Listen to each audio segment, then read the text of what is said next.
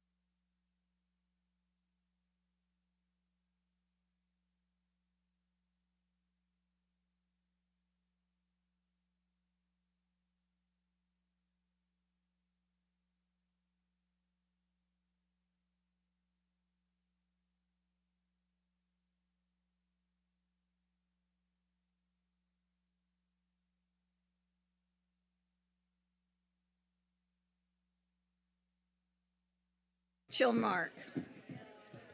Welcome, everyone. It's 9 o'clock. It's time for Sunday morning talk shows and Sunday morning Meet the Press, and we're delighted you're all here bright and early. Particular welcome to our sponsors, many of which are here this morning and some are streaming in.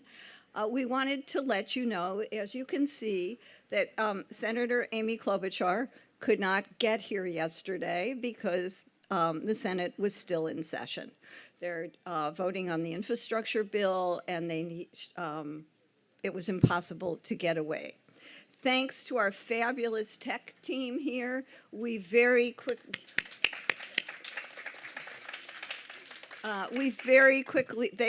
quickly pivoted and brought in the technology that we needed. And we've never done this before, so we're pushing ourselves to new heights to bring this to you via Zoom. And Cecilia Kang has very kindly agreed to remotely do the interview. We will have the opportunity for questions, so we'll treat it as if she's really here. So first of all, I want to say welcome, Senator Klobuchar, and welcome all of you. Thank you so much for supporting the festival.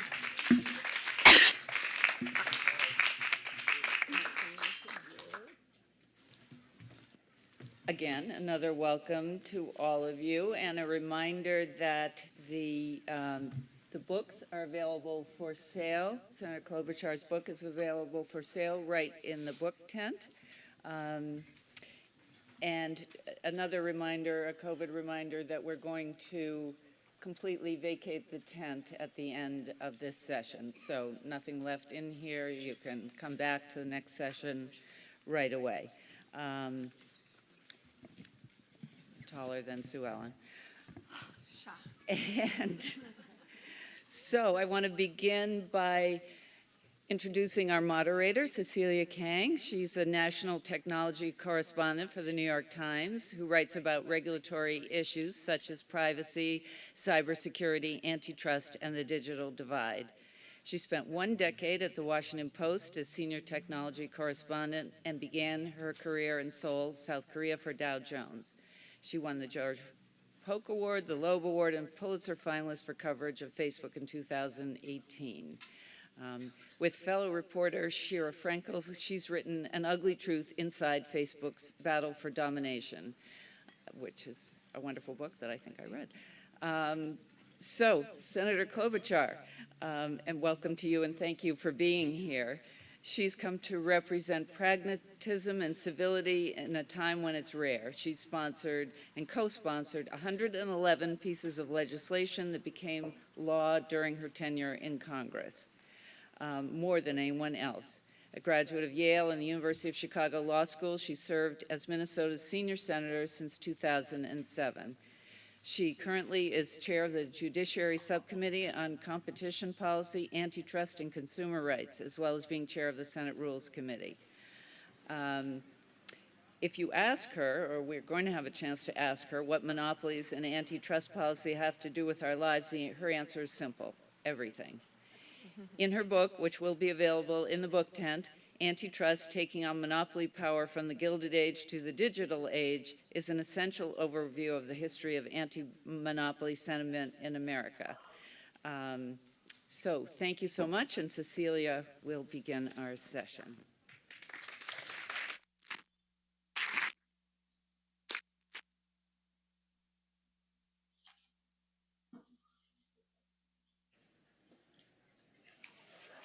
Senator Klobuchar, hello, good morning.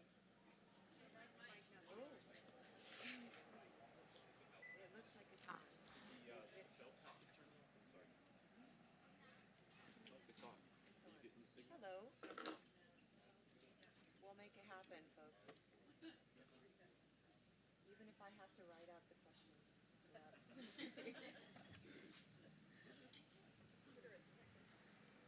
Hello, hello. Can you guys hear me? Well, I hope you heard the big applause from the audience. We have a big group here who are eager to, oh, she cannot hear, I think. Can't hear you. Okay, sure. They will start you off and then no problem. Good morning, Senator Klobuchar. Can you hear me? Yes. Oh, terrific. Hey. Great success. Oh, yeah, thank you so much. Thank you so much. You cannot, I do not think you can see the great audience that has come together to hear you speak, even remotely, here in Martha's Vineyard. And we miss you on this beautiful day and this beautiful weekend in Martha's Vineyard, but you're doing important work there, so I think we all forgive you. Thank you. Thank you. And I picked this time of 9 a.m. Sunday to be very clear to the audience because I thought we will have to be done by then. But we were there late last night and we're continuing to negotiate behind the scenes. And I will predict this infrastructure package will be done by Okay. today or Monday or Tuesday. But as you know, we have some obstreperous people in the Senate. That's a kind word. And things go along. But I really wanted to join you. And I first just wanted to thank you, Cecilia. And Shira, I actually finished your book, The Ugly Truth, Oh, thank you. on the way back from Senator Enzie's funeral in Wyoming on Friday. And I really recommend it to all the members of the audience. It is absolutely an incredible way to look at what's happened over the last decade or so with Facebook and how we got where we are with rampant vaccine misinformation and foreign governments interfering in elections. So I highly recommend it to everyone. Well, thank you so much, Senator. I appreciate that. And if I could also now show the audience your book. This is quite a fast, engaging read of a very wonky, nerdy topic that I love, but I think is quite accessible to a general audience. So thank you also for your work. And let's get right to it because we know you're busy. Actually, I think you gave us some news. You think things are gonna pass. So thank you for giving me some news as well. Oh, yeah. Right. It's just as good as a Sunday show. Okay, we'll try to make it as lively. Well, let's start from the top. You know, you describe in the book that this is a moment. This is a moment where antitrust and concentration of power, corporate power in this instance, is so pronounced and so impossible to ignore. Describe what this moment is. And if you were to compare, because this book is really a look back in history, goes back more than a century in looking at sort of the history of antitrust and how America has approached antitrust and how we've strayed so far from our restraint of corporate power since then. If you were to compare today to back then, who are the trusts of today as you think of this as the new Gilded Age? Are Mark Zuckerberg and Jeff Bezos the new Rockefellers and the Carnegies? How are things different or similar? Okay, well, when you go back in American history, and I know there's a lot of great historians on Martha's Vineyard and a lot of time for reading books, this piece of the book, of my book, was probably the part I was most proud of because to bring what happened then to today makes you realize that Americans over time really took on monopoly power. And sometimes it was farmers with pitchforks, sometimes it was state legislators who eventually decided it wasn't enough to do it state by state and went to Washington, which is something, by the way, that's happening right now in many contexts, from voting to antitrust. And then sometimes it was union workers protesting in Chicago. And eventually such a cauldron was created of people saying, wait, this isn't fair. I'm paying too much, or I'm not getting the innovation I want, and I want to get something new. And I came to America, many people would say, because I believe in capitalism and entrepreneurship. And that's the premise that people have to look at this from. If you believe in a competitive market, what we have right now in so many sectors is not that. Some sectors still are highly competitive, but in so many sectors, and you ask which ones, who are the new Gilded Age companies? Well, the first is obviously tech. Example, app stores. Average American spends over 4 hours a day on mobile apps, and that would be you out there in the audience. Yet all of the Apple app stores are, of course, owned by Apple. The non-Apple phones, those are owned by Google overwhelmingly. So what happens? Those are gateway dominant companies, and other companies have to do things like pay 30% of their revenues to get on there. Or you look at Google searches and how that works. So those are dominant companies that have way over 50% market share, and yet they just sit there controlling the markets. pharma has had a number of incidences of anti-competitive conduct. My whole book starts with my story, and maybe I'll let you ask another question. Actually, Cecilia. that's a great Yeah. next question. You came to this topic with a personal experience when you essentially took on a company called Ovation. Can you talk about that and how you got interested in this topic, and then maybe explain how antitrust is so much bigger than just a narrow field of law? Sure. It really is probably be better to call it competition policy. That's what they do in Europe. I hope we consider doing that. So I got involved when I was a brand new senator, and I had a call from a pharmacist in Minnesota, and they said this children's heart drug, it was called indomethacin. The price has gone up from less than $100 a treatment to $1,600 a treatment. And it treats newborn babies who have heart problems. It works really well. So I started looking into it all by myself, and I found out that one company had bought this drug, but they had also bought the only other drug, the competitor drug that was available to treat that heart condition. They had literally cornered the monopoly market, hit the monopoly jackpot, and then they just inflated the price by 10, 20 times. What happened then was I wrote a letter like a good senator. I asked why this happened. They wrote me back it was moving expenses because they had moved one company to another. That seemed kind of a hefty price for moving expenses. These doctors, hospitals all over the country started to get involved. They were paying millions each hospital more because the families couldn't afford it. The FTC, I held up the vial of the drug at a hearing. Again, brand new senator, and Jonathan Leibowitz was the chair at the time of the FTC, and he said, "Oh, we'll take it on. We'll look at it." They brought a major suit, went to a Republican-appointed judge. She looked at the precedent from the Eighth Circuit, and they threw out the case. The case was criticized, the result, but the decision was made because of the status of the Eighth Circuit that there's no way it could be won. So it was at that moment I realized every children's hospital in the country, every pediatrician, every heart doctor, a U.S. senator, all these families with kids could not take on this grotesque abuse of monopoly power. Did a generic eventually come on the market? Yeah, I think it was 5 or 6 years. But during that entire time, they raked in 20 times what they should have. That is the classic problem when you don't have aggressive enforcement of antitrust laws or laws that work. So, Senator, that's a great example of where there was will in Congress as well as at the federal agencies that enforce antitrust laws. We're seeing this really remarkable movement right now where there is agreement in Washington, believe it or not, on an issue, and it is antitrust. There is a general agreement that there is too much corporate concentration of power in the marketplace, particularly when it comes to big tech. And so you have senators like Amy Klobuchar and other members of Congress, as well as new enforcement agency heads like Lena Khan at the Federal Trade Commission, Jonathan Cantor, who was nominated for the DOJ, as well as folks in the White House who have very similar point of views as you do, where they believe that there needs to be sweeping new ideas and new thoughts when it comes to competition policy, and they want to be more aggressive. However, so we see the will again.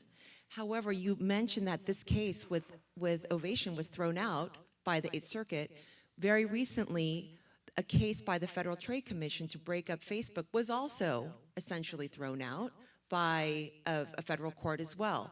So talk about that tension. The will is there. There's a lot of interest, and there's even bipartisan interest, and yet the courts are not quite caught up to where you all are thinking. Exactly. One of my favorite examples of where we are with consolidation and why this is so important is one that actually John Oliver did. He did a whole segment on consolidation. And at the very end, he said, if all of this is enough to make you want to die, good luck. And then these 3 coffins came up on the screen. He said, there's only 3 coffin makers left in America. Ironically, there are only 2 now. One bought the other. And so when you look at this across the board, you realize it's not just about tech. It is a problem of the laws that used to work. Think about the breakup of AT&T, which brought down the price of long distance, helped us to launch this incredibly competitive cell phone industry for so long that got us all these innovations, brought down prices. Those were the glory days of enforcement.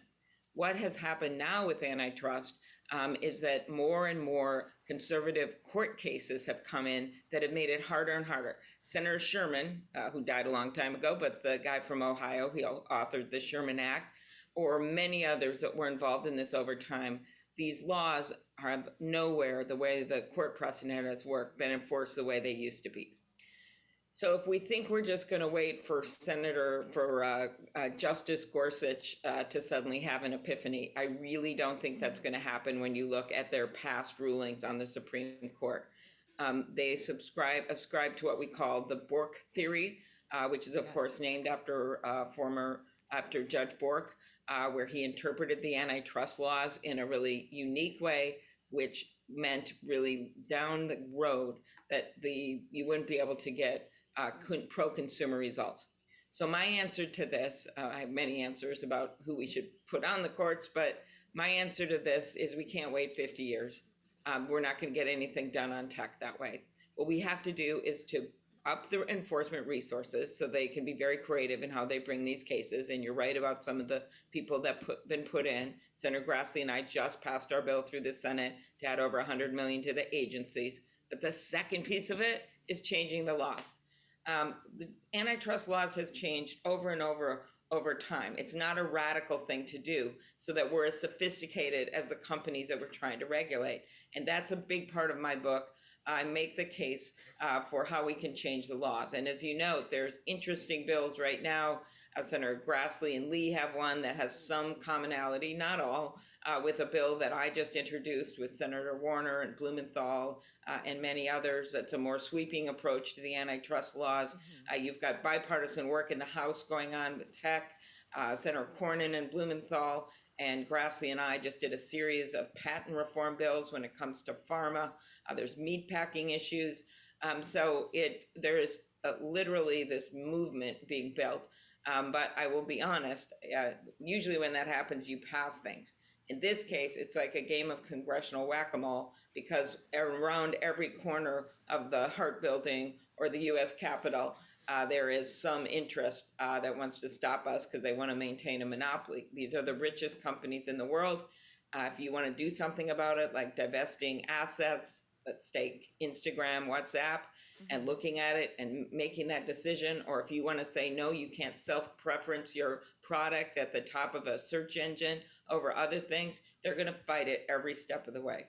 Yeah, because your book goes so much into history, maybe you can provide a little bit of optimism for this audience in that you do say, there's this one quote that I want to pull out. You said, we can change the rules of the game. Looking back through American history shows us that anti-monopoly fervor and antitrust enforcements were once our ways out of the mess. Now it is our job to do it again. Can you talk a little bit of example in history where the nation was stuck, potentially, as it is now, and there was a way through, like a big enforcement decision, some sort of legislative change that people can look back to? Sure. So when you go back to the early, like the first 100 years of the country, our founders had gone back and forth in letters talking about, should we put anti-monopoly provisions in the Constitution? You had Adam Smith, the godfather of capitalism, warning at that time of the unbridled power of monopolies. And that finally they just said, look, the people will basically take care of this. They did put some things in the Constitution, of course, against what was going on in England, but they said, let's have it. Well, it took about 100 years. So I view this as optimism, Cecilia, because we know it takes time. Yes. And we've been working on this now. I would say this has been going on for 30, 40 years. So, I think we're reaching the moment where it's time to reinvigorate the laws. But then finally what happens is all these farmers get really, really mad about the price of transporting things on trains and how much their input costs are.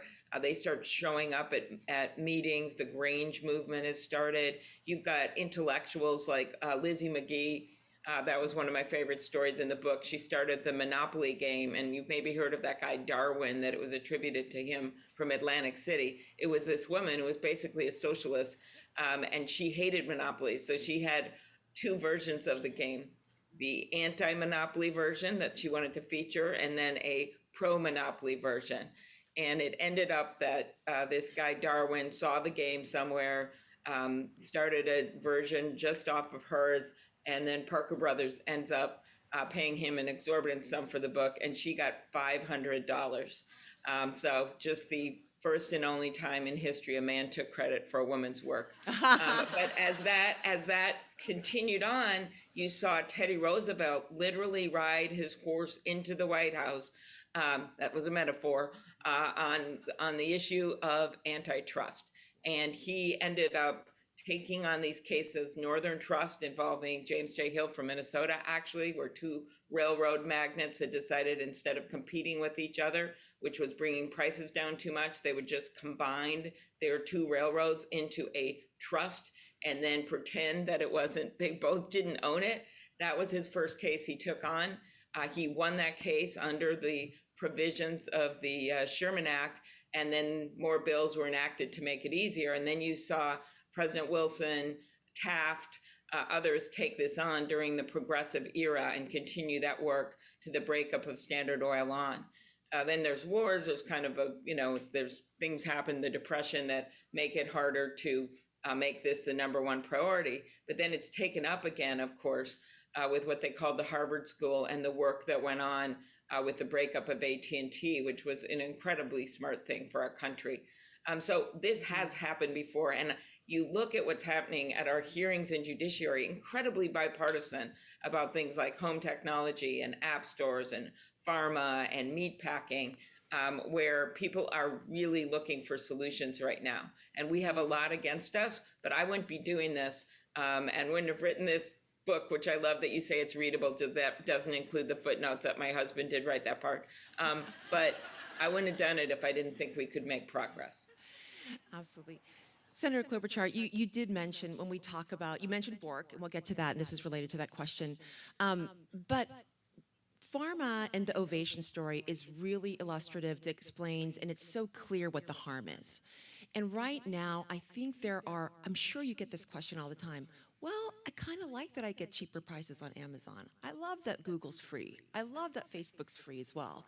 So can you talk about what the harms are when you think about harm, and maybe outside of the context of the Bork School of just consumer prices going up? Mm-hmm. So in history, what happens a lot with monopolists is at first, it's kind of like a loss leader in a store. Prices are lower, and especially for certain items, they're lower.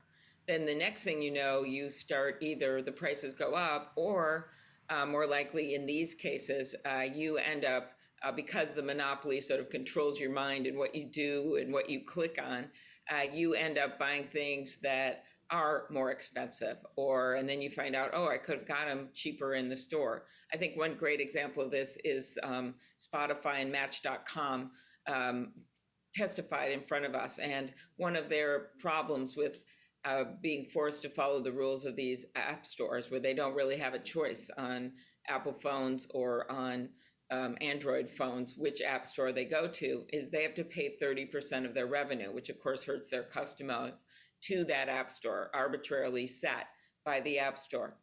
Then they can't advertise the fact that you could get a lot cheaper rates for the music, for Spotify music, on their own website. You can't even say that. That's not allowed. And then the final thing is, why do you think that Apple has picked out Spotify to do this to and not, say, Uber? Yes. You Great. tell me. There's Apple Music. So all of this means that monopolies who have a lot of control over things can use their power, and in ways that you can't expect, raise prices. The other thing is that we lose innovation. And I think your book, Cecilia, Ugly Truth, is a great example of that. When you read about how Facebook started and how they did not anticipate in any way how this could be used in so many anti-democratic ways, the exchange of information that were lies, the misinformation on the vaccine, and there was no anticipation of what to do about it. And we are where we are. And why does this matter that they were a monopoly? Well, maybe Instagram or WhatsApp could have developed the bells and whistles to do something about that, to put in better privacy controls. But every single step of the way, where you follow the philosophy of Mark Zuckerberg and his emails, where he once said, I'd rather buy than compete. Or another one that said they may be nascent brands. This one I'm paraphrasing. But basically, in the end, they could be very disruptive to us. Yeah. Tech is supposed to be about disruption. Capitalism and competition is about disruption. You're trying to disrupt the status quo by allowing for competition. And so, all of that leads to this notion that when you lack competition, in the end, and history has shown us this, it hurts you on prices, it hurts you on consumer choice. Workers get hurt because they have less places to go if you only have one company in town that can use their skills, and you don't develop the kinds of innovations that we need right now that aren't just about adding profit at that moment, which is exactly how these companies developed, but instead are about some long-term bells and whistles that could get us to a better place that people would choose to use if they had an option. Thank you, Senator. We did talk about bipartisan agreement when it comes to antitrust. When you dig a little deeper, you realize there actually are some differences. And the differences lie in, from my perspective, what I hear is often from Republicans is these tech companies, and forgive me, I'm concentrating a lot on tech companies, but we will get to other industries as well. The tech companies are so powerful, they're censoring us. Their gatekeeper status is just too strong. It's too dangerous. On the other side, you hear Democrats often say the fact that misinformation is spread and disinformation is spread so rampantly is symptomatic of their dominance. And as you were saying, that there aren't other innovators and other competitors who can actually safeguard our information better. So we want more and better moderation. So can you talk about speech in the context of antitrust and how Republicans and Democrats come about this differently? And where that leads us in terms of legislation? That's complicated because so much of this was some of the Republican opposition to this, we all know, came out of during the Trump era. And I don't say all Republican opposition. I've got a lot of Midwestern Republican senators who talk to me all the time about grocery consolidation, about meat packing consolidation. They're not even focused on that. For them, the solution is some specific legislation in that area, but also what I talked about at the beginning, doing broader things, making it easier to prove up these cases and divest assets when there's an actual monopoly across the board. To me, that's the answer. But there is another thing that went on here. Because of how Trump would sort of go back and forth with the social medias against them, kind of made himself that way. Then he'd get pissed off at them, use them, talk about, remember the whole CNN thing with their involvement and how he went after them. Instead of taking antitrust as is, and he could have done this to care about consolidation, he went on it and went at companies that he didn't like as a political tool. Thankfully, there were some career people in the department that didn't follow suit on some of the things that he said. So out of that came a lot of Republican focus on, well, those companies have liberal people that work for them and they're supporting liberal candidates. So that's what's wrong with them. And so the issue is that we've got to be able to take them on and take away their legal immunity. So what my answer to that, and Mark Warner's answer as someone who spends some time on Martha's Vineyard, by the way, and I've been able to stay at his and Lisa's house there, which is beautiful. And he and I have taken this on more as a specific approach to look at things like when the social media platforms are basically putting on discriminatory conduct or misinformation on vaccines, that they shouldn't be able to have complete immunity for doing that. So free speech, people should be able to say what they want, yes. But as we all know, people can't yell fire in a crowded theater. That means trouble. Well, to me, a lot of these things are trouble. So when you have algorithms that are basically, as you so well point out in your book, Cecilia, when you've got algorithms that are trained, like laser focused trained to take hot content that happens to be lies and crazy theories about Hillary Clinton and an election that started by trolls in Russia and spreads it all over the place. I don't think that type of speech is protected. I think that goes into fire in the theater, right? So that's how we have to start looking at it, about what's protected and what's not when it comes to what they do. And it's not easy, but it is the right thing. I also would add, on the antitrust front on consolidation, more and more Republicans, especially with Trump gone, starting to look at it under this framework as well, that it's not just about what the speech is and who's censoring the speech and what's okay to put regulations on. But it's also about that. And then the final area where there could be some agreement is privacy. We're seeing state laws all over the country. The tech companies are now saying, uh-oh, I know we lobbied against federal privacy legislation for over a decade, but now we think we want some because there's too much of a patchwork. That creates an opening, and as long as what we do doesn't hurt the cause, to also create federal privacy legislation. I'd like to ask you a little bit about the global picture and how competition policy in the U.S. potentially can affect our position compared to other countries. And no surprise, you hear that some of the people who do talk about concerns that, you know, if you break up Facebook, if you break up Big Pharma, if you do this, you're going to just help China get ahead.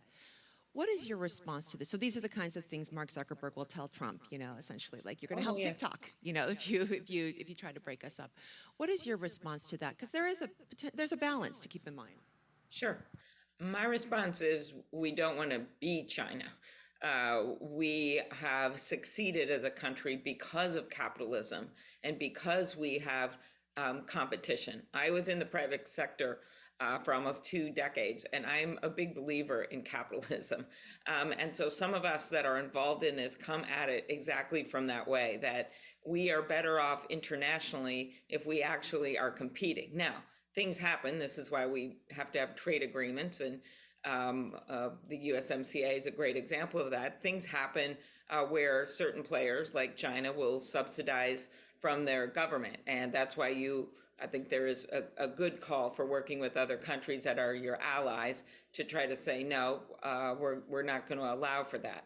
And that is a very different issue, but then saying, you know what, we are going to go the direction of China so that we only have one big American company in each sector so we can compete with their one big Chinese company that's subsidized by the government. I just think that's a recipe for failure in the end. So that's the piece of it. The second piece is you're starting to see, like Europe, which was way ahead of us, you're starting to see other countries step in globally and say, no, you're not going to be able to do things like that. We are not going to allow you to, have evil people use your networks to put out a bunch of illegally obtained emails 1 week before a presidential campaign to try to change the results, Russia.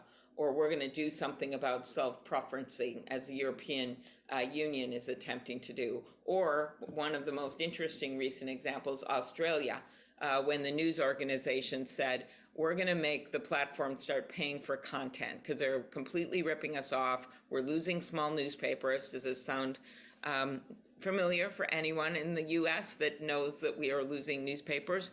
And if they have to pay for content, since most people are now getting their news on social media through links, we're going to be better off. What happens? Google and Facebook say, you know what, if you're going to make us pay for content, we are leaving. We're taking our marbles and we're getting off this island. What happened was there was a world outcry about it from leaders here, including myself, from leaders in Europe. And the next thing you know, they back off and they say, well, okay, we'll negotiate over what this charge for content can be. Similar story in the US. Senator Kennedy from Louisiana and I have joined forces with Representative Cicilline and Buck to say news organizations, including broadcast, radio, newspapers, should be able to band together over a 5-year period to negotiate better rates from the biggest companies the world has ever known.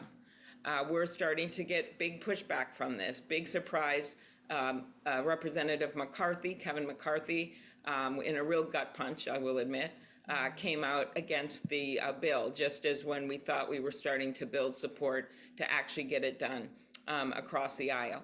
As I said, we keep running into obstacles, but this is one, if we don't do something to make it easier for news organizations to continue to give us the content that's real news, we're going to have nothing left but Facebook's news feed, which is basically a bunch of stuff that just comes up that people are baited into looking at over and over again. So it's, we got to decide. This goes way beyond economic power. This is literally about our very democracy. Yes. As someone that stood there on that platform on the broken glass on January 6th, I can attest that if you don't do something about the truth on these platforms, you're going to literally start destroying democracies. We have time for some questions from the audience. There's 2 microphones, and I'll let you, please. Okay. Thank you. I can see everyone in the audience, so I'll wave to you right now. Oh, terrific. Under the Great. tent, it's fun. She can see you I've been also. seeing if people get up and get coffee, and if they come back, it's kind of like a weird audience meter for me. All right. Thank you so much, Senator. We're going to go with questions, and before we wrap up, I do want to, in the book, she has 10 suggestions, recommendations for what you can do, which I thought was amazing. Aside from the 25 recommendations you have for Congress and Washington, you have 10 recommendations. So actually buy the book so you can see these 10 recommendations. But first question. Good morning, Senator. Going from global to local, your book speaks eloquently about the role of Congress and the courts in fighting corporate monopolies. My question goes to the role of courts and Congress in fighting federal government monopolies. And let me give you the example. We're looking to rebuild the senior skilled nursing facility here in Martha's Vineyard for the aged. Average age 78, one woman's 107, 2/3 on Medicaid. We go to a federal agency, USDA, one you oversee. They give us a term sheet for $30 million and then turn to us and tell us, as a nonprofit, we have to come up with $60 million out of our pocket. To me, that's a clear example of abuse of a federal agency in a monopolistic position. You sit on the Oversight Committee. What is your thought about dealing with monopolistic overreaching of power among federal agencies? Okay, so when we talk about monopolies, we're really talking about monopolies in capitalism. So I feel your pain in terms of this seems outrageous when you're simply trying to build a senior center. But I think you need to look at it in a different framework. And that framework is, what can we do to help you to get through the USDA red tape, basically, to get to a better place, as opposed to an antitrust discussion. So what I will pledge to do is take this issue to your 2 senators, since, I got my own senior citizens in Minnesota I'm trying to help, who I will see on the Senate floor today, Senator Warren and Senator Markey, who I know both have spent time on Martha's Vineyard with the great citizens there, and see what they can do to help to work through the USDA. But it is not, a government agency is not the classic monopoly. A monopoly is when a private entity accumulates so much power, 70, 80% market power, so that no one can come in and compete. I think what you're dealing with here is some red tape and some requirements that have made it practically hard for you to do what you want to do. So let's figure out how we can get around. Secretary Vilsack. Appreciate your intervention. Right. Thank you very much. Okay, thank you. So that was an actionable item. Okay, we have another question here, please. Good morning. Thank you. I'm American, but I live in London. And one of the things that we really are very upset about is this worldwide tax on major companies, that they don't pay any. Google, Facebook, it's absolutely infuriating to people who actually have businesses who have to pay taxes, that these are companies that are not paying taxes and certainly not paying their fair share. So with this multi-trillion-dollar infrastructure bill, don't you think that there would be a will to have some sort of worldwide tax, which is what a lot of Europeans are really pushing for here, and who's going to push that agenda forward? Okay, great question. And one thing I love about your questions here is you're looking at not just the antitrust laws, which, you know, Cecilia and I geeked out on some, but seeing competition policy as a bigger thing than just one thing. And by the way, we didn't talk about it, but that means things like labor organizing, and that means things like making sure you have women and minority get the STEM education they need so you can get more competition. And that means things like tax policy, because if you have tax policy that inordinately hurts the little guys, the little companies, vis-a-vis the big ones, because they can hide all their money somewhere, you've got a huge problem.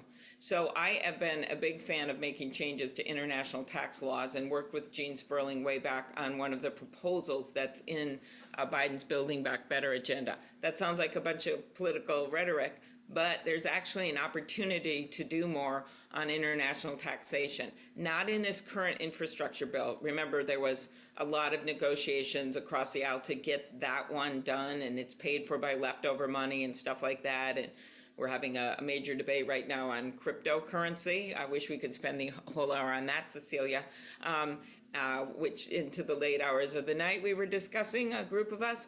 But the issue is that this international taxation, Janet Yellen actually at the international conference made clear and got a whole bunch of people signed up to this minimal tax idea. And so you can include, you'd like to get agreement from other countries as well in how we do this, but the second infrastructure package that we plan to put the resolution on for this week, right? We're not going to go home and just do this first infrastructure. We're going to get the second one started. That's the child care, the housing. That's where you're going to find the kind of tax changes and pay-fors. And I was a personalist, someone somewhat in the middle here as a moderate in so many ways. When Trump brought those tax cuts, I'm now into companies' taxes overall, no one ever thought the corporate tax rate would go all the way down to 21%. Most of the companies, including the chamber, thought it would end up at 25, 26%, but it went all the way down to 21%. And every percentage point was $1 trillion. And so where we are right now is looking at changing that, as well as closing some of these loopholes that allow companies to hide money overseas and pay no taxes at all. So I think it's a great question, because it just shows to you and why President Biden did this broad competitive agenda, that you have to look at competition that I hope most of you strongly believe in, as I think about all those little shops on the island and all of the things that have made America what it is today, that we can't lose that. And it is about antitrust law, but it's also about tax law and competition as a whole. Thank you, Senator. In the context of climate change, we have some enormous oil and gas companies. We have power distribution companies, power generation companies. What are your thoughts about breaking the monopoly hold that these oil and gas and distribution and generation companies have, in the context of we've got to do it pretty quick, not 50 years or 100 years? Right. So I feel a little like Groundhog Day, because in some ways this question you just asked, I don't think anyone would think it related to the last question on international tax, but I think it does. You've got companies that are legacy companies that have been there for a long time. The oil companies for years have gotten all kinds of breaks. And many of us have been trying to take those breaks away, because that's part of when you're a monopoly and you can hire all these lobbyists and you get all this stuff. And then as we see climate change devastating our world and fires like we've never seen before right now in California, Canadian fires keeping my constituents in Minnesota, including in the Twin Cities, that's a long way from Canada, in their houses for days after days after days, because the smoke is just so thick on our beautiful skies that people can't breathe.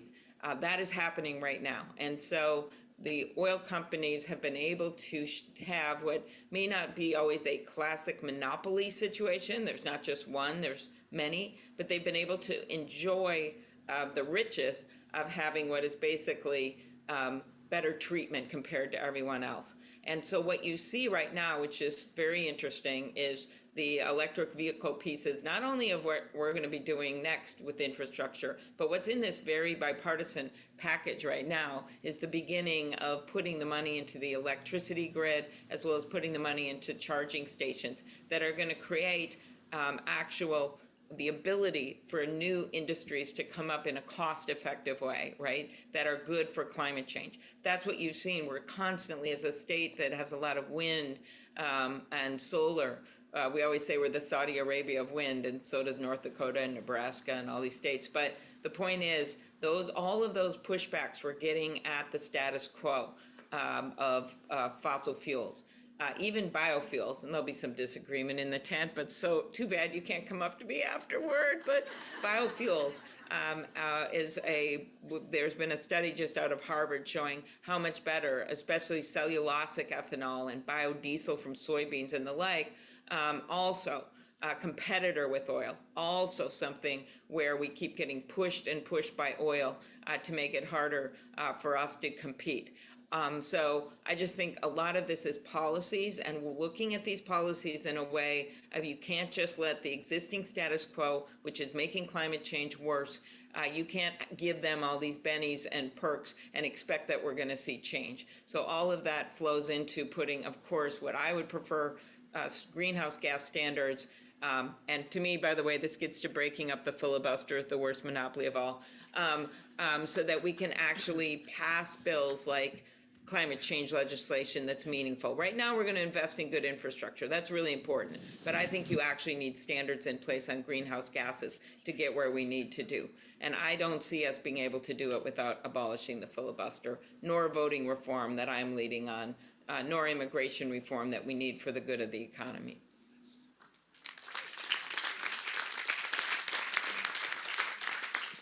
So we do have a little bit more time. I misjudged time a little bit. Please ask your question, then I'm going to actually go back to the geeking out a little bit. I'm sorry. Okay. I can wait if you want. Okay. Thank you, Senator. Thank you for all the work that you've done. One of the challenges we have is the concentration of power, which is what you've been talking about all day and have worked your life on. What about the idea of a financial transfer tax, which would then allow some of the money that is being used on a daily basis to go back into all the infrastructure development and also begin to reduce the concentration of wealth, among people that really don't deserve, frankly, to have all that wealth? Mm-hmm. So that's something that I have always been open to looking at. I think you want to make sure that it doesn't hurt, small trading and people that I don't think are the ones you're talking about here. I also think one of the interesting things in antitrust along these lines, I'm now taking it out of your transaction tax idea. There's this professor at Harvard, Einar Elrich, who's looked at the consolidation of ownership, of stock ownership of major companies. So you'll have one owner, and actually he has since sold this stock, but Warren Buffett once was one of the majority owners in all three major airlines. And in any case, what this research showed is that when companies are owned by the same major shareholder, there also can be, and it kind of looks like the trusts of old, right? You're not going to see, and you did not see the kind of competition that we should have. Again, you have the problem of people investing in these major institutional investors, but it's something else that is a very difficult area in antitrust when it comes to when you kind of strip back everything to be looking at in the future. And they discuss that in the book and suggest that the government should start looking at this more seriously. All I know is I had a study in one of my bills for this, and it was the most thing I ever got lobbied on all year because people didn't even want it studied. So then I thought, wow, there must be something going on here. So I think there's a lot of things behind the curtain when it comes to the financial side of this. But honestly, right now, I am completely laser focused on trying to do something about what we're seeing with tech, with pharma, with some of the ag interests, and either combining some of the bills that I know are going to pass in this area, and then doing something more industry-wide to make it easier to bring these cases. Can you talk a little bit, Senator, about the limits of competition policy when it comes to big tech, in that specifically with breakups? So if Facebook were to be broken up into Facebook, WhatsApp, and Instagram, you essentially have 3 companies with the same business model and the same amplification tools that put that misinformation at the top of the news feeds that you were just outlining. So what else needs to happen, or is that sufficient, breaking up the companies? I think it's one of the remedies and that it should happen. A lot of people back during the Obama administration have now come forward, including Gene Sperling on an interview with Kara Swisher said on her podcast said, you know what, we should have been looking at these more carefully. So there was a whole series of acquisitions by the tech companies that has made for less competition. The reason that it wasn't looked at so carefully was at the time they seemed like they were just, as Mark Zuckerberg described them, nascent competitors that could be disruptive to us. And part of this is looking at, when you look at these, when the regulators look at this going forward, is trying to figure out exactly, the agencies trying to figure out what this means and what kind of competitors they would be and what the reason is these companies are buying them. So going forward, making some changes to how you look at these mergers, but when your question was about going backwards, and I do think that divesting assets, just as what happened with AT&T, where when the whole thing ended, their chairman said they actually came out of it a stronger company because they were forced to compete. That was divesting. You can call it a breakup, you can call it once. That was divesting. So my view is when you don't just have one company controlling everyone and you start having these different platforms, then you have the ability through the competitive system to be able to develop new standards when it comes to misinformation and the like. At the same time, I don't think that's the only thing you should do. I think you also have to put standards in place by the law, because we know not everyone's going to follow every standard. And so if you do both things at once, you allow for a more competitive marketplace and you put some actual standards into law, like, you know, no legal immunity. If you put out in the middle of a public health crisis, this is my bill with Ben Ray, in the middle of a public health crisis, if you put out misinformation and you allow these lies that people are planting microchips in your arm, as I heard from at least 3 of my constituents now, for the reason they won't get a vaccine. That's right. They believe that what they sway. And I asked, well, where did you read that? It's not true. I saw it on Facebook. I saw it on Facebook. So, and if you limit the legal liability for some of this stuff, I think you're going to see a way different situation, as well as putting in actual rules for other kinds of disinformation. So, Senator, you did have in the book 10 things that individuals can do. It can feel so powerless when you talk about companies that have more than $1 trillion valuations. In fact, in your book, I think when you wrote it and published, it was just Google, no, maybe it was just Microsoft and Amazon with that valuation. And now Facebook has joined that, as well as, I think, well, Apple. So they're all, I think, around $1 trillion valuations. So can you just talk a little bit about what the audience, if they care about this issue and if they agree with you, what can they do? Sure, exactly. Well, first of all, they have to get involved and ask their representatives to actually come forward and do something about antitrust. I mean, it's just like everything else. They can send emails about it, they can call their offices, and when bills come up, they can ask them to support them and ask them why they're stopping it. And I mentioned a few things here right now, including that bill to allow the newspapers to combine. And even people that'll be supportive, if you start bugging them about, I think this is really important, then they actually get more interested in doing it. You can follow some of the websites and information and alerts from some of the leading competition platforms, the nonprofits that work on these things. You can, and I list them in my book, you can support local small businesses yourself, right? Pay more attention to who actually owns the companies. You think you're getting a good deal when you go on online travel sites. I bet almost everyone there has done that. Well, what you should know is 90% of all these sites, Kayak, Expedia, all the ones you look at, are owned by only 2 companies, 90% of them. You can report anti-competitive behavior. I know it's like old-fashioned, but report it to your local attorney generals. Right now, the attorney generals across the country are really banding together, regardless of political party, and taking this on. And one of the bills that I'm putting up for markup in judiciary, bipartisan bill, came from all 50 states AGs, because what was starting to happen is they were bringing cases against the tech companies in their states, and the tech companies would remove all of them and send them to California. And so we are looking to put a stop on that. So your local attorney general, even if you don't agree with them politically, that is a good place to start, because there's a lot of action going on that front. And those are just a few of the ideas. Another question. Yes, first of all, I want to say thank you so much for all your hard work, because it's obvious that you're working a lot. So thank you.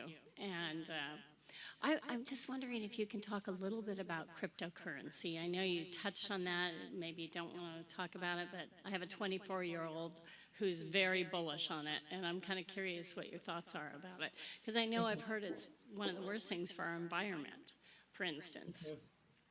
Well, I think we are woefully behind, as just with antitrust, that the government should be as sophisticated as the people that are, either trying to make money or trying to hurt other people or whatever. And in this case, yes, cryptocurrency, exciting new field, but there's not been enough work in terms of how we're going to regulate it. I was talking last night to Senator Warren about this, and her point is that when people make stock transactions or the like, we have all kinds of things in place so that you know what they are.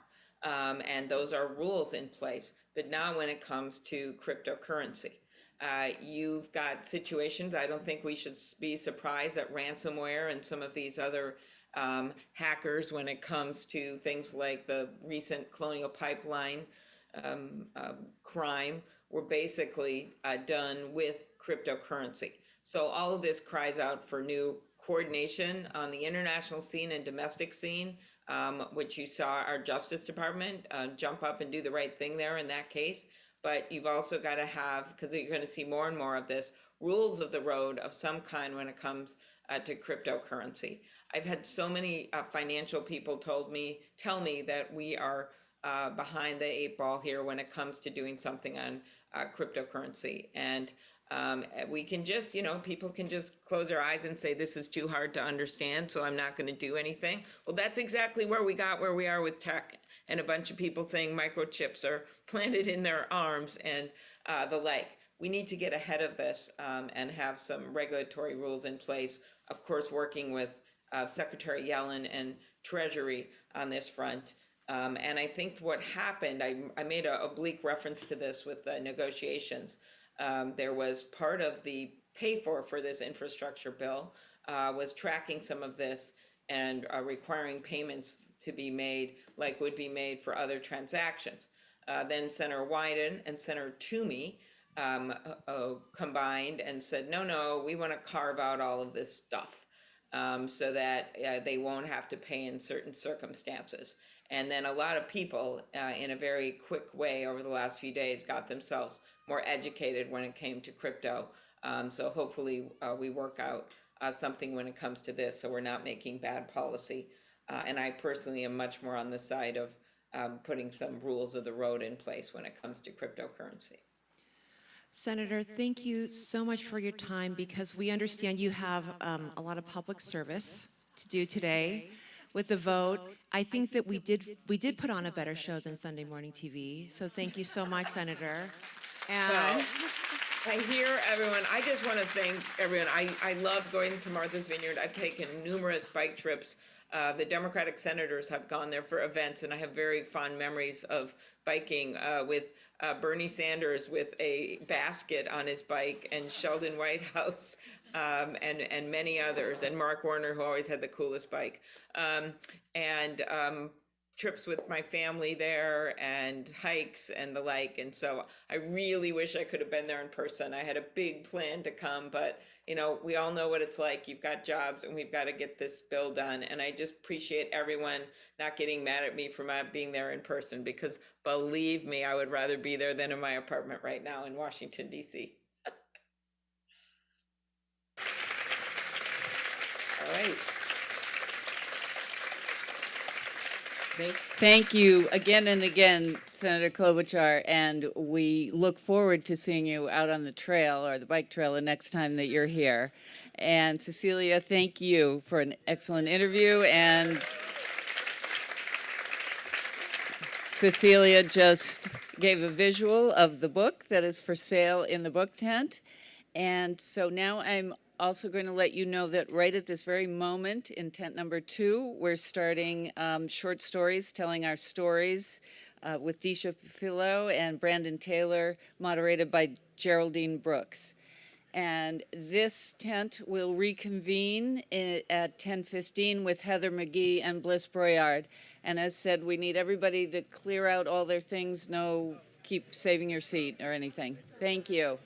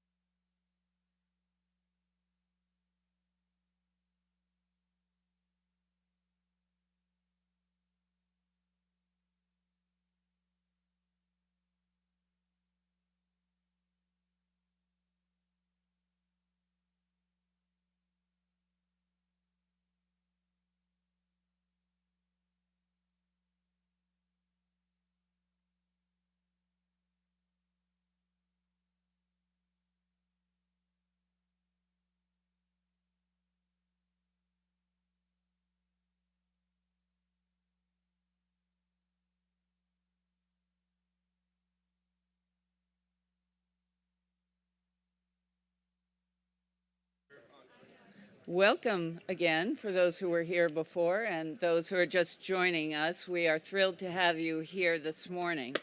I want to remind everybody that the book tent, where you can buy Heather's book and other books, is located right there.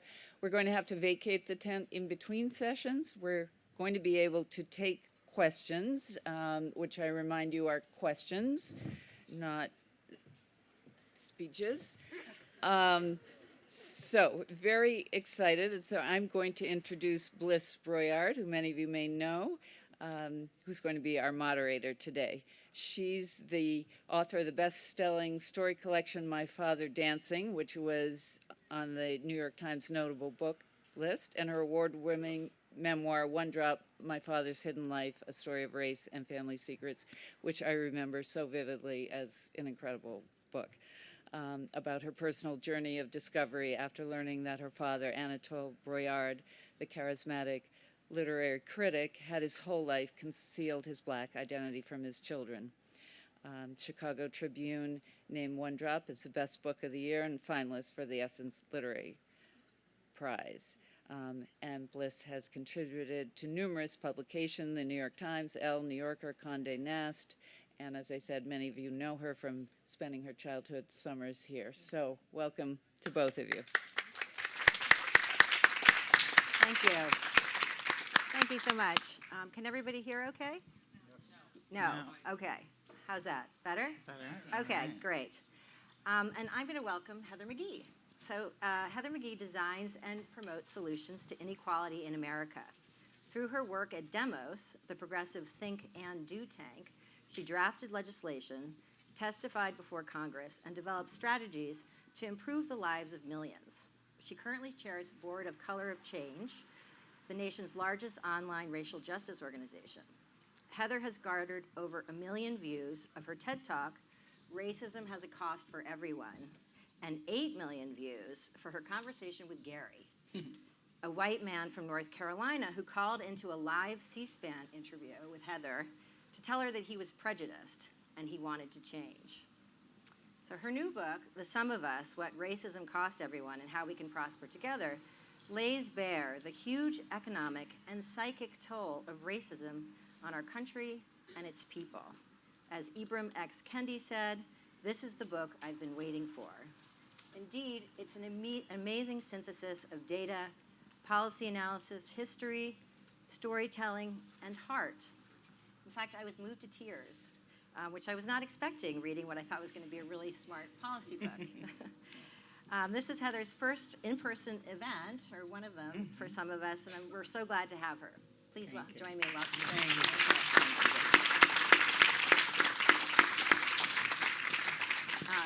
So we're also really lucky because she's offered to start us off with a reading from the book. Yes, which I haven't. One of the joys of this in-person thing. I feel like a real author. My book is in my hands. There are people that I'm looking at. Some of whom are holding the book and have read the book. It feels really tremendous, and I'm so happy to be doing it here on Martha's Vineyard. I went to Milton Academy for high school from the south side of Chicago. It's where I met my husband, Qasim Shepard, who's in the audience. And I spent the summer after we graduated from high school living in a little house on County Road and working at Mad Martha's by the ferry. So it's really great to be back here, really great. And I can't believe I haven't had any ice cream the whole weekend that I've been here, but you bet I'll be doing it right after this.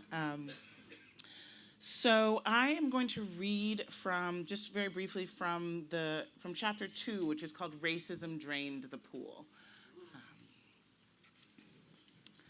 Okay.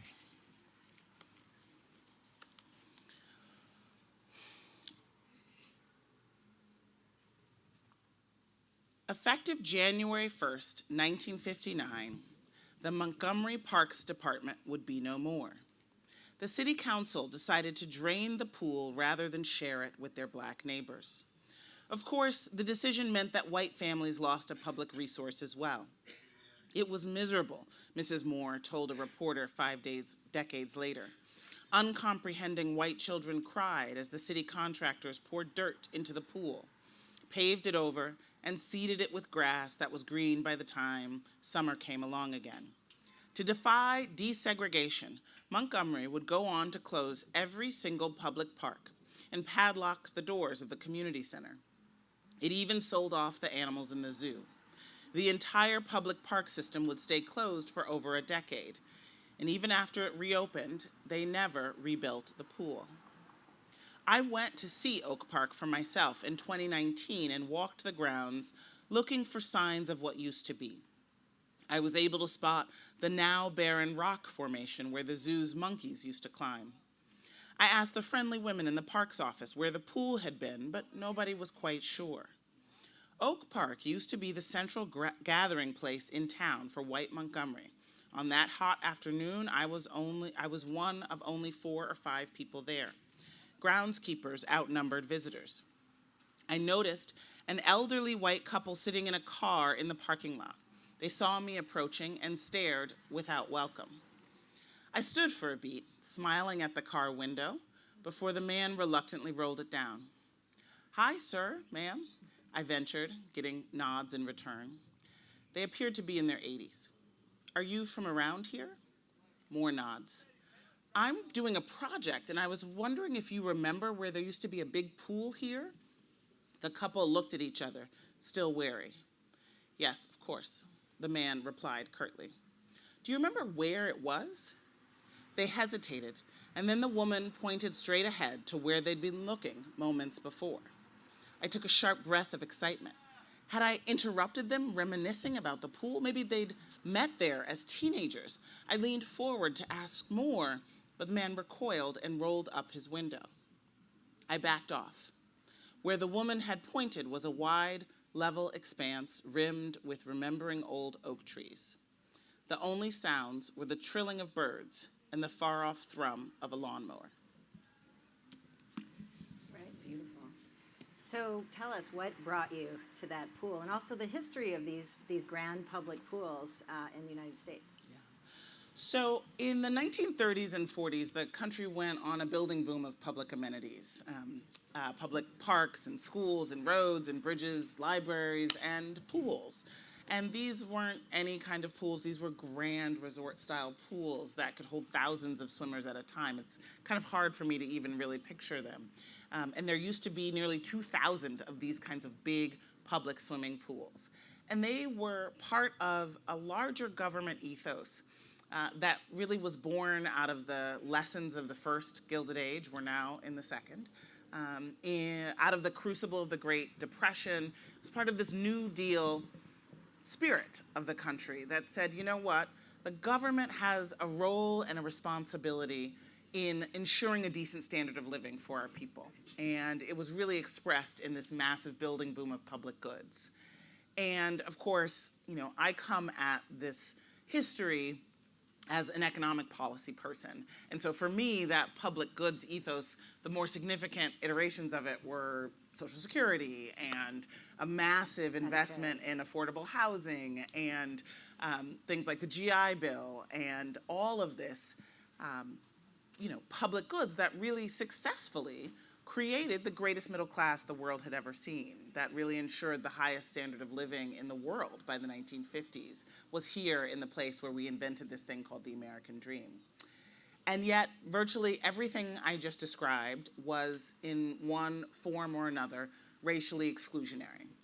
Whether it was explicitly whites only, like the massive investment in housing, where the country, at the same time as it committed to housing that workers could afford, drew maps of the entire nation and drew lines around the black neighborhoods and told private lenders, do not lend in these areas. Or subsidized massive investments in housing developments, really guaranteed private developers investments in creating housing, and yet required, the federal government did, racially exclusionary covenants so that the units could only be sold to people wholly of the Caucasian race. Or it was the GI Bill, which was race neutral on its face, but was filtered the public benefits through segregated housing and education sectors. And so many eligible black returning GIs were actually unable to access the benefits. So throughout, and I go through this in the book, there's sort of this list of free stuff that the government did to create middle-class prosperity, and it was exclusionary. And so often were the pools, whether it was like Montgomery, where there was, literally whites only, or it was in places in the West and Midwest and North where there was no sign, but everybody knew, and it was enforced through intimidation and violence that we could not possibly mix at this public pool.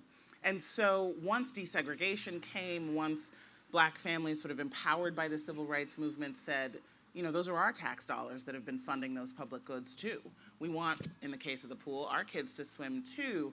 Many towns across the country drained their public pools like Montgomery, Alabama did in the wake of the threat of integration. And, I visited the one in Montgomery, but the story is not just a Southern story, and I think it's really important to recognize that. It happened in Pennsylvania and West Virginia and Ohio, in Missouri, in St. Louis, very famously, a massive pool, probably the biggest one in the country, maybe even in the world, because this was sort of like our thing, big American public swimming pools, happened in Washington State. And for me, the drained pool really began to, in the journey that I took to write The Sum of Us, stand in as an analogy for what happened to that broader social contract of public goods that ensured high wages, high taxes, high investment. People joke often now, if we had to build the Hoover Dam and put a man on the moon now, we never would, right? We don't do those kinds of big public things together. And I really wanted to know why, because I had spent a career in economic policy trying to address inequality and seeing this resistance to public investment. And ultimately, I think a big piece of what it comes down to is an ambivalence among the majority of white voters to the idea of sharing goods with a public that they've been taught are not good, right? That they've been taught to disdain and distrust. And that's really where you saw a massive shift along the fulcrum of the civil rights movement of white support for government, white support for the Democratic Party. Right after Lyndon Johnson signed the Civil Rights and Voting Rights Act, he would become the last Democrat to win the majority of the white vote to this day, and really a shift away from the formula that had actually created the white middle class. And that's why I talk about how racism ultimately has a cost for everyone. Yeah, one of the things that was so fascinating to me about the pools, which I didn't realize, is that part of the point was to help create a kind of white identity out of a disparate white population of Italians. And can you talk a little bit about that? Yeah. So, I think this is very fascinating, right? This question of how do you create a sense of being one people, a sense of community, a sense of the commons? How do you have people fall in love with each other and, get to know each other's kids? It really is those public spaces, right? And so it's the public schools, it's the public pools, and policymakers, city planners, county officials were very clear about that. They really wanted to create these public goods, public libraries. You'd have shared sources of knowledge to deal with what at that time was, a massive explosion in demographic change, right? We don't think of demographic diversity that way now because all of those European immigrants ultimately became white. But for a time, there was a sense of, in the 10s and 20s, we've got to create a melting pot. We've got to forge some new American identity, and we need our physical spaces and our economic policy sort of levers to enable that. And that's really what the swimming pools, in many instances, in the broader sense of public goods were.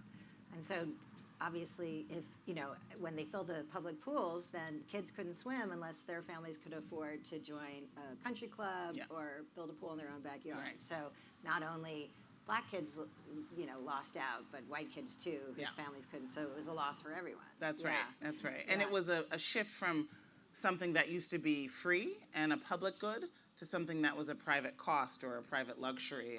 And I talk about drained pool politics impacting the cost of college, which the government used to pick up the tab for, state colleges. 8 out of every $10 was public money. And so it enabled working class kids to go to college, work in the summer and graduate debt free. And then over the 1970s, 80s, and 90s, as the college going population became more diverse, we saw the draining of the pool of resources, cutbacks at the state and federal level, the shift from grants to loans. And so now we have this largely privatized system of even public colleges where most of the money comes from tuition in most states. And of course, that's created this student loan bubble, which is, you know, harming our ability for the next generation to build assets and start new businesses. And ultimately, for me, that is another cost of racism in our politics and our policymaking having a cost for everyone. Yeah. And when you looked at sort of what was behind this drained pool policy, you came up with a zero-sum mentality. Yeah. So zero-sum mentality meaning more for this person, less for me. That we're in this place of scarcity, and there's only so much to go around. And of course, that played out in a very racialized theater. Yes. Generally, Black people were viewed as the takers, you know, welfare queens, and white people are viewed as the providers, or either through taxes or their benevolence. But it was so fascinating to me that you trace the zero-sum mentality as really part of the United States origins. Can you talk a little bit about how long we've lived with this, and why the zero-sum mentality was created in the first place? Yeah, so the zero sum was described in a whole body of sociological research. It was one of the first things I really dug into when I made the decision to leave my job running a think tank and take this journey across the country and really kind of wrestle deeply with this question of why we can't have nice things and why we keep allowing inequality to grow. And so when I first came upon the studies that talked about the zero sum, it was very much in the context of, you know, the 2010s and you know, the late decade of the 2010s. And yet, one of the things I promised myself in my research was that I sort of wouldn't take anything for granted. I would remember that everything we believe comes from a story that we've been told. And I would ask sort of who's telling the story? Why? Where did the story come from? Let's not just sort of naturalize the idea that we're in this head-to-head competition and all human beings are tribal and all of that, right? There's a way in which you can sort of say, well, yeah, that's just a natural way that humans think. But I thought, you know, the research is showing that zero-sum worldview is actually more predominant among white Americans than it is among Americans of color.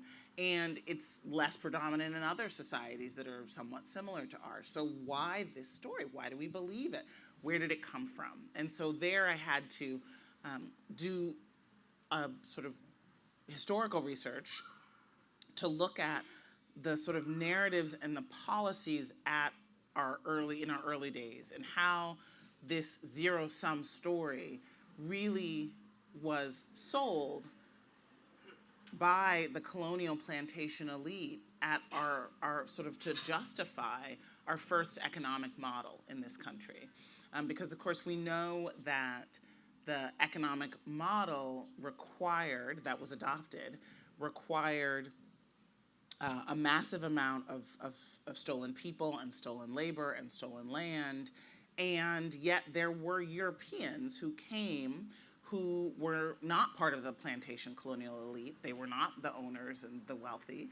They were indentured servants and people who were in this sort of, after their servitude, kind of messy, landless, jobless middle in an economy that actually didn't need or want their labor. And that was very threatening, right? You don't actually want a bunch of dissatisfied people running around when you are at the top of a very unequal pyramid. And so I talk about the history of Bacon's Rebellion, for example, which was one of many cross-racial servant uprisings, which actually successfully overthrew the colonial government in Virginia for a time.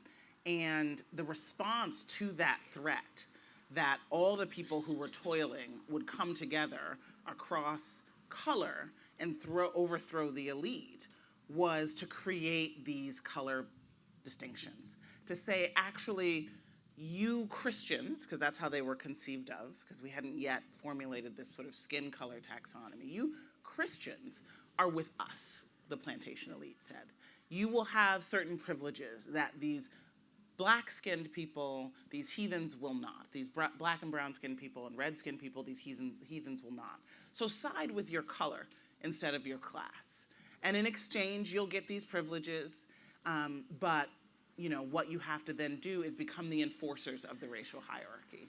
And so you really began to see that what we think of as racism, like this belief in a hierarchy of human value, was created to justify greed. And so for me, that has been the kind of interesting tension throughout our history is how does racism ultimately serve the purposes of greed, and can you really disentangle racism from greed, not on an individual bias level, but I'm talking about systemic racism. And when the tool of racism is used to kind of plow the field of mass exploitation, then you end up having a society that is dysfunctional and self-sabotaging.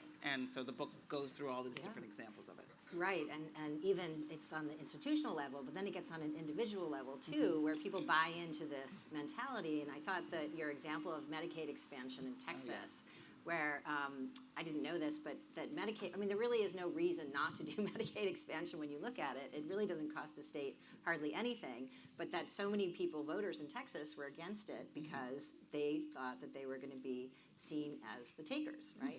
Yeah. Yeah, I in the drained pool story, the cost of college is one, but then healthcare is another, right? And for me, it seems like healthcare is actually where we never filled the pool of public goods in the first place. We never had a universal system, even though it was proposed in the 1940s by Harry Truman. But his proposal was for it to be a national universal health benefit, and that would be non-discriminatory. He was sort of really the first pro-civil rights president since Lincoln in many ways, or since the Civil War. And he proposed that, and the Southern Democrats in his own party, who were the segregationist Dixiecrat caucus, basically said, hell no. And we lost that first attempt at universal health care. And even what we have now, which of course was created by President Obama and the Democrats in 2009, happy birthday, President Obama, has really fallen along racial lines in terms of support, right? Even though white Americans are the largest share of the uninsured, still to this day, the majority of white people are not supportive of the Affordable Care Act, as modest as it is, right? As sort of pro-market as it is. And in Texas, we see, and there are about 10 other states that are in this camp, that once John Roberts sort of stealthily both preserved parts of the Affordable Care Act, as of course it should have been preserved, but also struck down the 50-state Medicaid expansion.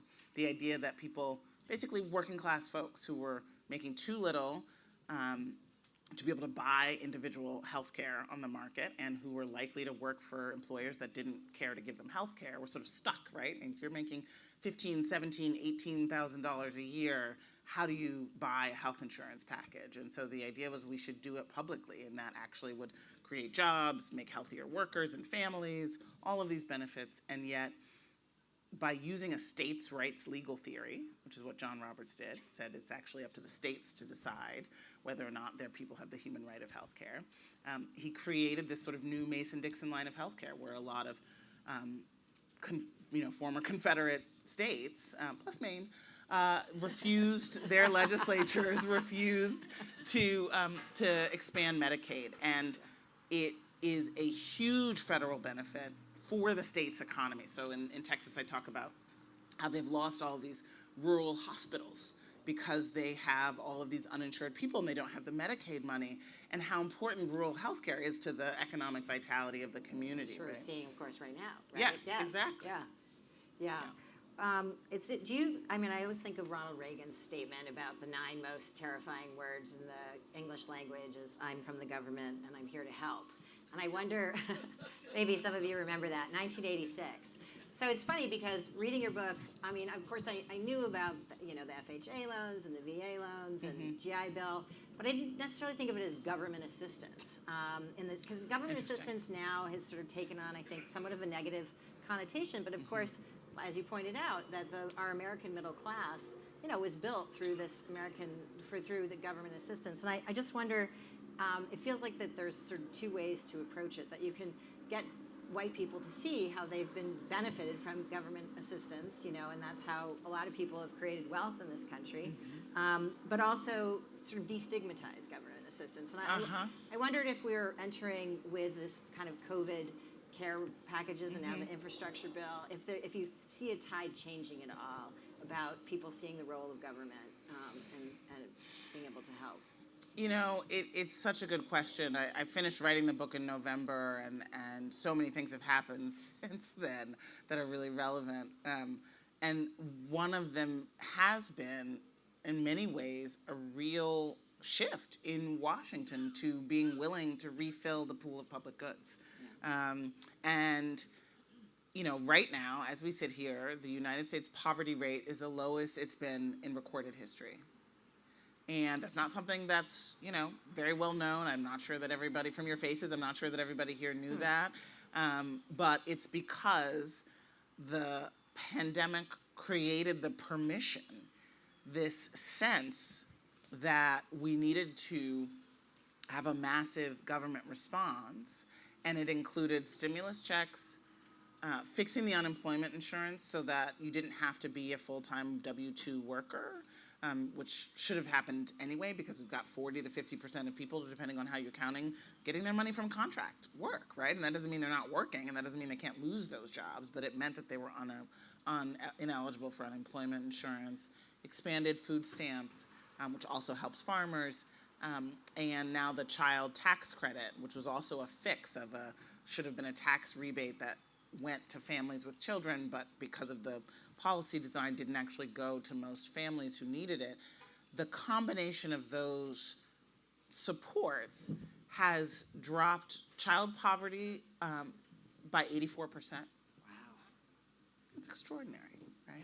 And that can have generations of impact. Yes. Yeah. And what does that mean, right? That means so much for those families. It means so much for those school districts and communities. I mean, it really means that we are taking care of our people and not allowing, you know, one of the wealthiest countries on earth to have one of the highest child poverty rates on earth, which we have had for most of our history.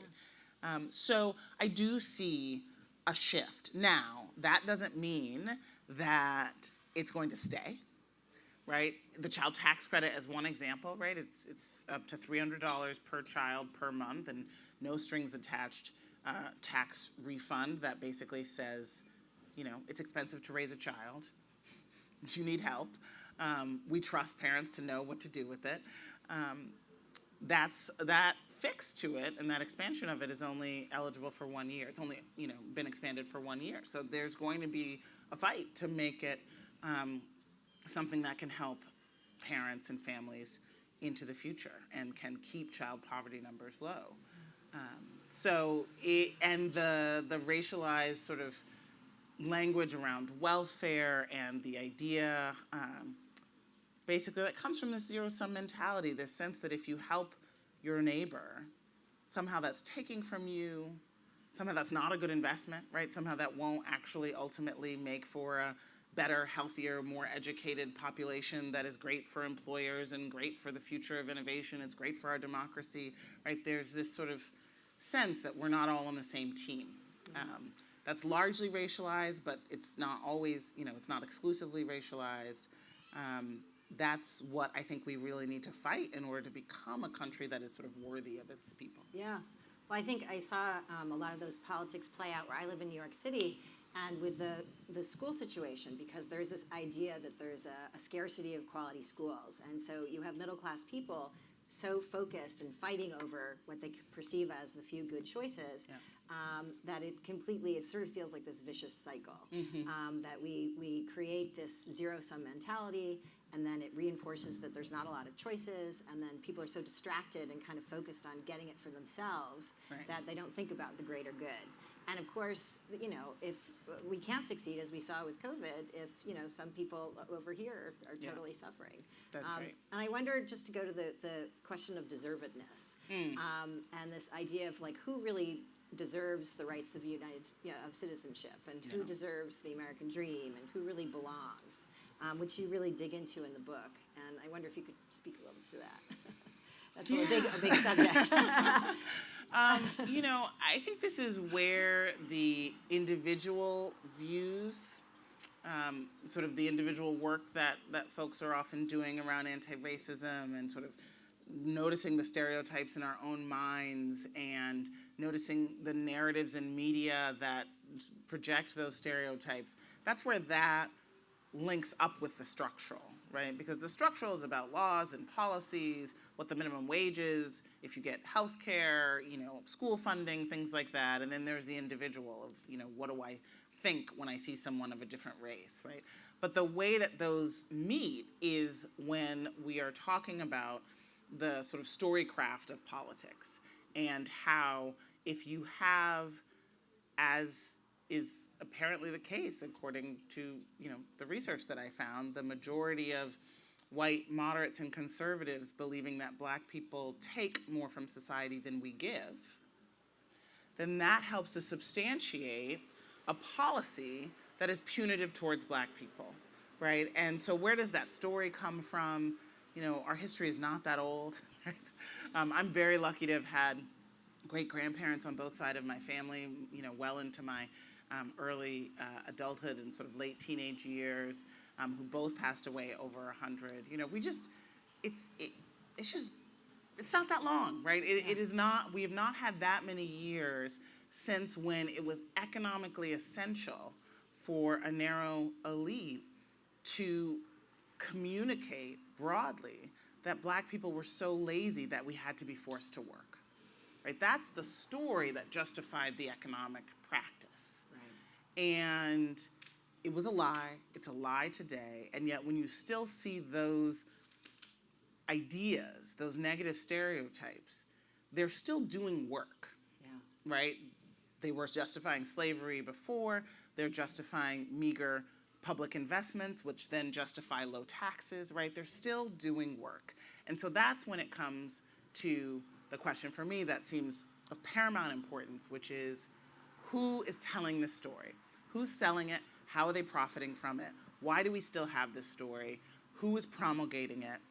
And then it becomes very clear when you start to look at our media landscape and look at our political rhetoric that this kind of very mean narrative about our fellow Americans, whether they're, families that are poor and struggling, or they're Black or brown, or they're trans, or whatever it is, right? Whatever the identity that is currently being sort of picked on and scapegoated, there's a purpose there. And it's not just because, there's often this fight, does this political leader, does he have a racist bone in his body? Has he ever dated a Black woman? Has he ever, we go down to this sort of silly, individualistic, moralistic thing, and it's not that, it's useful. It's useful to divide us up. It's useful to have us not have empathy and solidarity for one another, because then we don't have the public will and strength to wrest the resources that we need to invest in all of us. Get a union organized. We've got so many great examples, and I was glad to see one of the solutions, and we will talk quickly about solutions. We're not going to leave you feeling so depressed about the state of the country, but was integration, that when people on both the policy level, when policies come together to benefit all, there's stronger, better policies, but also just on the individual level, there's a lot of great research in the book about when people, for example, there was two groups of people that you write about that had to solve a murder mystery, and one was a group of all white people, and one was a diverse group, and in all instances, the diverse group solved the murder mystery faster, because people, when they're with people that don't necessarily think like them, perform better. And so I think you have some takeaways for us. Oh yeah, that's going to be the little part. And then we'll take some questions. Yeah, great. So I'll just say that before I read this, this is from the conclusion called The Solidarity Dividend. I started writing this book in 2017. I'd been working on economic policy, trying to advance policies to promote inequality, solutions to inequality for nearly 20 years. And it felt like the inequality era was just growing, and that the concentration of wealth and power and the sort of economic insecurity of working and middle class people was growing. It felt very hopeless. And the journey that I took to write this book made me much more hopeful. And I am a hopeful person because, and this book made me realize even more so than I knew, that policies and public decisions have created the world that we live in now. And so better public decisions can get us out of it. And so it really does make me hopeful. So this is 5 discoveries. My journey from across the US, From California to Mississippi to Maine, tallying the costs of racism has led me to 5 discoveries about how we can prosper together. The first is that we have reached the productive and moral limit of the zero-sum economic model that was crafted in the cradle of the United States. We have no choice but to start aiming for a solidarity dividend. That's what I call the idea of these gains that we can unlock, but only by coming together across lines of difference. The second is that the quickest way to get there is to refill the pool of public goods for everyone. When our nation had generous public benefits and investments, they were the springboard for a thriving middle class, but they were narrowly designed to serve white and soon-to-be white Americans. Third, because of that, our people are not all standing at the same depths today. So we must resist the temptation to use universal instruments to attain universal ends. When it comes to designing solutions, one size has never fit all. Everywhere that I found white people paying the spillover costs of racism, I also found that, without exception, their coworkers and neighbors of color were paying even more in lost wealth, health, and often lives. Getting white support to address those different levels of need and to acknowledge the racism that caused those differences is never easy, particularly when the zero-sum mental model turns every concession into a threat of loss. That's why, uprooting the zero-sum is essential, as is embedding in its place the value that I found radiating out of the people who had the biggest impact on me and their communities, the knowledge that we truly do need each other. The fifth and final discovery, I think I lost it, that was third, fourth, here we go, damn. The fifth and final discovery is that we've got to get on the same page before we can turn it. We've tried a do-it-yourself approach to writing the racial narrative about America, but the forces selling denial, ignorance, and projection have succeeded in robbing us of our own shared history, both the pain and the resilience. It's time to tell the truth, with a nationwide process that enrolls all of us in setting the facts straight so that we can move forward with a new story together. Great.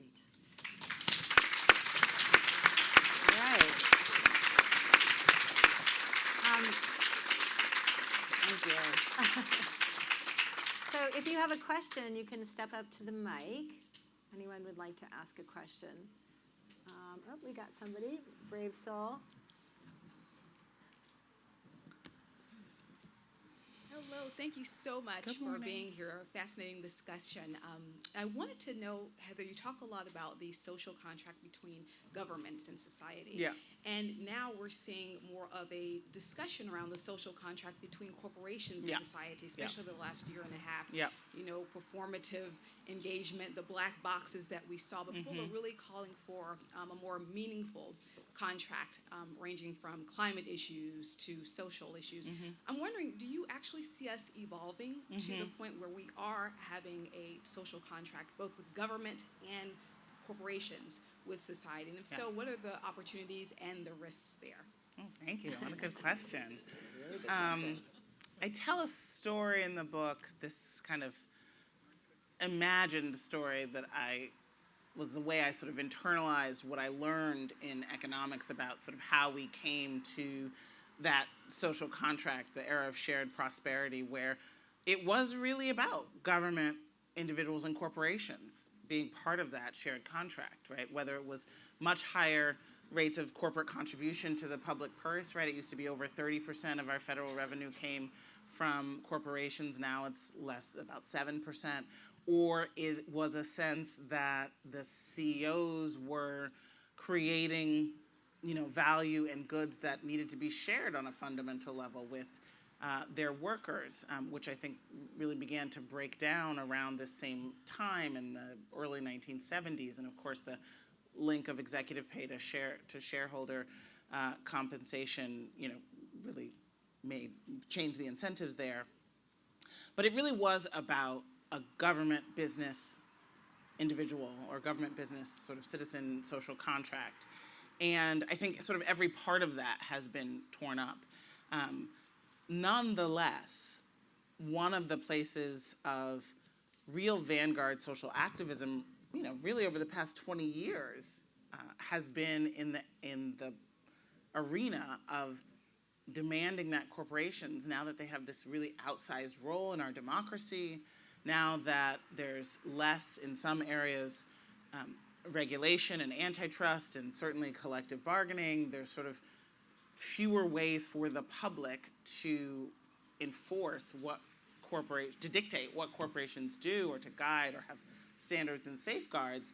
There's this strange kind of wish and hope that corporations will sort of be better citizens. And, you know, it doesn't have a lot of teeth. And for those who were here for Senator Klobuchar's conversation, I think there's, you know, a lot to carry through from that. I do think that we have to both hope and press upon corporate actors to recognize that they live under the same sky as the rest of us, right? That they are drinking water, they are sending their children to school, that ultimately this is about the society we want to live in, the planet that has its planetary limits. But ultimately, and I say this as the chair of the board of an organization, Color of Change, that does a lot of corporate campaigning, a lot of corporate advocacy. It's about laws, regulations, standards, safeguards, norms, right? Ultimately, we can't let capitalism write the rules for our democracy, right? Democracy has to write the rules for capitalism. And so I think it's useful to have corporations saying and doing the right things, particularly to sort of, you know, in moments of, as we are now, of creeping fascism and authoritarianism, where we really need sort of the gatekeepers to say, you know, I'm not usually on one side, but here's where the line is. That's important, but that is only important as part of an ecosystem that ultimately leads to the public deciding what the rules are and our government saying that this is what we are going to be allowed to do in society in order to ensure that it exists and democracy exists for the next generation. Oh, great. You use the term public benefits a lot. And as a person who's been involved in public education for over 40 years, what do you suggest we do to change the narrative about public education and how important and vital it is to this country? Yeah, thank you. Thank you for your service, and thank you for that question. You know, public education is really, you know, in the story of the drained public pool, public education is really probably the most vivid example. When it became integrated, you know, all hell broke loose in education, excuse my French, right? And we had the creation of segregation academies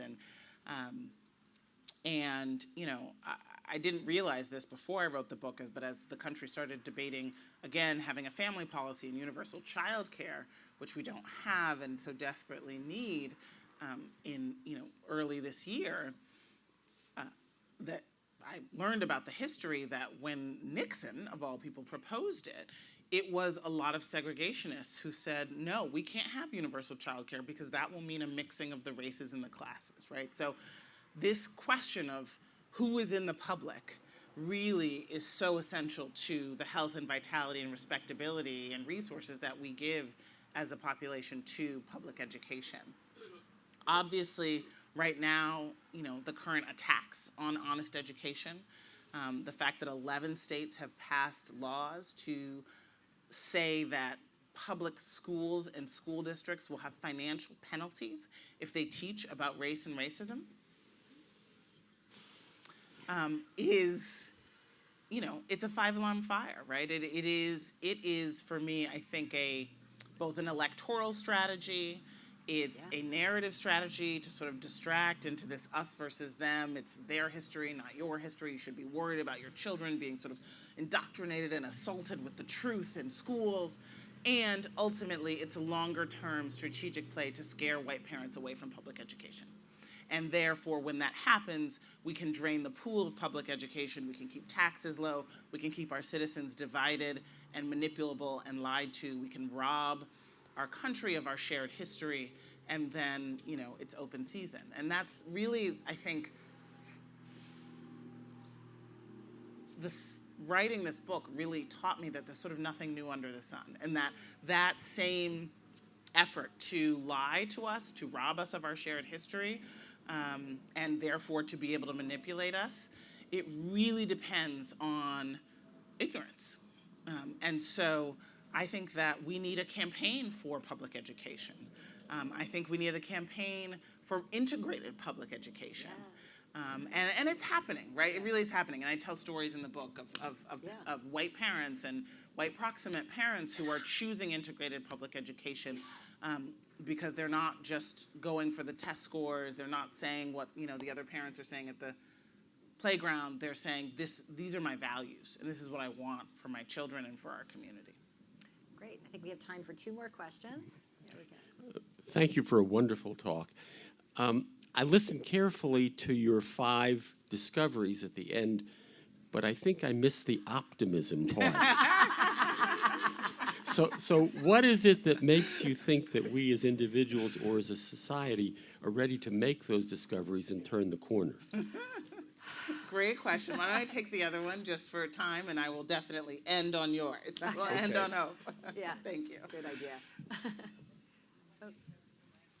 Okay. Oh, I just got to wipe the mic. Cool.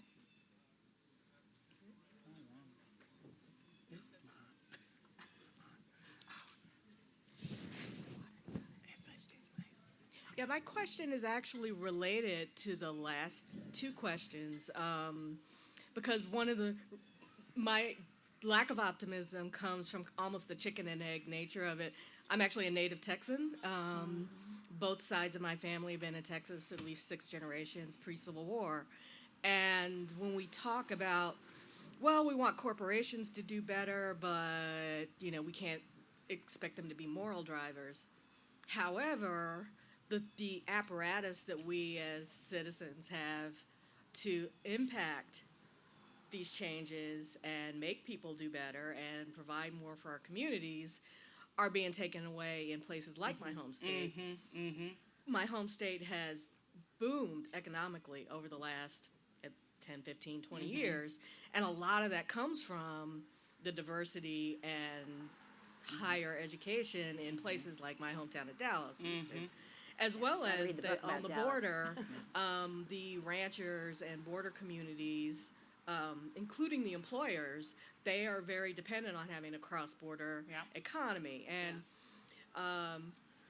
the small number of people who are the loudest voices and control everything coming out of the state are the ones who are undercutting all that and hurting, I think, employers as well as individual people. So, but if I as an individual now, if you know, I live here now, but go back home or try, you know, if they're stripping the right to vote of my family back home and my friends, and also saying that the history of my great-great-grandparents can't be taught in schools, how do we enforce change if it's not from the powerful? We need, I see it less waiting for corporations to do better on racial justice, et cetera, and more so, you benefit from this, so you need to help us in this. So anyway, that's my. Yes, thank you for Ginger. sharing. Yeah, absolutely. So how do we enforce change, and how can we feel optimistic? Or So we have radically changed our system of governance, our constitutional framework multiple times in the past, right? We are a young country that is figuring it out.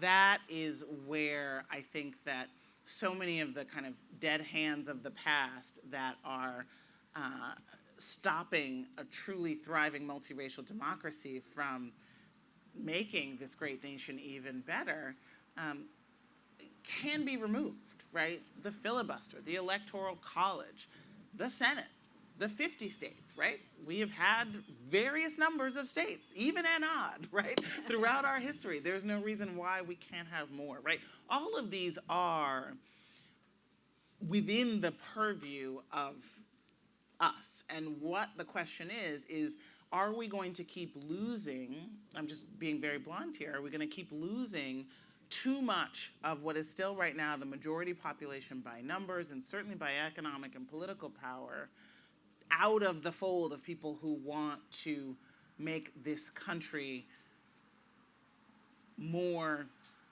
prosperous and equitable and responsive and make the idea, the radical idea of self-governance truly work because of these old beliefs in a hierarchy of human value.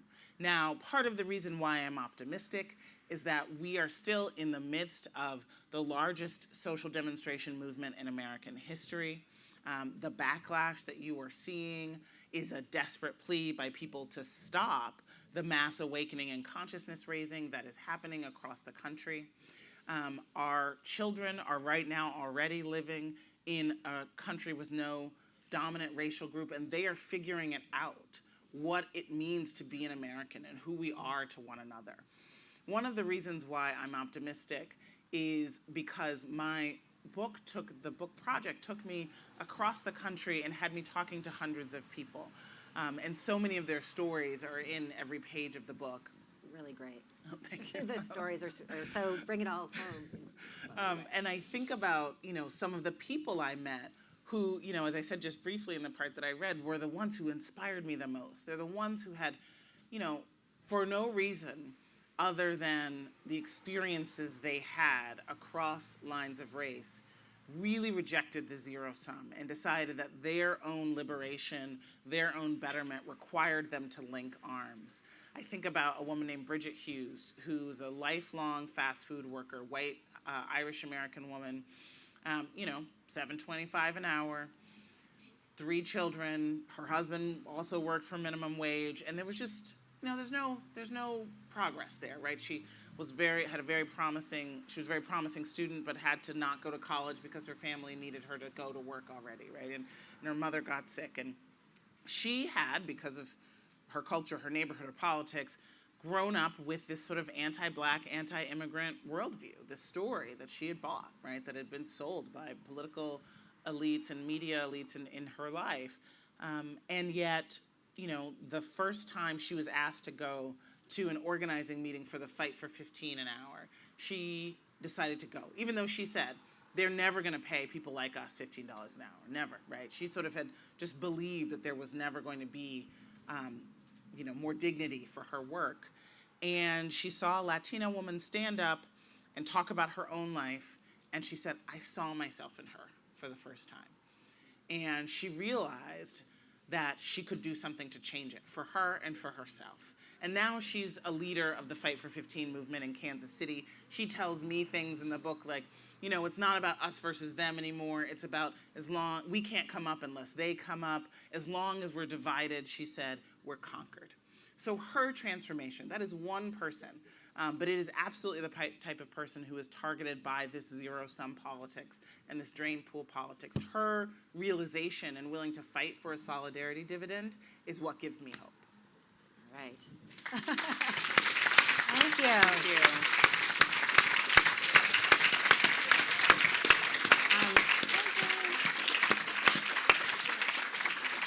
So everyone knows Heather's going to be actually interviewing Simon Winchester next, right here.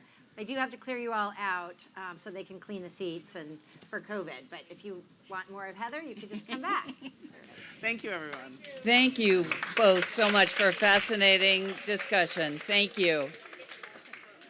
And as Bliss said, Heather will be here with Simon Winchester at 11:30, and at 11:15 in the other tent is Danielle Drellinger.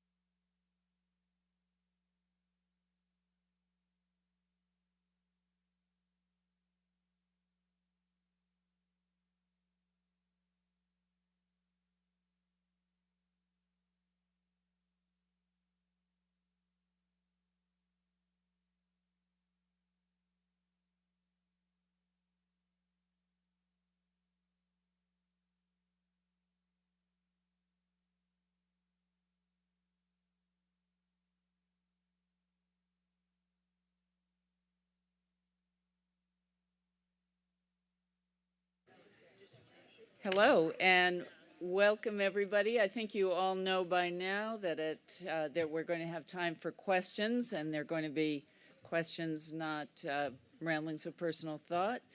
And we're very glad to have you, and to remind you that the books are available in our book selling tent, maybe approaching the hungry hour. We also have food for sale in the information tent.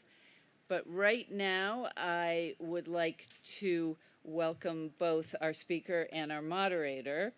Heather McGee, who just spoke with us about her wonderful book, has agreed to step in for the absent moderator, and she designs and promotes solutions to inequality in America.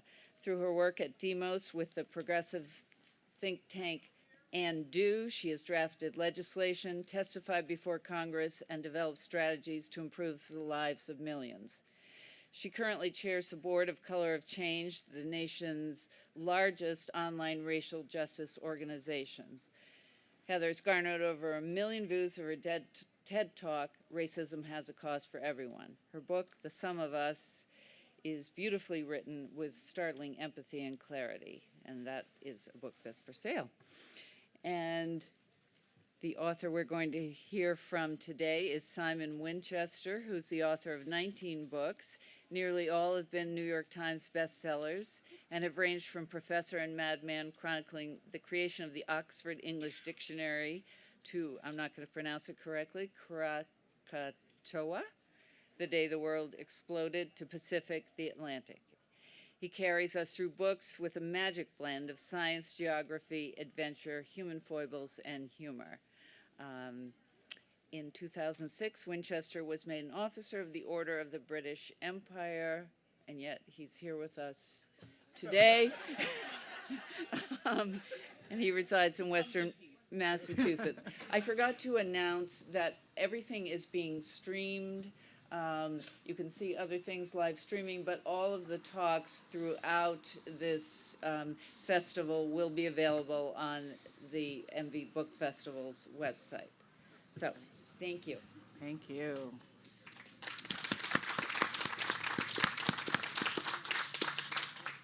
Good late morning, everyone.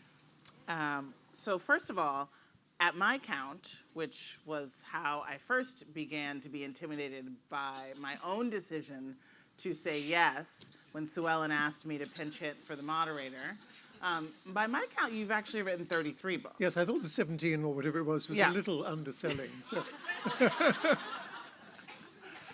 Which Simon used to explain to me that don't worry if I didn't get all the way through the book in 36 hours, because he can really talk about anything because he's written 33 books. Nonetheless, I did get through the book. It is beautiful, and it's what we want to talk about today. Great. It's a real honor to be in this conversation with you. Thank you, and I think you're so brave stepping in. I mean, George Gibson, who was going to do it, unfortunately his wife fell rather ill, and that you agreed. I'm honored. So thank you. The festival has been a beautiful experience, and I want to support it. Okay, so you recently, Simon, bought 123.25 acres in Dutchess County, New York. And that was a very powerful experience for you in your first transfer of deed, your first ownership of property, real property. But I want to ask, can anyone really own land? Well, that's sort of what the book is really all about, because almost every group of indigenous peoples all over the world take the view that individual land ownership is monstrous. No, you certainly can't. You can no more. I mean, the most eloquent speech in that regard is the famous one by Chief Sealth, whose name is used in Seattle today, when he made this very long peroration before selling an enormous amount of land to the settlers, the white settlers in Oregon, Washington State rather, that, well, you're going to give me money for this, and by all means, I'll take your money, but you can no more own this land than you can own the ocean or the breeze. Mm-hmm. And all I pray, as on words of my forefathers and mothers and so forth, is that you look after it, that you tend it properly. Because, and this is changing from an American Aboriginal to an Australian Aboriginal, who say the earth is our mother. We look after our mother. We don't own our mothers. We take care of it. And the book really is an exploration of whether, who does own the land, how people got the land, how it changed the land. Is it right? Is it proper? Is it fair? Is it good? Is it decent? And what we've done with it, and done terrible things and good things, and what we should perhaps do in the future. So it's a very pertinent question. Should we own it? If you go with Proudhon, all property is theft, that effectively is what we're saying about land. Of course you can't own it. No. It belongs to us all. That's right. You can steward it. Indeed, and a lot of people try to steward it well, but an awful lot of people and a lot of corporations that you were talking about in your earlier address steward it horribly badly. So let's talk about the things that we need in order to support this fiction of our ownership of land. Boundaries, borders, and frontiers, which you talk about with real beauty in the book. Well, I'm fascinated by the idea of frontiers anyway. I think my life I've traveled, I was a foreign correspondent for most of my career, and going to places like the Balkans, where in Yugoslavian days, there were no frontiers, and then it became Balkanized in recent years and turned into Serbia and Bosnia-Herzegovina and Republic Srpska and Croatia. And the creation of borders creates misery, creates refugees. I mean, look at the border, the southern part of the United States and the closed, soon-to-be-opened border to the north of the United States. They cause inherently problems. But where did they begin? And I have to, because I'm, as you may be able to guess, from England originally, my experience in Wiltshire, in southern England, sort of illustrates the point. Consider Bronze Age farmers, let's say 4,000 years ago. They just learned the basic principles of agriculture, so they are planting seeds and watching them grow and getting the bounty of their labours. They'd grow the seeds in furrows, and so using a very early form of ploughshare called a cashrom, which is basically a fire-hardened stick, but it may ultimately have a bronze or an iron tip to it to make it stronger. He, first of all, makes a hole in which he plants the seeds, and then as he gets more sophisticated, creates a line, a furrow. And then on the land that he's chosen to plant his seeds, another furrow and another. And let's say they all go north-south, approximately, along the bottomlands, the alluvial plain of a river. And his neighbour, slightly, let's say, on a hillside to his right, follows, instead of going north-south, he follows the contour lines, which may go northwest, southeast. So you have two sets of lines. Farmer A going north-south, Farmer B going northwest, southeast. And they come to a point where they intersect, like the ripples on a pond if you throw two stones into it. And where they intersect, back then, and there's evidence for this in Wiltshire and Dorset, where I grew up in England, there are early hedgerows, there are early lines of stones, ha-has, ditches, separating the two pieces of land, because you don't want necessarily, if you're planting different crops from Farmer A to bleed into the land operated by, stewarded by Farmer B. So all of a sudden you've got a border, a boundary. And then this idea of separating, delineating one piece of land from another expands to communities. You say this community ends here, let's draw a line of stones or a hedge or ultimately a fence, paling or whatever kind of fence you might put up. And then administrative units, counties, and then countries, and then frontiers, and then national borders. And I think it's probably appropriate to say at this point, although it will take a second, and I hope you don't mind me straying into this, is when borders go completely crazy. And that's the tragic one that and there are many tragedies in the creation of frontiers by human beings, was one I came to know intimately because I lived in India for many years, and that's the border created in 1947, dividing contemporary India and Pakistan. You can imagine the early days of, we've decided, we the British have decided at long last to give India back, and Mountbatten is installed as the last viceroy, and he's given a very rigid timetable. He says, okay, 15th of August, we're out of there, India, it's all yours. And the Indians, not unreasonably, started disputing among themselves whether they should be one country, which is what the Mahatma, Mr. Gandhi, wanted, or whether, as Muhammad Ali Jinnah wanted, there should be two countries.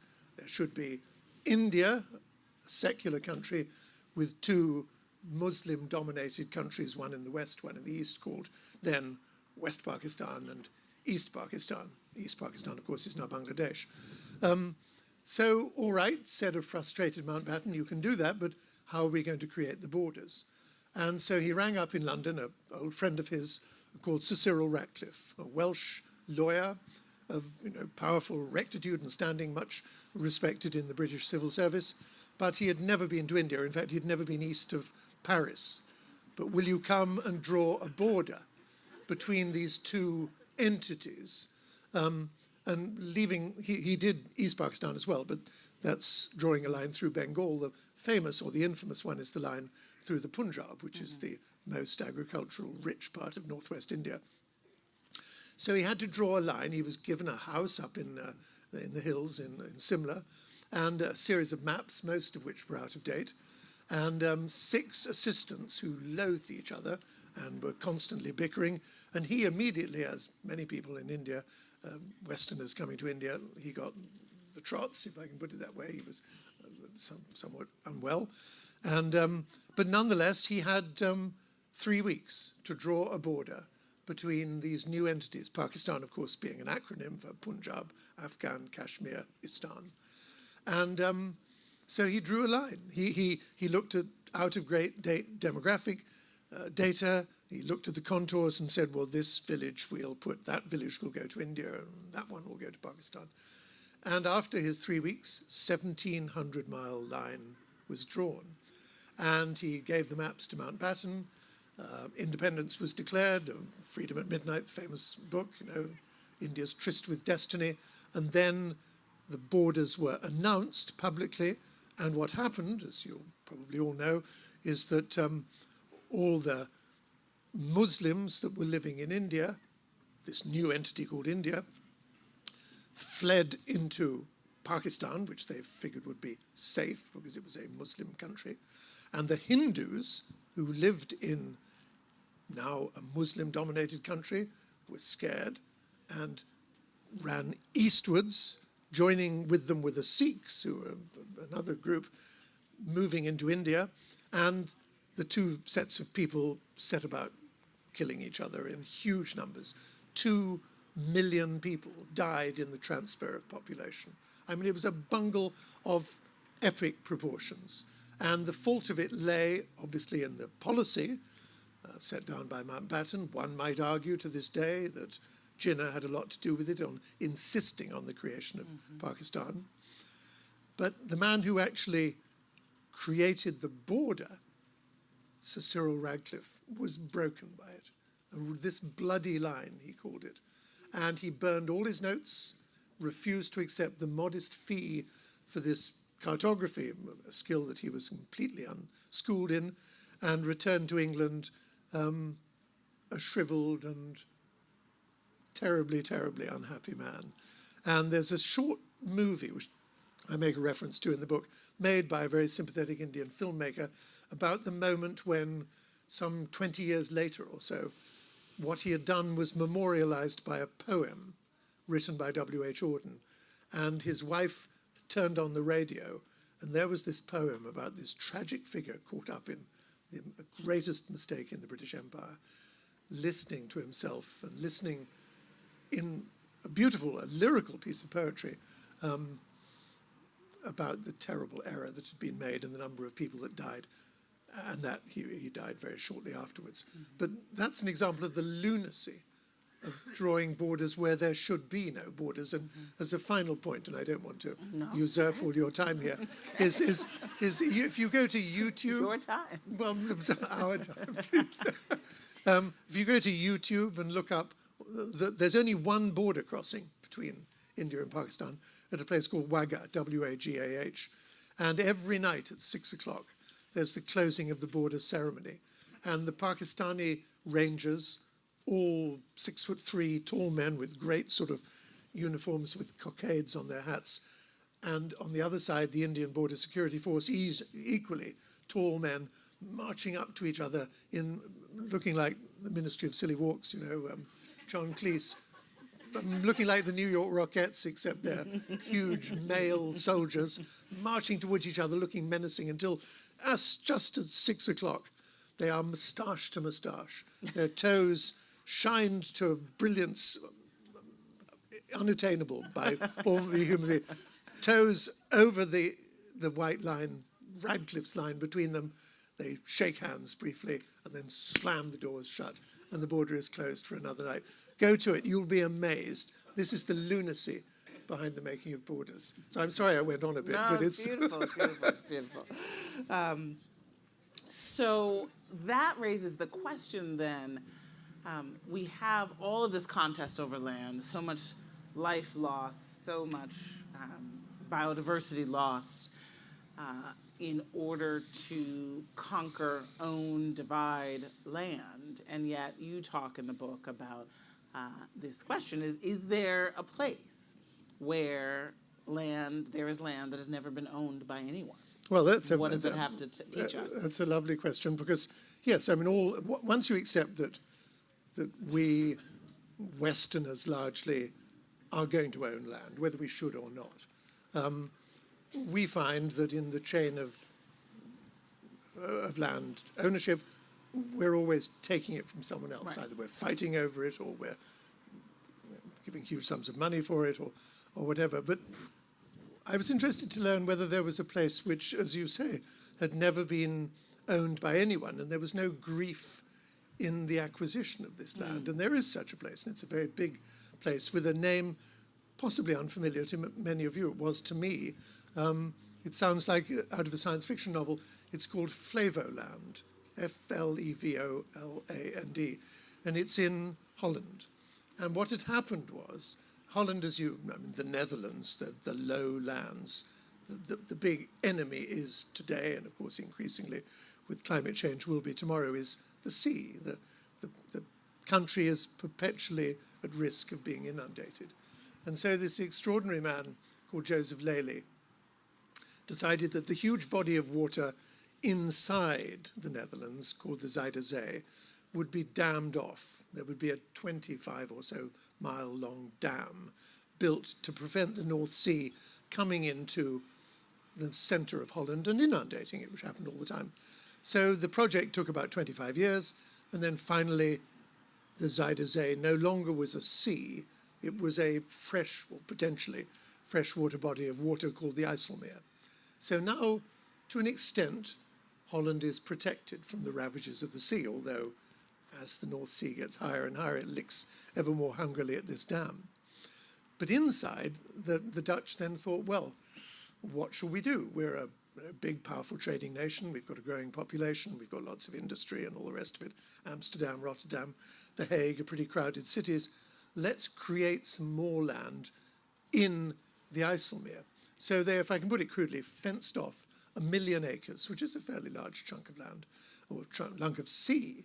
And they built dams all around it in the very southern part of the IJsselmeer, and then had 6 gigantic pumps, the like of which you'll have never seen in your lives, working night and day for 10 years to pump the water out of this 1 million acre oblong. And slowly, slowly, the water inside lowered and lowered and lowered until, in the late 1950s, mud appeared. It was squishy, horrible, brown, awful mud.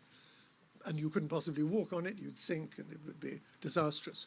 So they would then fly aircraft over it, seeding it with reeds.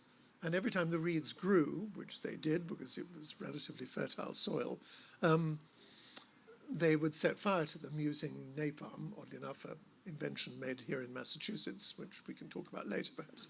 And 33 books, people. 33 books. It knows everything. It's a little bit about everything. and so you've got ash, put in some more reeds, more flame, more ash, and then after about 5 more years of doing this, hardy grasses. You'd once again seed from aeroplanes. And the result of all of this was that by the early 1980s, you had substantial soil, 1 million acres of soil on which you could now walk. You could have footpaths, you could lay conduits for power, you could bring in road rollers, you could bring in excavators, you could plan a community. And so they did. And this is going to be a town called Lelystad in honor of Joseph Lely, who had started the whole ball rolling.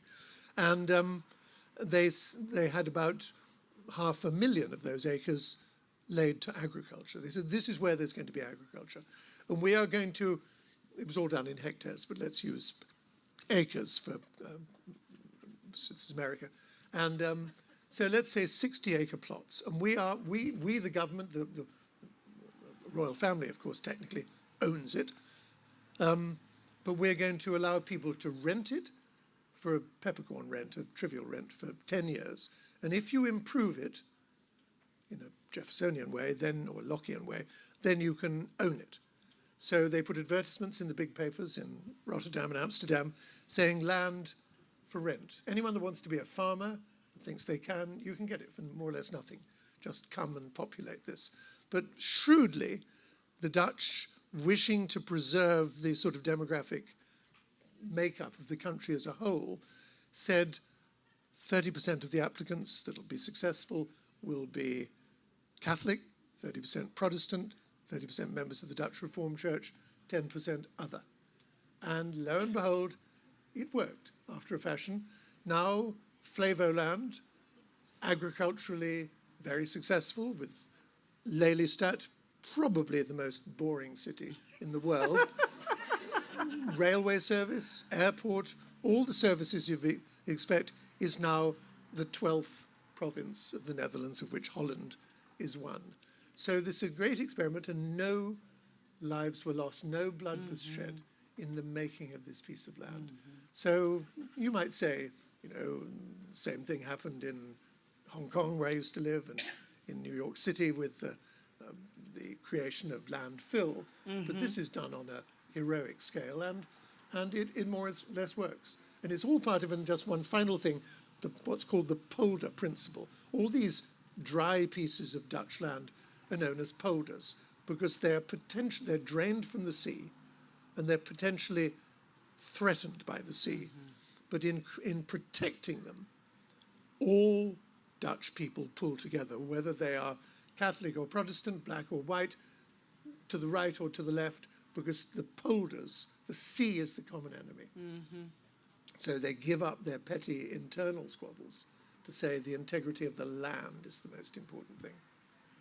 So from a place where the transfer of ownership was bloodless, caused no grief, I want to ask about the biggest landowners in the world. Who are they, and are they virtuous, villainous?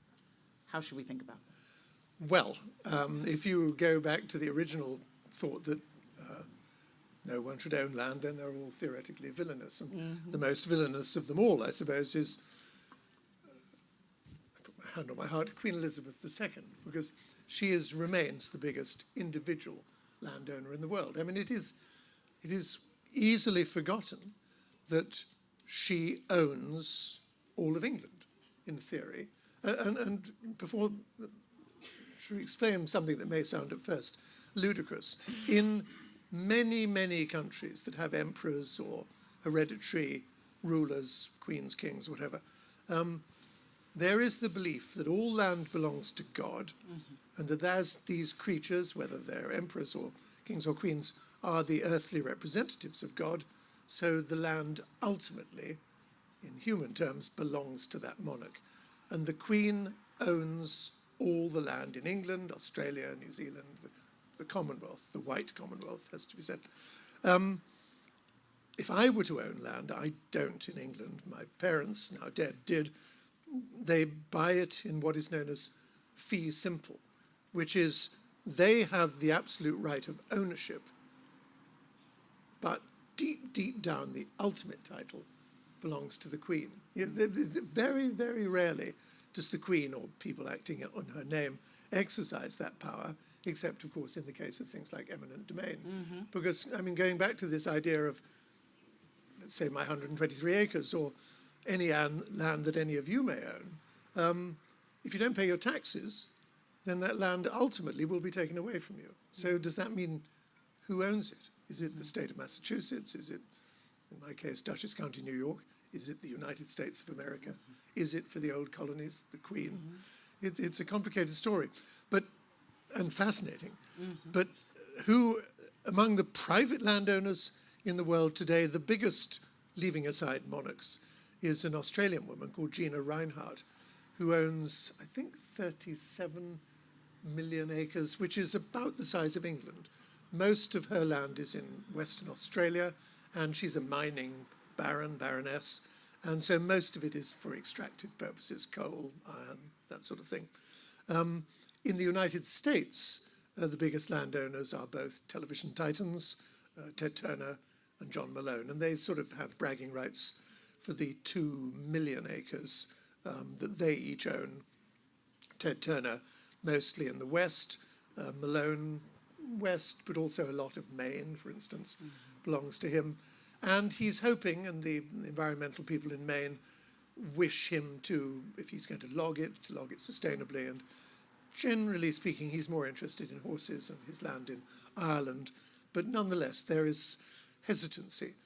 Turner, I think, is generally regarded as a fairly good steward of his land, not least because he seems to be reversing one of the savage things that happened in the 19th century, which was the wholesale slaughter of the buffalo, the bison, which people used to come on train journeys just to shoot them, with the Native Americans for whom all this land, of course, had been stolen, and that's what we've really not talked about. Yeah. And then they, generally speaking, are pretty decent, but the fellows that I think are not decent are a couple called the Wilkes brothers. I don't know if you managed to get to them in the book. The Wilkes brothers, they're a couple from far west Texas. I have to be politically careful here, but they are, let us say, ardent supporters of the former president of the United States. They don't believe in climate change and a lot of things that most rational people do believe in. They ran a fracking company, which sort of ticks a number of boxes, of course. And they were then bought out in about 10 years ago by the Singapore Sovereign Wealth Fund for $4.5 billion. So each of these two young men had $2 billion to spend, and they decided to go on a spending spree on land and bought up vast tracts in Wyoming, Colorado, Idaho, Montana, from which they excluded people. Suddenly they put up barriers and security cameras and armed guards and so forth, and have taken it off the register. And the Westerners particularly said, there's an informal agreement that, yes, you may own the land, but we're allowed to use it, to walk on it or fish on it or whatever. They say no. And to me, that's dog in a manger behavior, which is, it shouldn't be allowed. So throughout the book, let's go back to this because you began here, but let's go back because you tell so many stories throughout the book of Aboriginal land and of white confiscation of that land. How did you think about it? What are some of the most important stories that you wanted to tell? Well, as I live in this country now, I wanted to know something about the confiscation of lands from Native Americans. I mean, I'm not entirely certain about the Wampanoag here in Martha's Vineyard, but where we live, and indeed the land that I have in Dutchess County, was populated by Mohicans, who are now largely in Wisconsin. And why? Why are they not on the land, living co-equally with me? Why are they shoved out? Well, the shoving out of the Mohican is trivial compared to the forcible marches of the what were called the 5 civilized tribes. And of course, the footnote is that they're civilized, but regarded as, quote, civilized by us whites because they kept slaves. I mean, which seems to be monstrous sort of misuse of language. And they, the Cherokee and the various other from the American Southeast, were forcibly moved westward to what is now Oklahoma. And there they live, and they were further moved to various reservations. And indeed, I remember the first story I did for The Guardian when I moved here in 1972 as a reporter was to cover the business in Wounded Knee, South Dakota, on the reservation there, when there was a understandable uprising between the American Indian movement and the federal government, and they brought in tanks. I mean, to stand with a tank full of soldiers on the South Dakota plains with Indians saying, but this is our land. I mean, for God's sake, why are you here? Just bugger off, you know? And indeed, I mean, let me just say parenthetically, we live in the Berkshires now, and very close to us is Hotchkiss School, very fancy private school where the elite of the United States, many of them have been educated. The Hotchkiss people, I mean, the fortune of the Hotchkisses came from the manufacture of the Hotchkiss machine gun, which was used first in action in either 99 or 89, against the Sioux in the Battle of Wounded Knee, where they were just machine gunned to death. And yet the school, when I gave a speech there, no one in the school knew. And I said, this is monstrous. They should be, at least on the anniversary of the massacre, the kids should wear a black armband or something, and there should be a scholarship, surely, for a Sioux child to come and be a student there. But anyway, moving right along, the event that fascinated me particularly, because I used to live in Oklahoma when I was a youngster, was the Oklahoma Land Run of April 1889, where the part of Oklahoma, it wasn't called Oklahoma at the time, but the part that had not been settled by displaced Indians and was therefore called the unassigned lands, which was a T-shaped, about 2 million acres. Someone thought, well, let anyone that wants it have it. And so in the northern edge of it, thousands of people gathered on their horses or in the Conestoga wagons or on foot, and that's on the Kansas side. And on the eastern side, the Arkansas side, they did the same thing.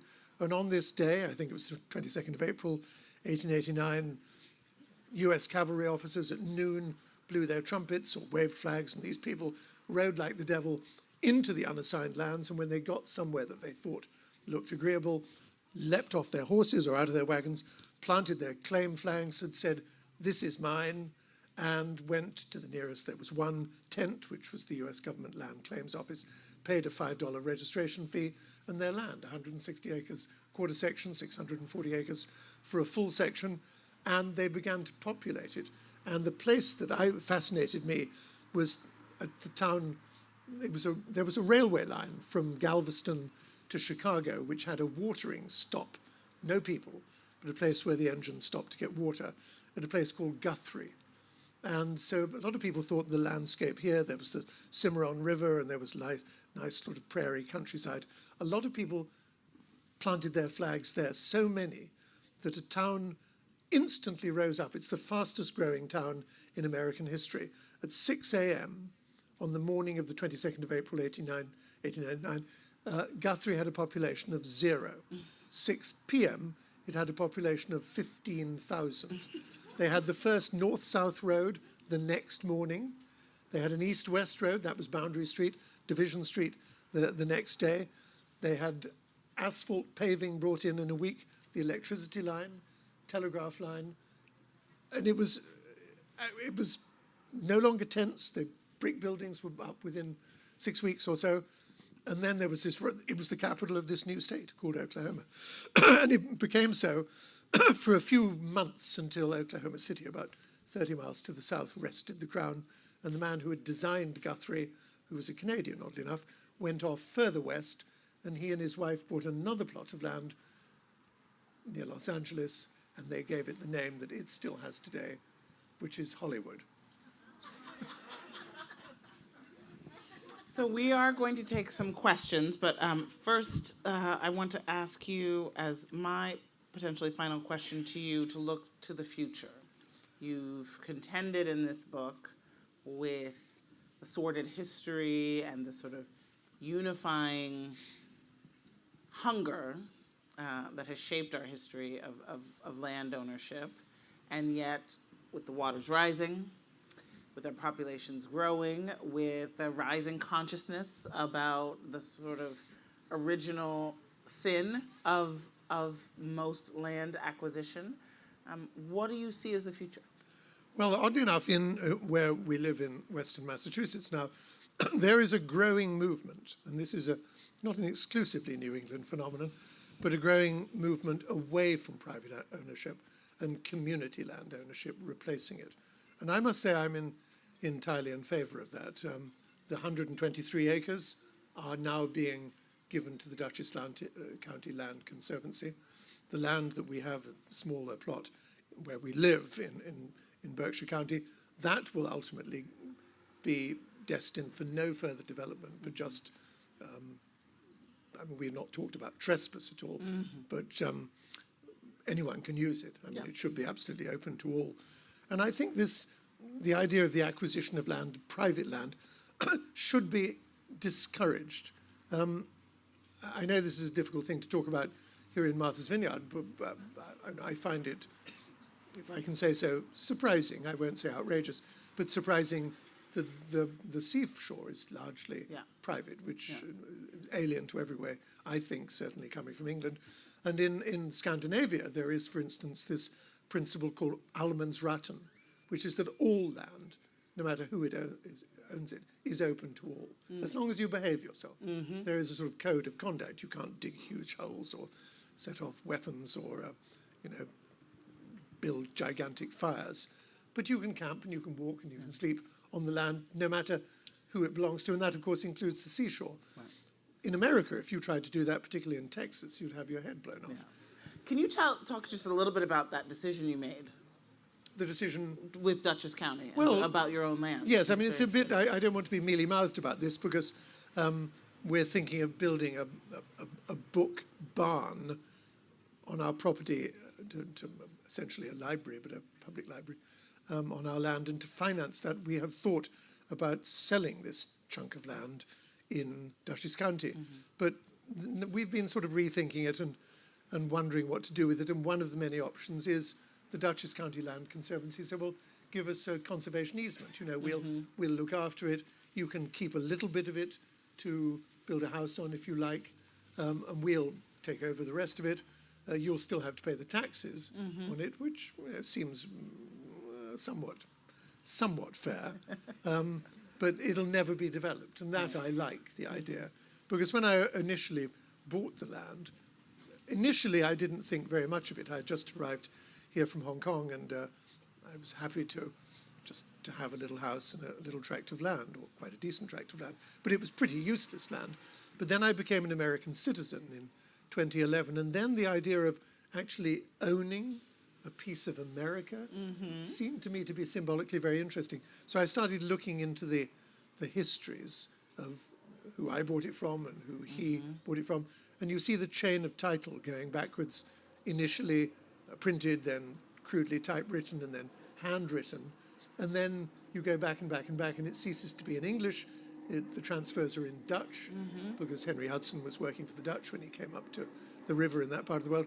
And the transfers were made, they weren't sales, they were agreements made with the Mohicans, who didn't sign it, but drew little creatures, little rabbits and deer and things. And then that was the realization that they didn't own the land, and that they thought what these Dutchmen were doing and saying, let me give you 30 pieces of silver and I'll take your land. They didn't get it until nowadays. Right. They get it, and sitting up there in Wisconsin, they say, quite reasonably in my view, that was an outrage. Yeah. All right, questions? Please come to the microphones and ask your question. Okay, Simon, I have a question about Brexit and Oh. Ireland. Right. Thank you for that. Yes. Wait a minute, that was the question? That was the question. And you're wiping down the microphone after that? Well, what can I say? I am profoundly opposed to Brexit. I lived in Ireland. I was the Northern Ireland correspondent of the paper for The Guardian for 3 years. The lunacy of that border between Northern Ireland and the South staggers me still. And it's a classic example of you create a border, you create a problem. And whether that's an informal border like that between northern and southern Sri Lanka, the borders created in the West Bank, in Palestine, the one I've mentioned in India and Pakistan. I mean, you can't believe the complexity of the border in Bangladesh, for instance, where you have so many squiggles and turns that there are these things called exclaves, which are parts of India inside Bangladesh, and inside the exclaves, another part of Bangladesh, and inside that, another part of India. So a person living in a hut in what he believes to be Bangladesh has to go into India, go into Bangladesh, go into India, go into Bangladesh. Each time illegally, was he supposed to have a passport to do so. I mean, it is insanity. And, well, as I say, I'm obsessed, fascinated by borders, but the architects of Brexit, there's this place in hell reserved for them, in my view. Why? Well, because I believe that okay, and let me address this point. The Queen gave me this thing. I'm surprised you didn't bring it up first of all, actually. She gave me a gong in whatever it was, 2006. And jolly nice too, the Order of the British Empire. Yes, yes. Empire. I mean, you must Yes, cringe yes, at yes, the... yes, and I yes, said, I did. there is a move to change the name of this award. There's the MBE, the OBE, the CBE. I mean, in the great sort of list of acronyms in the British honours systems, the best, of course, are the really senior ones for diplomats. What is it? CMG, KCMG, and GCMB, the Order of St. Michael and St. George. CMG, it is said, stands for Call Me God. KCMG is Kindly Call Me God. GCMG is God Calls Me God.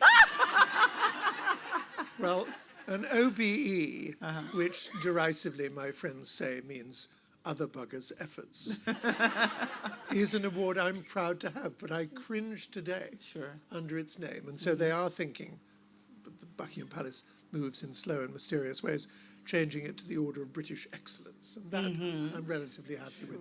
We are a very diminished people now.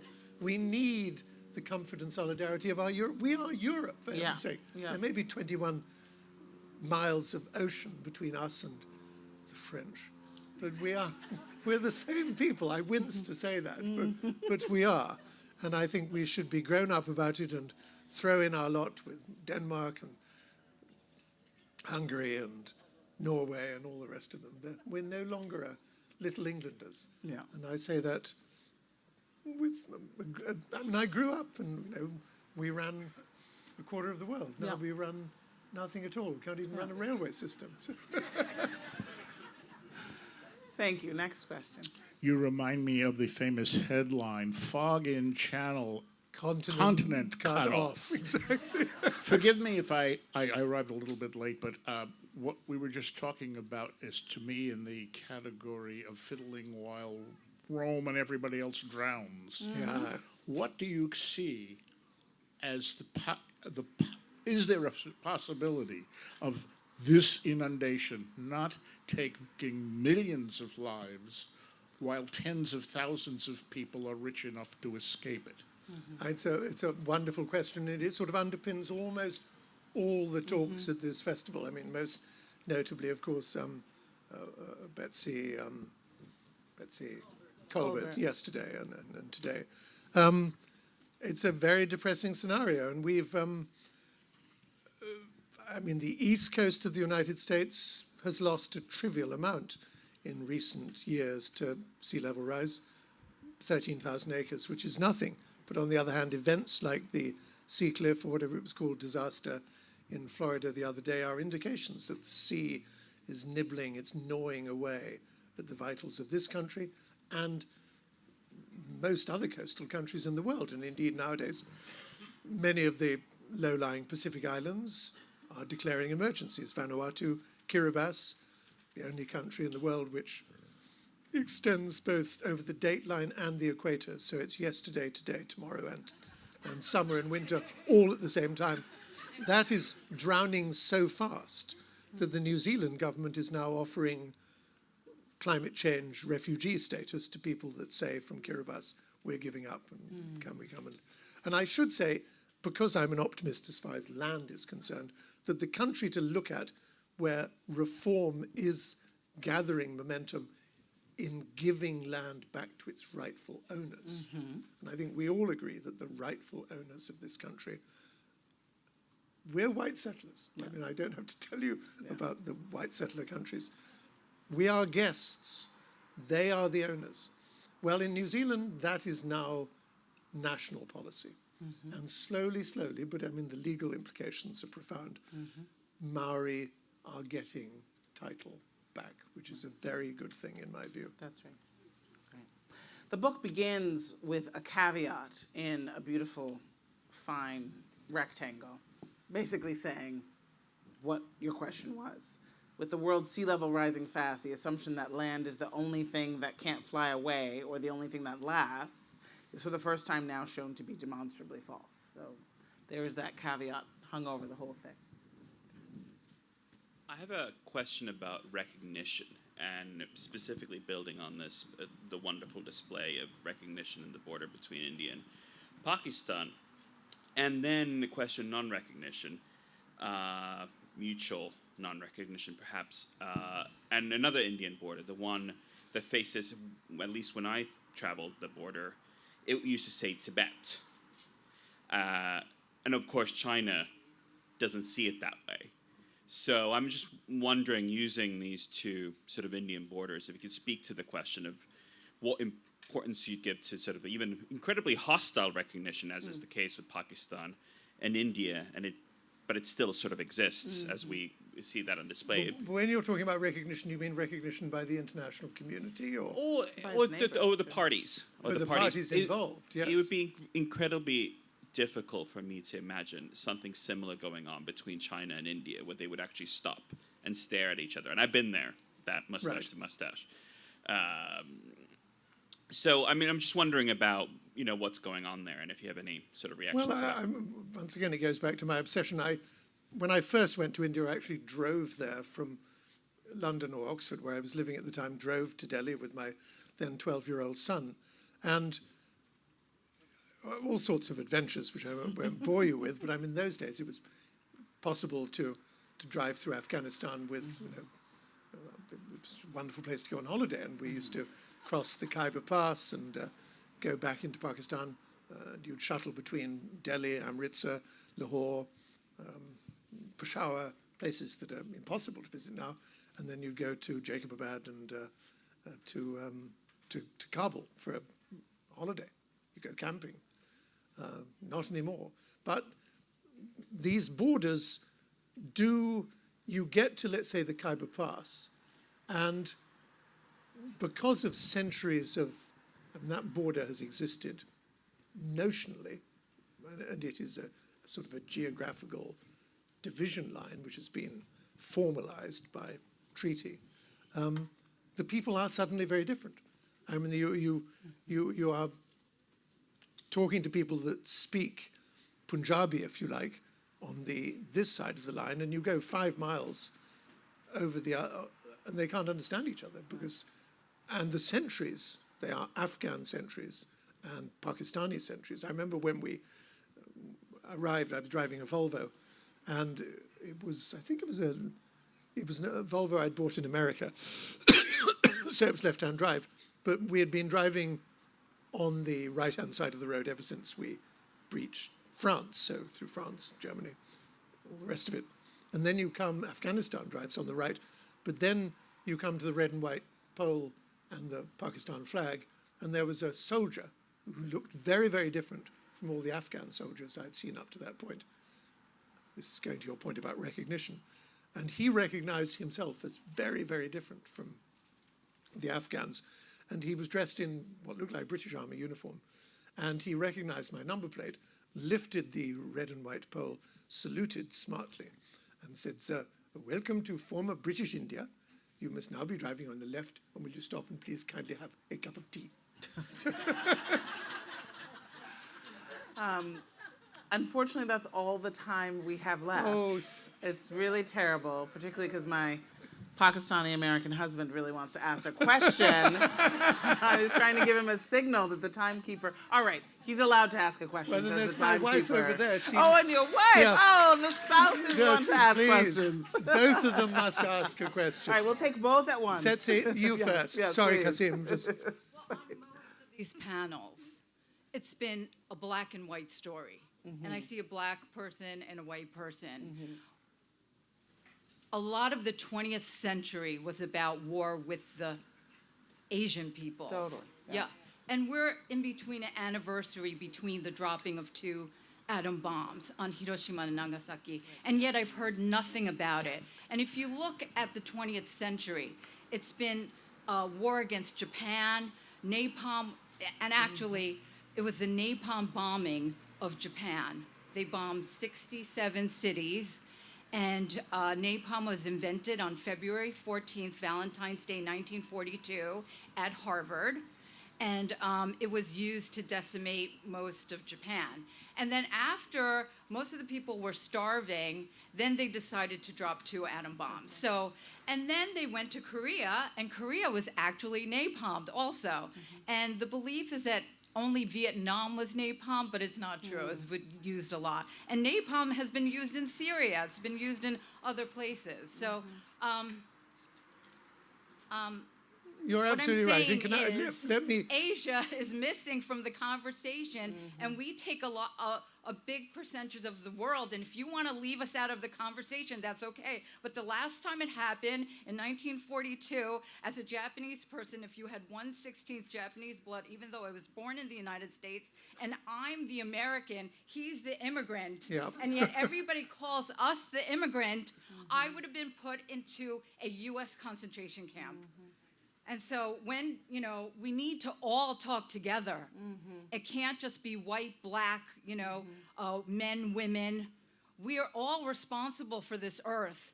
And if we're talking about all the forests that were destroyed, napalm destroyed like all these jungles in Vietnam that were, eating up the greenhouse gases or whatever, So when do we, as Americans, look at the responsibilities we have to the whole world, and, start including people like me in the conversation. Thank you. I've been excluded by, a lot of, Well done, I was Sweetie. a journalist.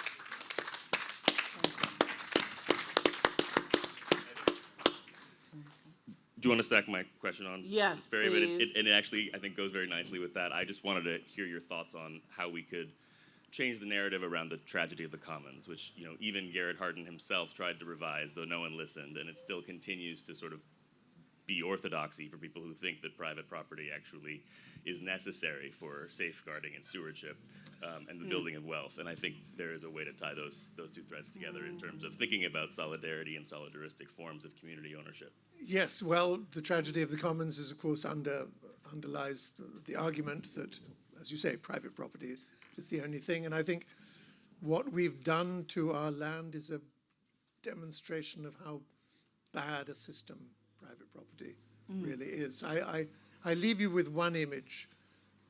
Most big American cities have beltways around them, 495 being, and 395 will be familiar to you guys living in Boston, 495 those who are living in Washington. But there's one city that has a beltway which doesn't go all the way around. It goes only 3/4 of the way around, and there is a slice taken out of it, and that is Denver. Denver, there is no beltway. And the reason is because that triangle in the northwest over which no expressway runs was where the Rocky Flats plutonium pit factory was built, creating weapons, the like of which we used in Hiroshima, not Nagasaki, that was a different kind of bomb, but plutonium-based bombs. 5,500 plutonium-based warheads in the world today. The pollution left behind by this factory, which now no longer exists, has permanently disfigured the landscape and caused, trivially, inconvenience to motorists traveling around Denver. But it is a vivid reminder that the tragedy is the tragedy of private ownership, not the tragedy of the commons. And we've got to come up to some ideal of common ownership, common belief the land is our mother. We don't own the land. She looks after us, we look after her. All right. Thank you very much, everyone. Thank you, Simon. Thank you for your help. Thank you so much, Simon Winchester, and thank you so much to Heather McGhee for stepping in for this fascinating conversation. I'd like to let you know that the session in the other tent with John Judas started a few minutes ago, and the next session here in this tent will be at 12:45 with Sebastian Junger. And we do need people to clear out for cleaning, and thank you very much. Thank you.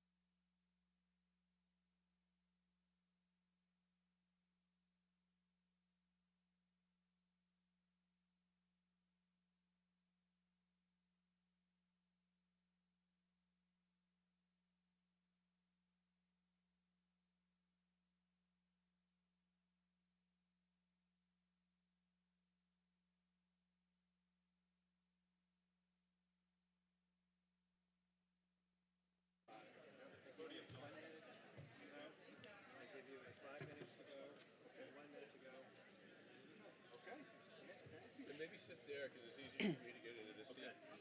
Yes, that's usually where we, Oh, you're right, absolutely, yeah. Yeah, gotcha, yep. okay, welcome again and welcome back. For some of you who may just be joining us this afternoon, and we appreciate your being here. I'm going to introduce our moderator in a moment and want to let you know that we're going to be taking questions, and those are questions. They're not speeches, but they're questions, and we'll have time for them. And also a reminder that Sebastian Junger's book is available for sale in the book tent, as are the other books from the whole festival. So we hope you will support the sale of the books. That helps us keep this going. To let people know that all of these events are being recorded, so if you missed anything, you can see it on the website, and things are being live streamed for folks at home right now. So I'm going to begin by introducing our moderator, Charles Sennett, who's an award-winning correspondent, best-selling author himself, and editor with 30 years of experience with international, national, and local journalism. He served as a correspondent for PBS Frontline, PBS NewsHour, and contributed news analysis for BBC, CNN, NPR, and others. He's reported on the front lines and insurgencies in at least 20 countries, including the post-9/11 conflicts in Afghanistan, Iraq, and the 2011 Arab Spring. He's the founder, chief executive officer, and editor of Ground Truth Project, an organization created to repair the pipeline of talent for emerging journalists, restore faith in the industry by supporting in-depth public service reporting, and to serve as watchdogs where no one seems to be watching. Thank you. Thank you. Thank you. Thank you. Can you hear me okay? Thanks for coming. I just want to thank the festival. This is an amazing event every year, and I feel really, it's really an honor to be part of it. And again, thank you all for coming. I'm Charlie Sennett, and I wanted to introduce Sebastian, who doesn't need much introduction, but I wanted to share with you that it's more than just two journalists on stage. You're friends, colleagues since 1995. And I want to share how I met Sebastian. So my wife, Julie, who's here tonight, was very deeply into Iyengar yoga and met this amazing woman who's a painter, brilliant, and it was Sebastian's mom. And she invited us for dinner in Belmont, and this is 1995. And Sebastian was working on a book and was very characteristically understated. This isn't something that happened after his success. This is who he is. And he was just very humble about what he was working on. And we asked him, so what's the book about? And he said, it's about a storm. And it was, of course, The Perfect Storm. And it was an amazing first breakthrough book. And his career since then, as you all know, has been just extraordinary. And I wanted to just share that because I think people know Sebastian from Perfect Storm. They know him more now recently in the incredibly important work he's done in the wars in Afghanistan and elsewhere, but mostly Afghanistan. But Sebastian went from The Perfect Storm into really becoming an international correspondent who specialized in covering conflict. And that's where we've really gotten to know each other. We've crossed paths a lot, covered some of the same conflicts.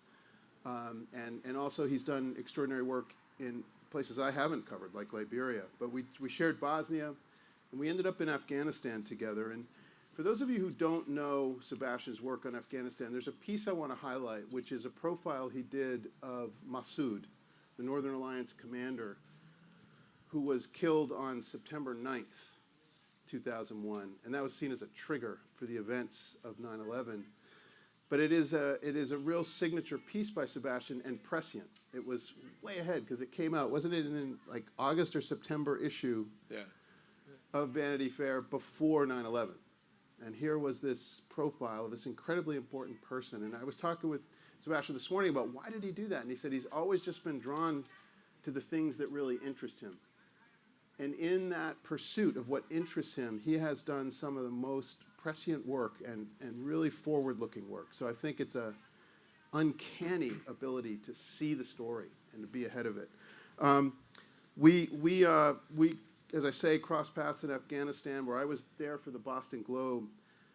And most of Sebastian's important work in Afghanistan was in the Korengal Valley, where he's worked with his dear friend Tim Hetherington, who I also knew and really respected as a colleague, and who was killed, and who was a huge loss for journalism, huge loss for the world. He was an amazing person. But I just remember going to the edge of the Korengal Valley, you know, as a father of, I guess then we had 4. And I was thinking, there is no way in hell I'm going down into that valley. It was just the most dangerous corner of the war. And I remember that was my point at which I said, that's a place I'm not going. Sebastian and Tim not only went, they went in for a long time. They went in for months and really did extraordinarily important work that was featured in the film Restrepo. Sebastian was co-director of that film. It was nominated for an Academy Award. But once we kind of kept going through the career, I then started the Ground Truth Project, which is about supporting the next generation of journalists and really about sort of trying to create what we call like Teach for America for journalism. It's called Report for America. And Report for the World, which is like the Peace Corps of journalism. We're trying to really put young people out in the field, and Sebastian is on our board of advisors and has been incredibly supportive of that new generation and of our efforts. And so we've deepened our relationship there.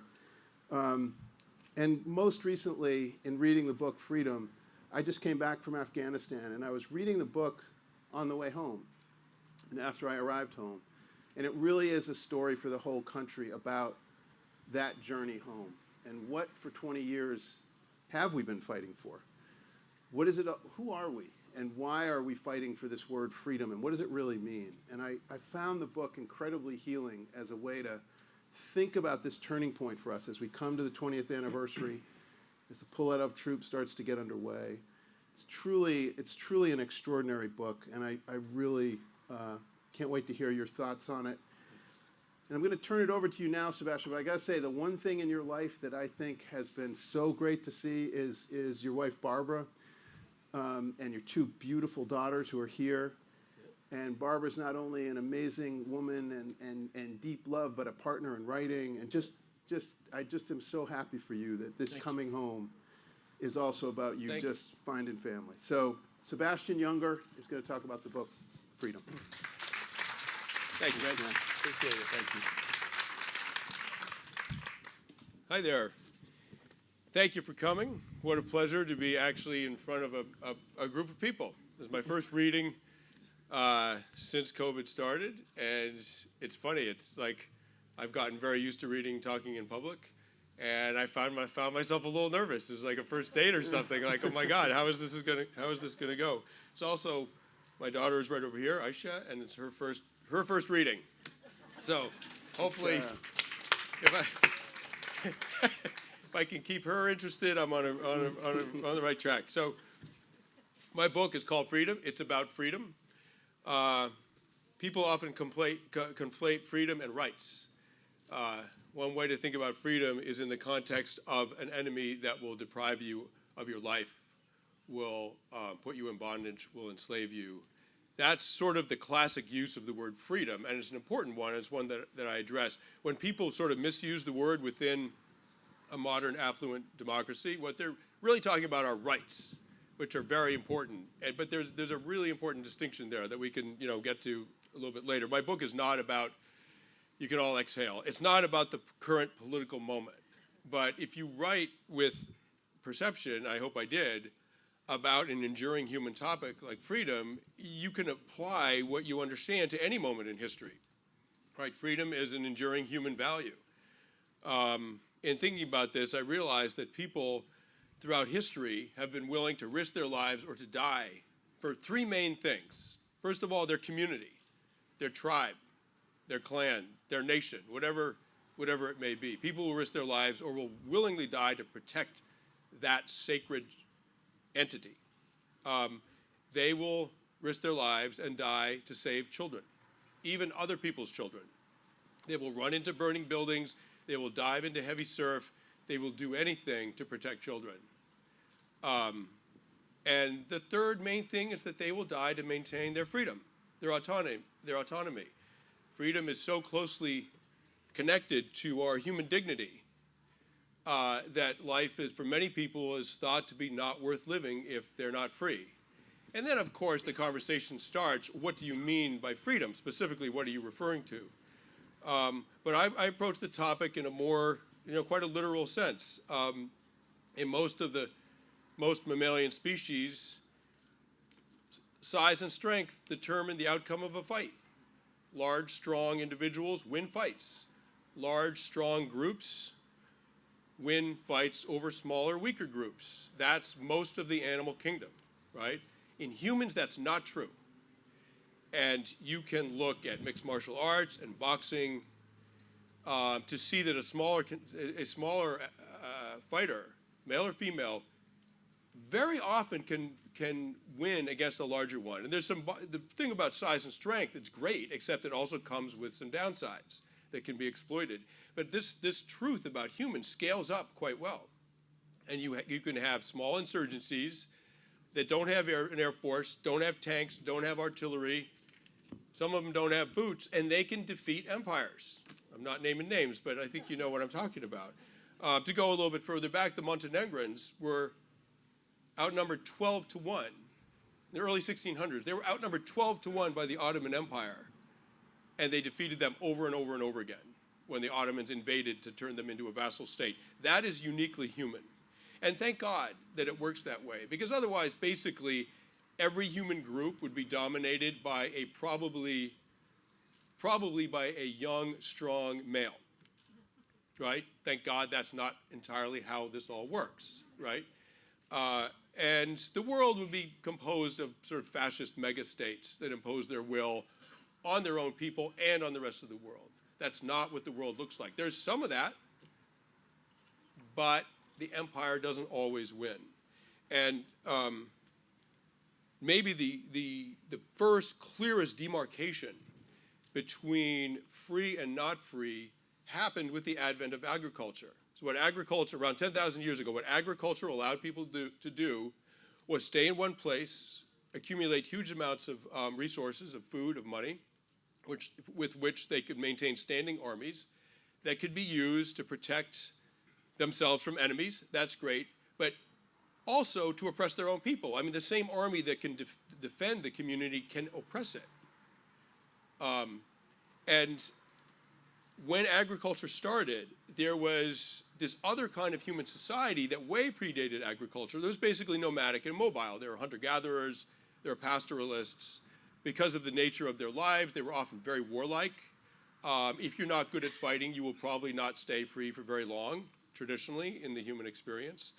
And so one of the sort of classic confrontations between wealthy, sedentary society and materially poor, mobile society occurred around 500 BC when King Darius rode north with his vast armies to confront the Scythians. Now, the Scythians were this wild, nomadic, pastoralist people that fought on horseback. They had long hair, they smoked pot, they controlled an area for around 1,000 years from Germany to Afghanistan. I mean, controlled in a kind of nomadic sense. And Darius rode north to confront them. And he finally cornered them. And before the big battle, the armies drew themselves up across a field. And this was in an era when you could see the faces of the men you were going to fight, right? These aren't snipers at 1,000 meters. This is this far away, right? And right during this like incredibly awful, tense moment before combat where a lot of people are going to die, the Scythians noticed that there were rabbits running around in the underbrush. And they started hunting them. Waiting for the battle to begin, they started hunting the rabbits with arrows. They're amazing archers. And this sort of act of insolent insouciance right before this apocalyptic battle that Darius would have won. I mean, the Scythians didn't have a chance, right? This is the greatest army ever.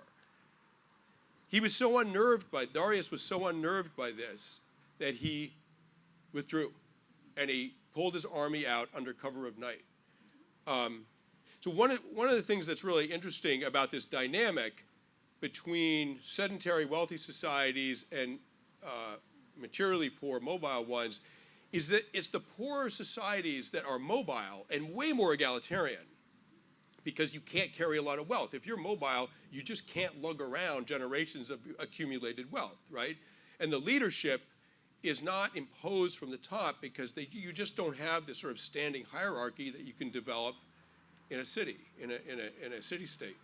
So one of the interesting things about this dynamic between the two kinds of society, and one way to measure the relative value, human value of freedom, is to notice that the poor mobile societies very often want trade goods and things like that from the sedentary societies, but they have enormous contempt for them, right? And there's a wonderful, or they just pity them, right? These people plowing all day long in the fields in the hot sun, and why would you ever want to go through your life like that? And so there's this wonderful song saying by the Yomut, who were from the same area as the Scythians. And if I'm doing it by memory, I do not have a mill with willow trees. In other words, I'm not a farmer. I do not have a mill with willow trees. I have a horse and quirt. I will kill you and go. That's how the Yomut saw their affluent sedentary neighbors. So I want to leave lots of time for questions, but I'll just end very briefly with this note. You can't write a book about freedom without pondering your own freedom. And I ask myself, when have I been the most free in my life? It's not a coincidence that, and there's many kinds of freedom, and my book is dedicated to my family that have given me an emotional freedom, which is completely, mind-blowing for me. I had no idea this feeling existed, right? So, to be clear, right? But in thinking in sort of literal physical terms in my life, when have I been most free? And not coincidentally, it was when I was the most mobile. And that happened when I undertook a trek with 2 or 3 other guys that had also been in a lot of combat. And it was after that part of our lives were done. And we walked along the railroad lines from Washington, D.C. to Philadelphia. Then we turned west and headed for Pittsburgh. We called it the Last Patrol. It was illegal to be on the railroad lines. We slept under bridges. We cooked over fires. We got our water out of creeks. We slept in abandoned buildings. We went through the ghettos, the farms, the rich suburbs. We went through everything, right? We called it high-speed vagrancy. We thought of it as high-speed vagrancy. Somebody started shooting at us in Pennsylvania, or at least they were shooting and the bullets were going over our head. I don't know if they're shooting at us, but felt like it anyway. The police had a helicopter looking for us in Maryland's. We managed to dodge that. We walked 400 miles, and most nights, we were the only people who knew where we were. And as I say in the book, surely, there are many definitions of freedom, all of them worth discussing, but surely that's an important one. So I look forward to your questions and to Charlie's questions. Thank you for hearing me on this.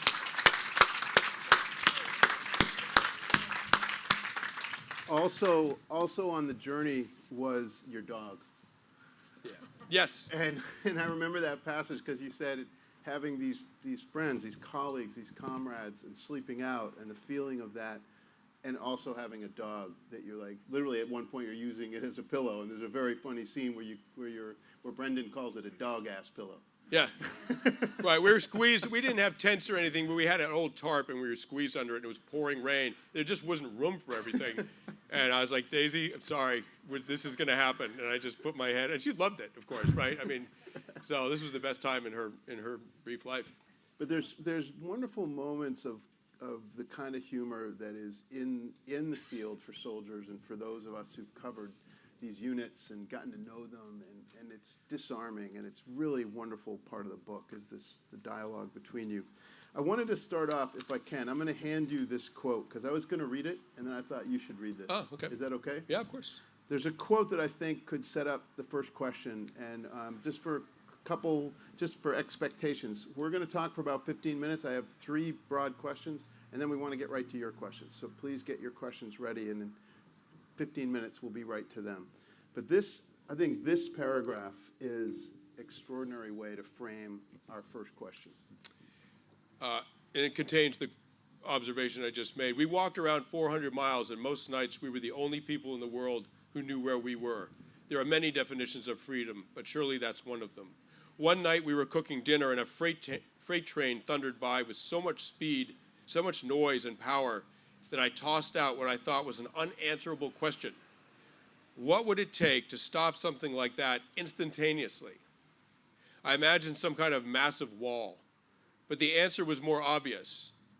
Another train going just as fast in the opposite direction.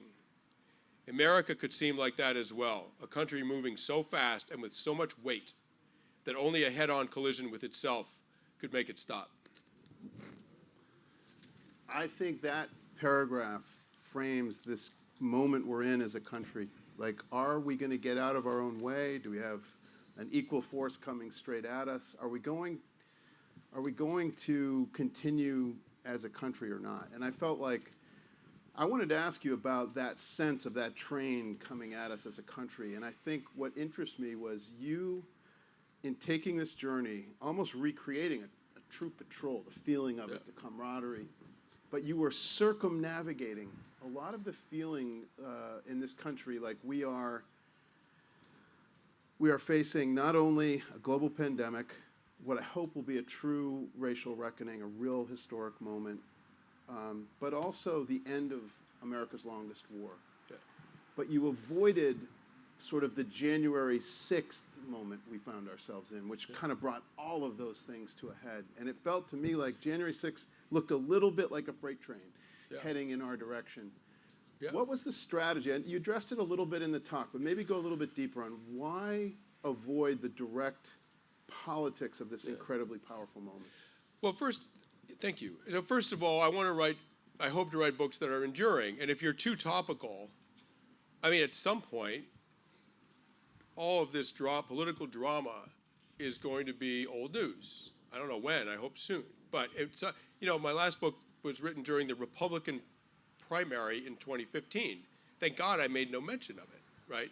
But what you can do is talk in broad human terms about the reality of human affairs, of human lives, of running a group of people, whether it's a small group of hunter-gatherers that are roughly egalitarian, or a nation of 330 million. These are eternal truths, right? And if you can stumble into them or find them, you don't want to make your book obsolete by being too specific. But the other reason is that I happen to be a Democrat.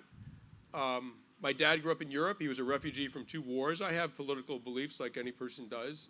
But as a journalist, I feel it's a kind of sacred duty to be as impartial and neutral and unbiased as possible. And I know that, and as a result, and because I've covered the military a lot of people read me who don't share my political beliefs, but they admire me. And I'm actually, I think, in a kind of wonderful position of actually communicating to those people something that I think is true. And either you revise your view about me, or maybe you'll listen to what I have to say. And so by not calling out the current president, or making, I think, rightful accusations of bad faith, I'm not going to convert other people with that anyway. Other people are doing that, right? And I will lose my readers and any chance of actually maintaining an important communication with them. So, and I do the same thing with the left. I mean, the left can be pretty Looney Tunes themselves, right? And I don't hesitate to call it out, right? And so anyway, that for me is like, as I said, almost a kind of sacred role for journalists. Yeah, it's what I really loved about the tone of the book. And I want to read one short paragraph of page 103 where you go right at this audience. Yeah. In both Western and Native traditions, a warrior culture was fostered that could defend the tribe or nation, but was under the direct control of civilians.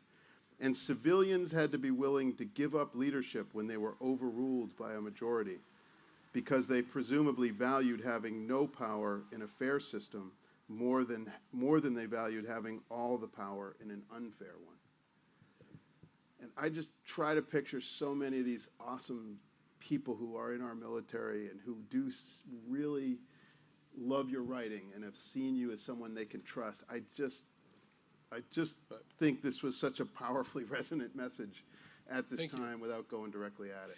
Yeah, and I mean, my dad grew up in Spain. He fled when Franco took over with his fascists. He fled to France and then fled again to this country because of the Germans. And so some percentage of any population doesn't agree with that sentence. They're like, no, sorry, we'd actually rather have power. Thank you.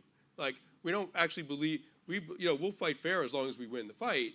And at that point, we won't fight fair, right? I mean, people don't fight fair in prison knife fights, right? I mean, why would we? I mean, there's a little bit of that thinking. And so I think it was important for me, like the second great demarcation between freedom and non-freedom. I mean, the first one was mobile societies versus sedentary ones, which have these terrible hierarchies that can be enormously unjust to the bottom 90%, right? But the other great demarcation is democracies and totalitarian states. And basically, if you're not a democracy, eventually you're a totalitarian state. And that's been true for 10,000 years, right? So right now, here we are in a very affluent democracy, and inevitably some portion of any population is, you know what, I'm not that into the democracy, actually. We haven't won a popular election in 30 years. Why should we be part of this? It's not working for us. I have an answer for that, but I feel like it's very important to be very precise about the dynamics there. So I have two more questions, so please get your questions ready. And this next question is really about what you learned on the journey, and who were some of these characters who you met, who you felt like really helped you understand the word freedom on the road in America? Yeah. Well, we passed through all kinds of communities, and one of the things I was most struck by was that the poorer the community, the friendlier it was. And in some ways, like affluent communities, there's a lot to lose. I mean, just in sort of material terms, right? And people can be very paranoid. I grew up in a community like that, right? And so when we're walking through the ghettos of Baltimore, my God, like what an experience for us. And it's very, very moving. But the other thing that I encountered was that freedom and danger, freedom and safety do not coexist, right? The freer you are, the more unfettered you are in your obligations. And the ultimate expression of freedom is to be completely by yourself. But humans die immediately when they're alone in nature. They survive the night, maybe, right? So we get our safety, we got our lives, basically, from the fact that we're part of a community. And collectively, not only can we survive in nature, we can thrive, right? And so on this trek, this would have been a terrifying trek if I'd done it by myself, but I did it with 2 or 3 guys. And what the deal was that if you don't participate in all the things we need to do, get the water, build the fire, check for the police, blah, blah, blah, you're not part of this group and you're not in it. You're out. I looked at a criminal gang in Chicago in the 1960s, the Vice Lords. And their definition of being they were formed to protect, of young African-American men who formed this group to protect themselves from the predations of other criminal gangs around them. And they formed this group and they controlled 40 square blocks and they were able to protect themselves. The first definition of freedom is that you can defend yourself, right? And that you're not part of a group that oppresses you. Those are the 2 basic definitions of freedom. So what these guys did is they organized themselves and they could defend themselves. And the definition of being a vice lord, they didn't have some fancy, whatever. It's like if you see another vice lord in a street fight, no matter how bad the odds are, if you're a vice lord, you will run towards him and help him. And if you run the other way, you're not a vice lord. It's really simple, right? And if you're not a vice lord, but you think you are, if you're in the group and you don't act accordingly, they don't touch you, right? They just pick you up, they put you in the backseat of a car, and they drive you into the center of the rival gang's territory, and they just make you get out of the car. There you go, right? So, I mean, America is an extraordinary character in itself, and we had amazing encounters. But one of the most extraordinary things we did was encounter ourselves, our own vulnerabilities, our own need for others. I mean, that's a very, anyone who thinks that they're like autonomous and free in any sense, you need to experience sort of survival level group cooperation. It completely changes your understanding of yourself. So, last question is going to be really about like this moment.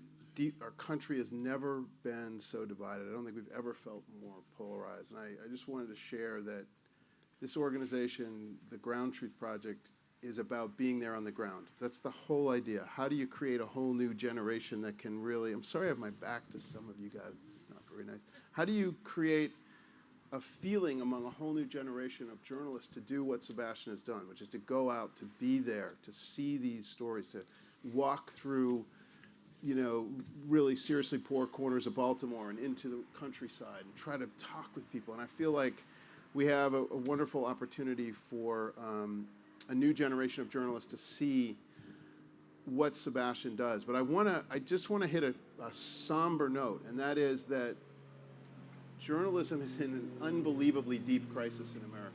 And the kind of work that Sebastian does is not getting done as much anymore, if you haven't noticed. This idea of going deep, of going in and really trying to find the story, spending time with people. And I think you should just be aware. It's here in New England, it can be quite easy to think we have a media ecosystem that's really pretty vast, and it is. But across the country, the places you are traveling, like if you go through rural Pennsylvania, every small town newspaper is dying out. 2,000 communities in America no longer have anyone telling their story. And as a result, they're kind of pissed off. They want to be heard, and no one's hearing their story. And I thought a big part of the power of your book was going out and hearing those stories. And I'm just curious if you saw anything along the journey that might suggest to us how we begin to come back together. Like, how do we find a way as a country to pull it back together? I mean, everyone that I met seemed quite invested in the idea that they were American, right? And that they were free, right? And that was an important word. I didn't bring that word to this trip. It came to me, right? I mean, we were in an extremely poor, very, very violent, or high murder rate, African-American community south of Philly. And there was this guy drinking a beer on his porch, big, waved to us, we walked over to talk to him, and I said, hey, I'm just curious, what do you think is the best thing about America? And he said, freedom, it's a free country. I mean, that was the first word out of his mouth. This town had the highest murder rate in America at one point, a totally broken community, and even he understood, despite the very obvious tragedies, social tragedies all around him, that we're very, very lucky to be in this country with the democratic system such that it is, with all of its bugs and flaws, that we're extremely lucky. And I think a lot of people felt that. And, honestly, I think the impetus in this country is towards, in some ways, towards unity until people start hearing very powerful people in leadership positions talking otherwise, right?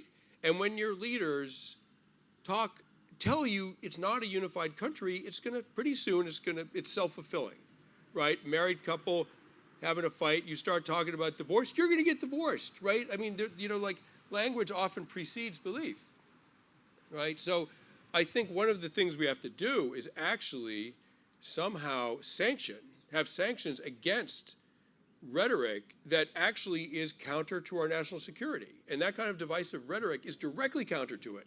It's as dangerous to this nation and its security as Al-Qaeda. In fact, I'd say it's around 1,000 times more dangerous, right? I don't know how, there's free speech. So, I mean, you can't legally sanction that kind of speech, but politically you can sanction it, right? Speaking like that can have, I think we need a system where that has penalties. I mean, social and political penalties. I don't know how to get there, but that's the thing. It's that kind of language that starts the hemorrhaging of trust in a country. And then pretty soon you have yourself like a really, really dangerous conflict. And do you think we as journalists have fueled the fires of some of that? Have we, I'm really conscious of where we've failed, like where we have not listened carefully, where we haven't told the stories well, and where we therefore have lost that trust And I'm curious your I feeling think on that. journalism was intentionally dismantled so that people could do things, right? I mean, I think there was a sort of like concerted effort. Like reality, facts and reality are getting in the way of certain political agendas. Well, let's just pretend those things don't exist, right? So I think in some ways we're too lucky. Like most groups require individual participation. If you're in a platoon, if you're in a group of hunter-gatherers, if you're, among the Scythians, right? Whatever, like if you're in the Vice Lords, to be part of that group, you have to do something for that group. And we know, psychologists know, that the more you sacrifice for something, the more you value it.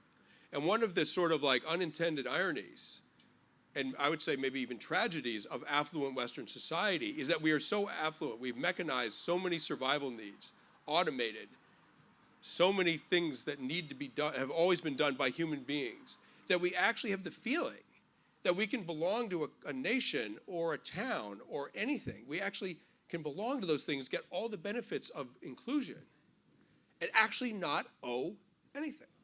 That's new in human experience. And I think what happens is people in this country may not even value the fact that they're part of this country sufficiently because it doesn't ask anything of them. And I'm not arguing for the draft at all. I mean, there's ways to get people to participate. But I think it's an unfortunate effect of affluence. And, the way I sort of say it is, what you have a right to is a freedom from oppression. You don't have a right to freedom from obligation. And it's up to all of us to figure out, what do we owe this country? I mean, morally, politically, financially, in terms of our sweat and our time and our passion, like what do we owe? And I think if we figure that out, first of all, we'll save the country. But we are also, for all of our wealth and good fortune, we're an incredibly unhappy place. I mean, just the numbers are horrible. Anxiety and depression and suicide and addiction for such an affluent place. It's unbelievable. It's unbelievable how poorly people are doing psychologically. And I think actually, by you, I mean we all, right? We all figure out what we owe this country.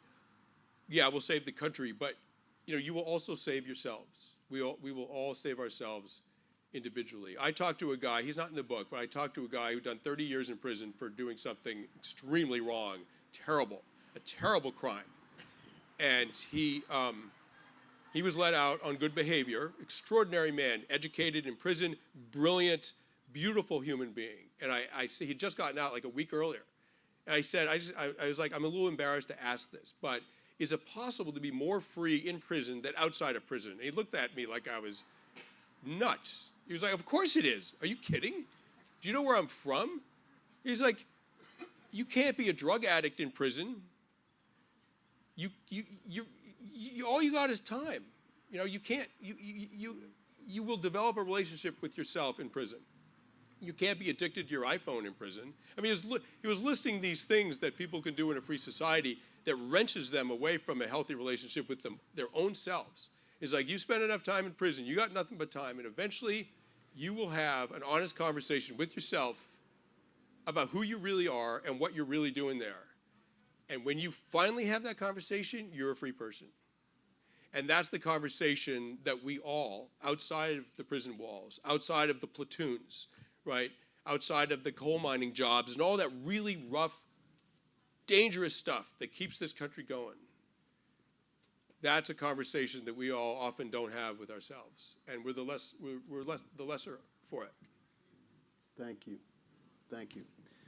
We should go to your questions. Yeah, I think that's worthy of a pause.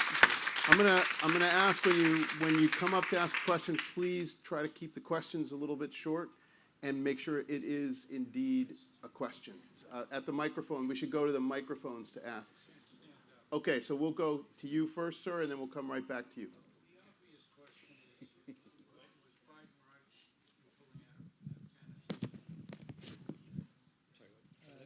Well, I can repeat it. Was Biden right in pulling out of Afghanistan? Look, I'm sorry, was there more question, or can I just answer that? And I was just going to tell you, I heard about your trip. I don't know if you've ever read them, but you should read books by an English author named Leigh Leigh, Fermor, Fermor. Okay. and About a very similar trip that took 2 years. Okay, good. I will. Thank you. Thank you. So was he right to pull out of Afghanistan? I'm a journalist. As a very, very smart friend of mine said, much smarter than me, said, journalists don't tell you what to think. They tell you what to think about. All right? I'm not going to tell you if it was right or wrong. But I will say that, in my opinion, I'm not sure that our national security necessarily will go down if we let Afghanistan fall back into a kind of failed state dominated by an extremist Islamic regime. It may. I don't know that for sure. It may not. But I'm pretty sure the Afghans themselves are really going to suffer. So does that make it the right decision or the wrong decision? It was a very small number of troops. We were not there with 100,000. We were there with 2,000. It seems to be a kind of tripwire that I don't think the Taliban ever would quite be able to maneuver around. So you tell me. That's the question. That's how to think about it. You tell me. I'm not, I can't tell you. You just riffed on three powerful and pernicious forces that are at work at large today in our society, and it's the decline of the free press, decline of journalism, and faith in journalism. And you talked about the rise of divisive rhetoric, political rhetoric, and dishonest political rhetoric, and and you talked about the absence of shared common responsibility. Yeah. How responsible is social media in your mind for those forces? Great question.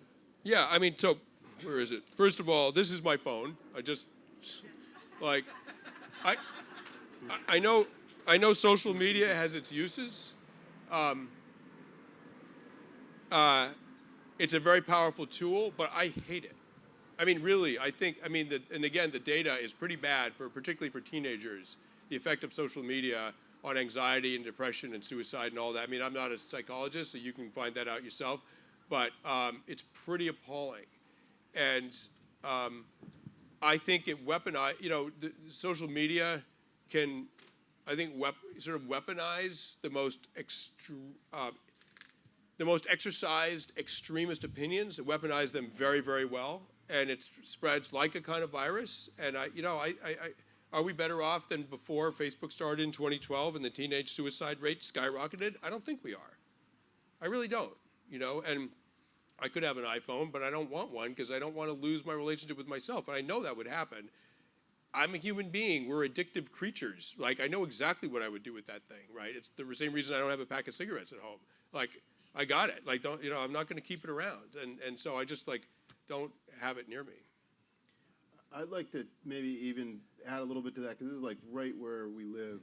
And with all these young journalists we support, we have 300 reporters in 200 newsrooms across America. And I had a chance pre-pandemic to be in Mississippi and Ohio and see what the devastating impact on the business side of social media and what it's done to polarize our country, to pull us apart.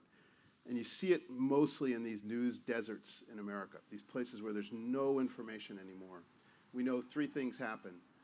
Voter participation plummets, polarization increases, and a really interesting third data point is bond ratings drop. Banks don't want to invest in communities where no one is watching the store.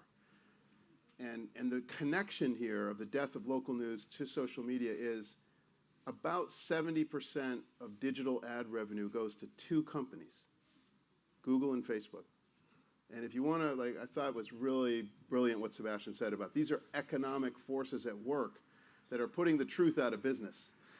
And we're going to have to find the new ways to do that. So our program is called Report for America. It's like Teach for America for journalism.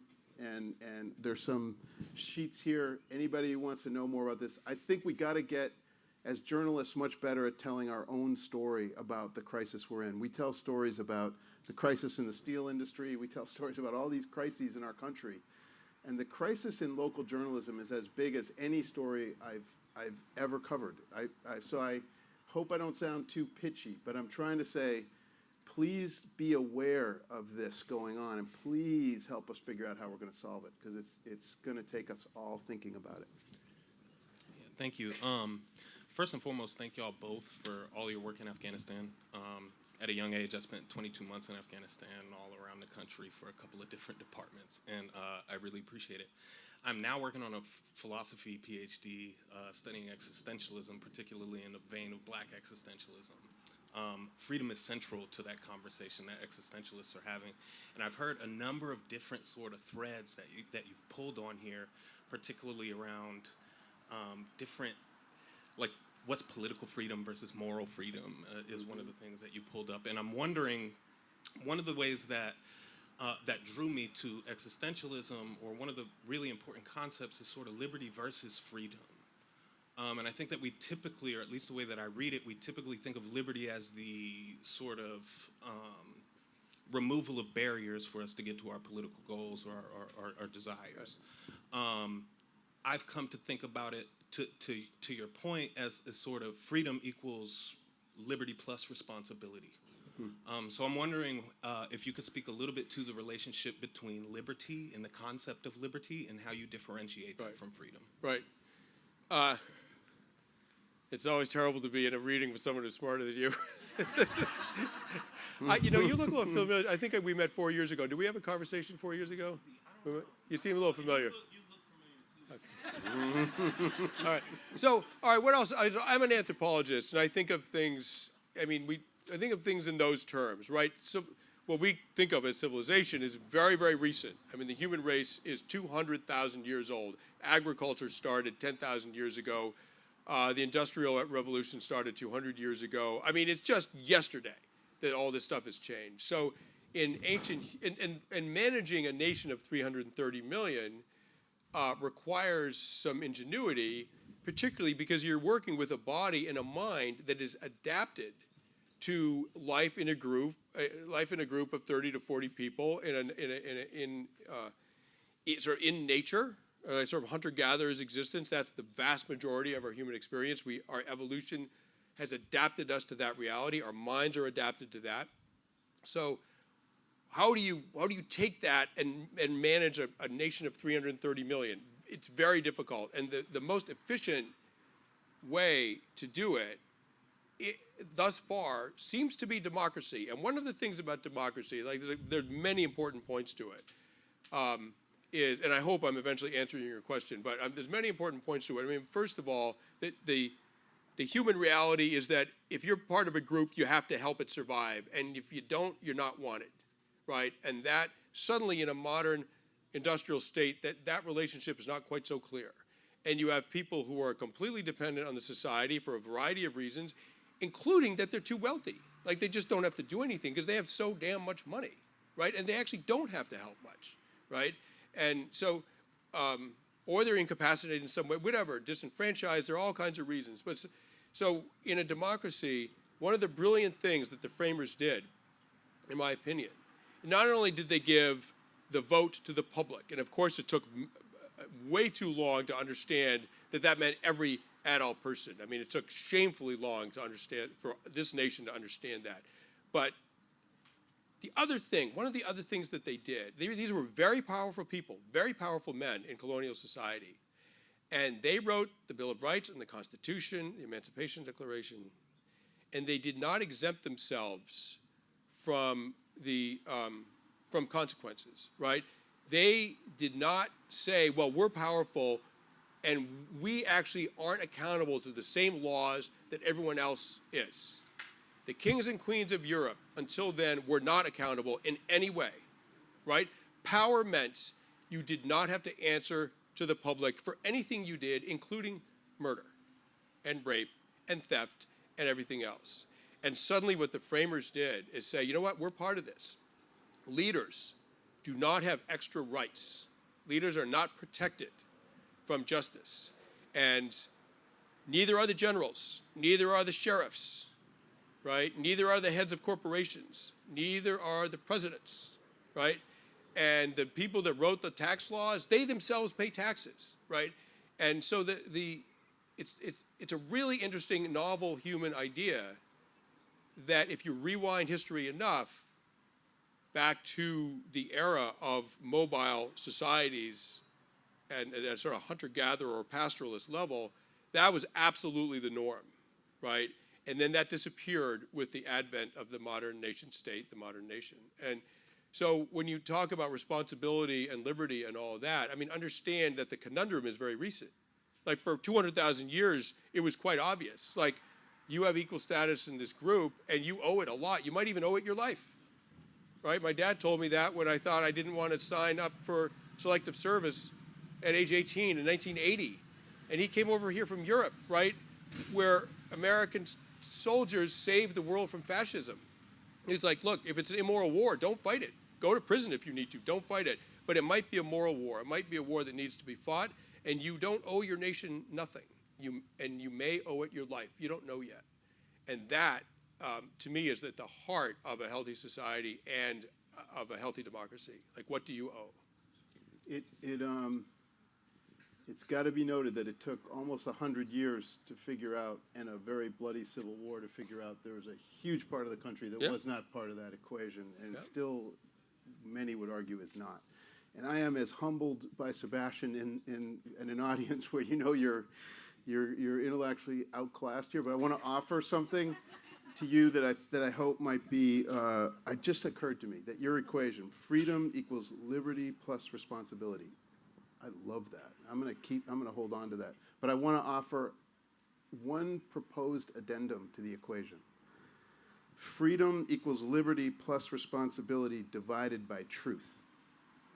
If we don't have the constant of truth, we don't know what those terms mean, right? So I think that constant, that baseline of truth is a big word, truth.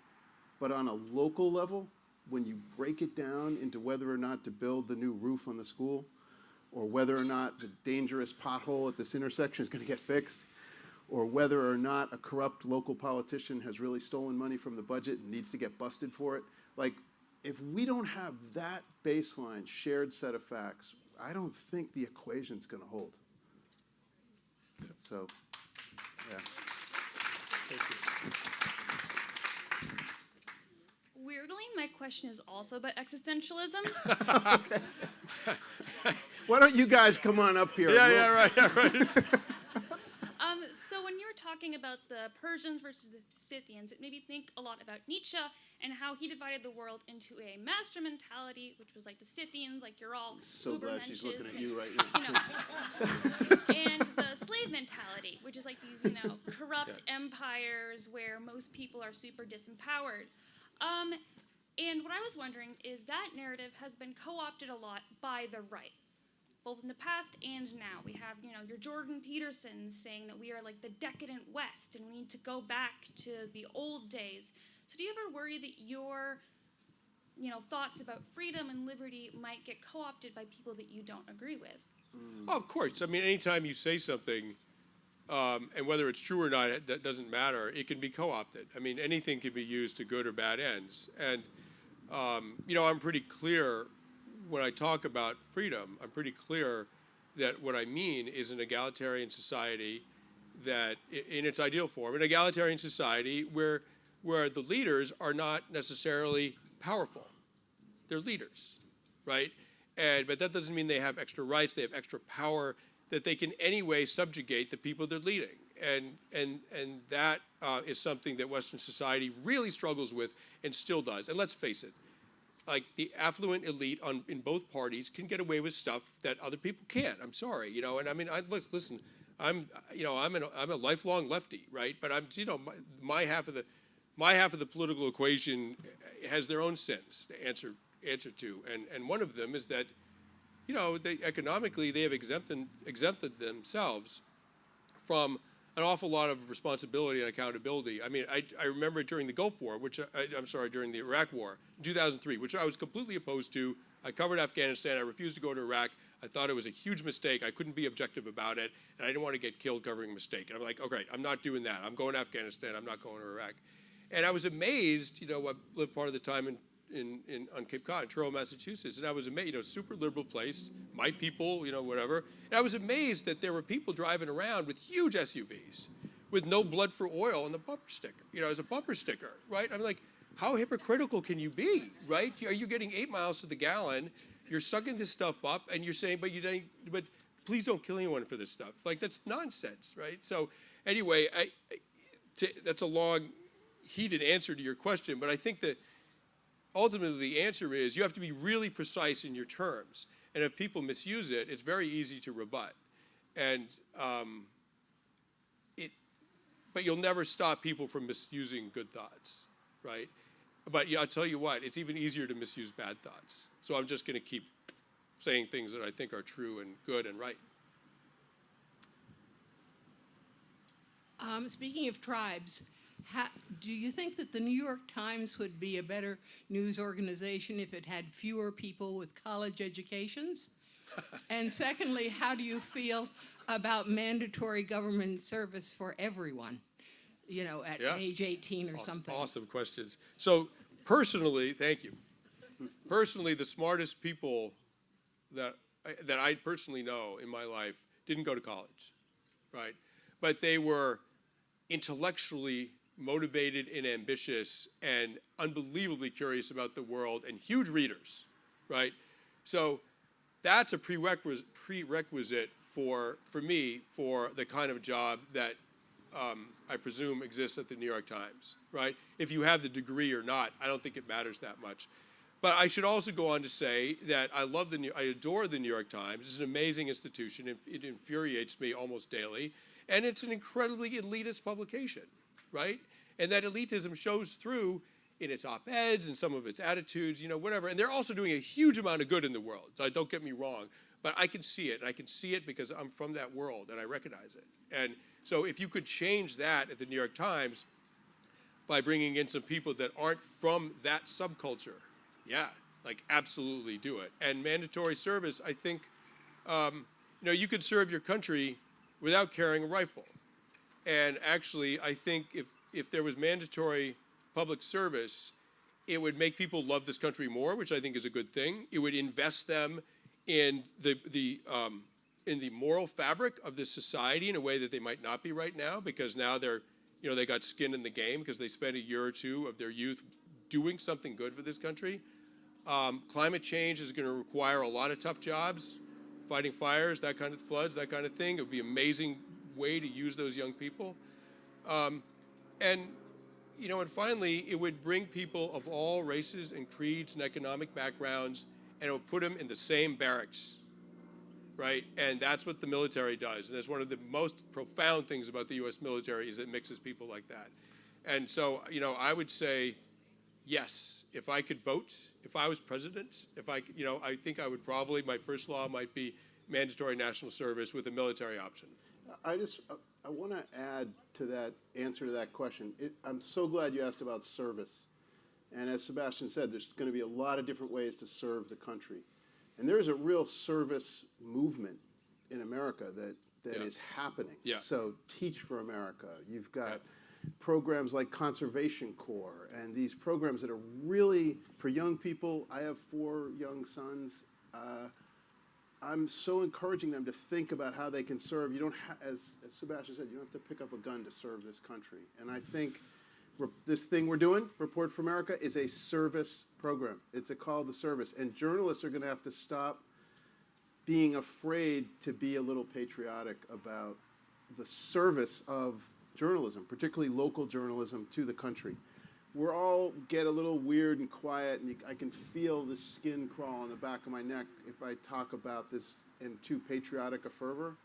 But on the other hand, we are in a struggle for who we are as a country, and we're going to have to find ways to serve. I really hope Report for America becomes one of these ways young people see as a way to go out and serve. And my favorite Report for America Corps member is a kid named Will Wright, who went to the University of Kentucky, who got a job working for the Lexington Herald in Kentucky, covering coal country.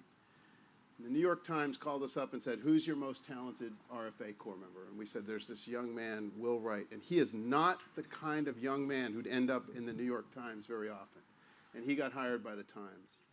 And I'm like, you know, if we do that, if we can bring some people who, he had a wonderful college education, but not at a place many people working at the New York Times come from. And I think we're going to have to work together to really aggressively reach out to people from other corners of this country and start talking to each other. So thank you. I think we're at the closing here. I want to say thank you, Sebastian. That was Thank you. spectacular. Thank you, everybody. Thank you. Thank you so much, both of you, Charles Sennett and Sebastian Younger. Sebastian's book is for sale in the book tent. This event is being recorded. You can see it again if you want on the website of the book festival, and tell all your friends. So something, well, probably over than the other tent, 1:15, Louis Menand with Elizabeth Colbert. But next here at 2:15 is our closing panel called Considering Our Future. And we've had a lot to think about until then, but we'll be talking about these things with Danielle Drellinger, John Judas, Louis Menand, and Simon Winchester, led by Tyson Evans. So thank you. We need to clear out and clean. moment to thank all of you who put this together. It Not is me, really but a lot of exceptional. other Thank people you. really Yeah. worked very hard. Thank you. Thank you. Thank you, everybody. It was an honor.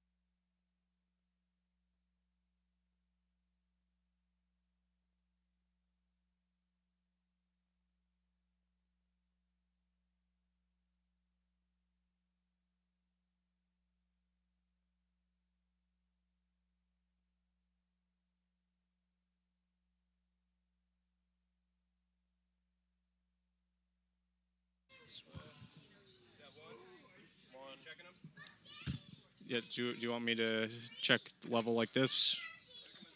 One. Handheld 2, check. Handheld 3, check. Handheld 4, check. Handheld 5, check.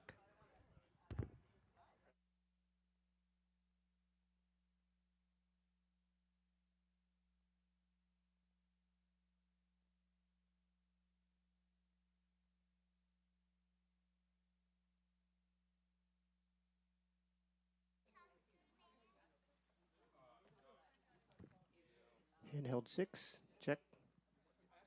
Sorry, that was 5. Handheld 6.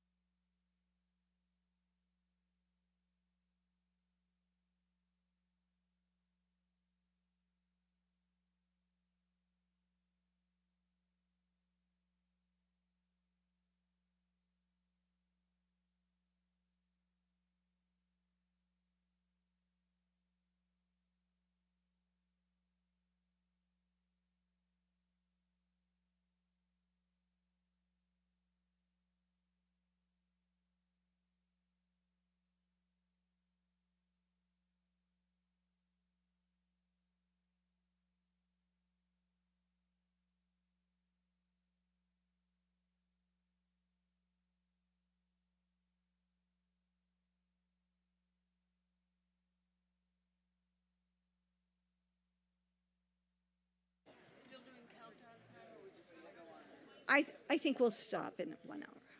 Hello. I'm gonna put you guys here. Oh, that's right. We can't begin until the other thing ends, right? Okay, I'm gonna read.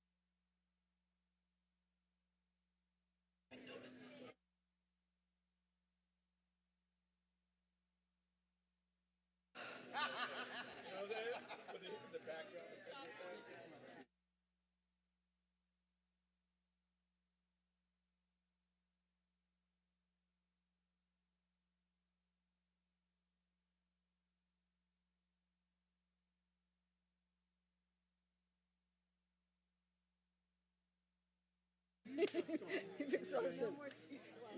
Last time I brought tables from home.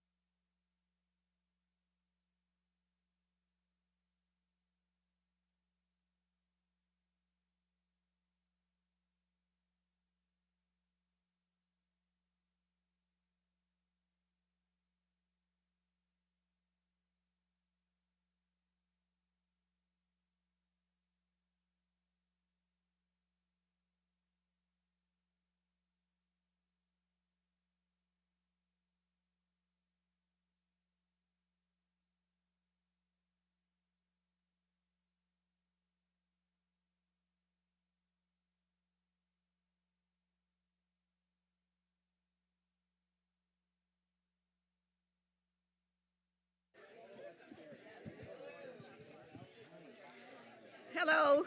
Thanks for waiting, everyone. We're going to get started. So, as the expression goes, you forget the journey when you arrive successfully. And I think we've arrived. The quality of the discussions today, and your appreciation and interaction with the authors makes the work of pulling the program together extremely satisfying. The community is so smart and engaged with these authors, and these authors inspire us. We were lucky to have an extraordinary group of authors. They all needed to get out, and so we were their opportunity to get out. Despite some of the news that was delivered during the course of these discussions, we're hopeful because the people who talked with us today, the authors, are so smart and doing such good work. That's what gives us hope. that we know that there's great minds at work on the most difficult issues of the day. So we thank them for coming here, for despite the concern about the variant, the Delta variant, they got in their planes and cars and ferries and drove and flew and came here. They adjusted their travel plans. They did it because they wanted to speak with us, and we're very grateful that they did. So also lots of thanks, many thanks to the moderators. Some of the authors did double duty.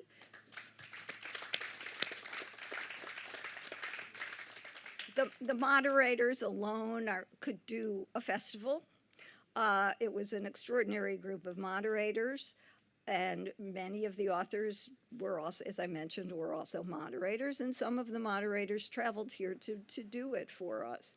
Angela Ards, Holden Thorpe, they came to do this. I just want to, it's the time where I need, and I'm sorry to take away the time from the discussion, but I just need to take a minute to acknowledge some of the tremendous help and support that we've had in putting this together. The Chilmark Community Center and their very helpful staff, our home, our traditional home.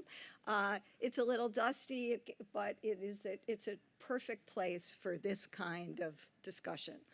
The Martha's Vineyard Museum, our new, very beautiful pride of place venue, and the staff worked so hard to make it work for us.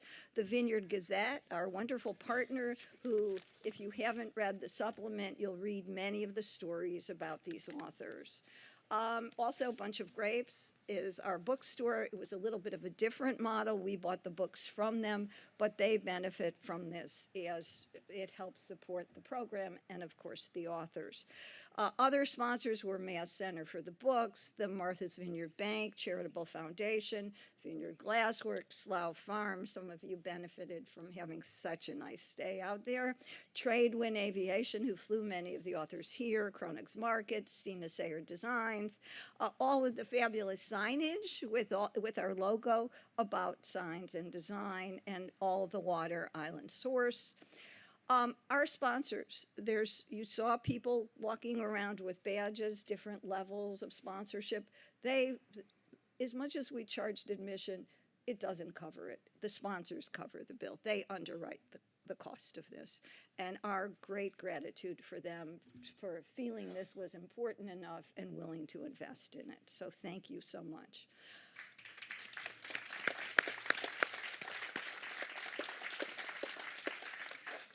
And all of the people who opened up their homes to the authors. In a time of COVID, it's not the first thing that comes to mind that you're going to have a lot of strangers stay in your house. But we figured out a way to make it safe, and we're very grateful. It makes the model work because it's very hard, especially this weekend, to find hotel accommodations. I want to thank particular thanks to people who went above and beyond, the Weinstock family, Susan Rappaport, and Sylvia Cohn, although they did extra special things for us. And then, most importantly, there's a team of volunteers and staff that make this happen. I stand up here and talk, but it's behind the scenes. There's people who work night and day to make this possible. Valerie Rosenberg, who's over there.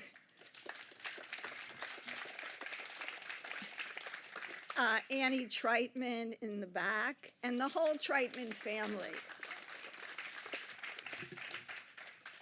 Those late night emails, somebody writes them. Steve Fisher and Rachel McDonald, who are still out there packing books. They figured out how to run a bookstore in 5 weeks, and they will continue for the next few days carrying books. But they made it possible for us to bundle the price of a ticket with the books to make sure that it was worthwhile for the authors to come.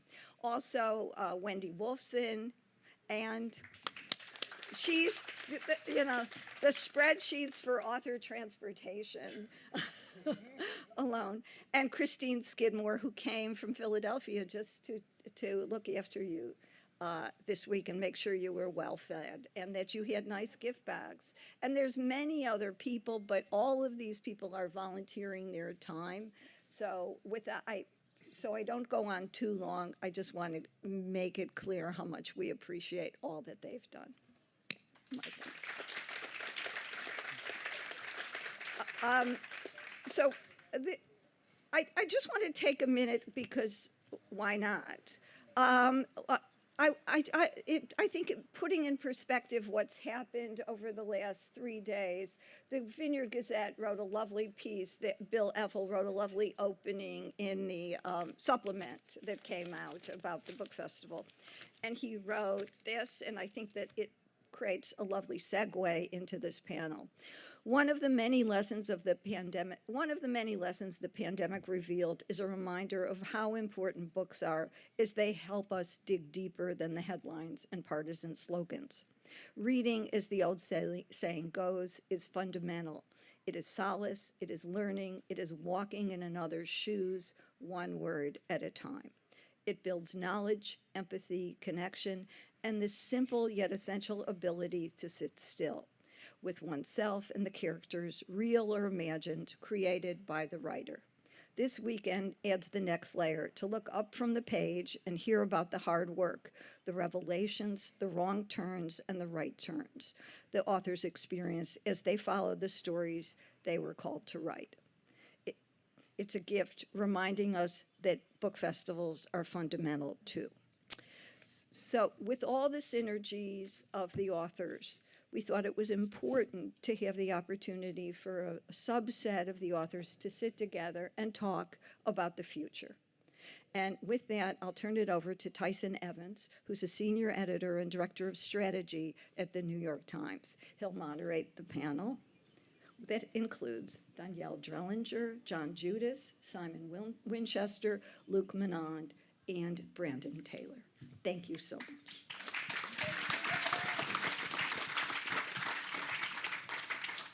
Great. Thank you so much, everyone. And thanks for Sue Ellen's incredible, tireless work in bringing us all together. It's been an incredible couple days to witness. Hopefully everyone had an amazing time. I feel like Sue Ellen's hazing me a little bit with this session. It feels slightly impossible to try to stitch together this incredible array of authors and all the topics that we've heard about over the last few days. I've been lucky to sit in so many sessions, from the future of humankind and gene editing, to the future of politics, to the future of the climate, to the future of literally, it seems like everything that's been covered in the last few days. So we'll try our best. I really hope that I ask a few smart questions, but I mainly hope our panelists engage with each other, because I'm guessing there'll be some better sparks with their own questions to one another. And we'll definitely leave time for your questions and your own provocations. I also joke that I'm mainly surrounded by incredibly smart historians here, and I'm kind of forcing them to contort themselves into futurists, probably uncomfortably so. So we'll the title was Considering the Future. We'll go heavy on the considering, light on the future. And thank you to Brandon, who joined last minute and got roped in to join us, hopefully with some more fictional imagination of the future. All right, so I want to start, we've all been locked inside for the last 2 years. I want to consider some of the things that were maybe a little bit more invisible at the beginning of this pandemic that have maybe become a little bit more visible, and through a couple different lenses. And Danielle, we were just starting to talk about this the other day. Let's start easy. Let's start just in our own homes. Because our own homes are so easy. But they're not. But they're not. So thank you, everybody, and thank you for sticking around. And I actually get to go first, not because this is a brilliant thematic decision, but because I have to leave. So I think it's, it is interesting to talk about the future. First of all, I'm in the process of moving away from New Orleans to North Carolina in a fairly large part because of the climate crisis, and I don't know that New Orleans is going to be there in 30 years. And if you can't live someplace the rest of your life, you do sooner or later have to move. I also feel like the need to call out that we have a panel, a group of people here that is 5/6 white, talking about the future of a global population that is minority white, and most of whom are, 40 and above. But, on behalf of the 50% or so of the population that's women, I do think when I think of the future and I think of home economics in the home, I finished my book in July of last year.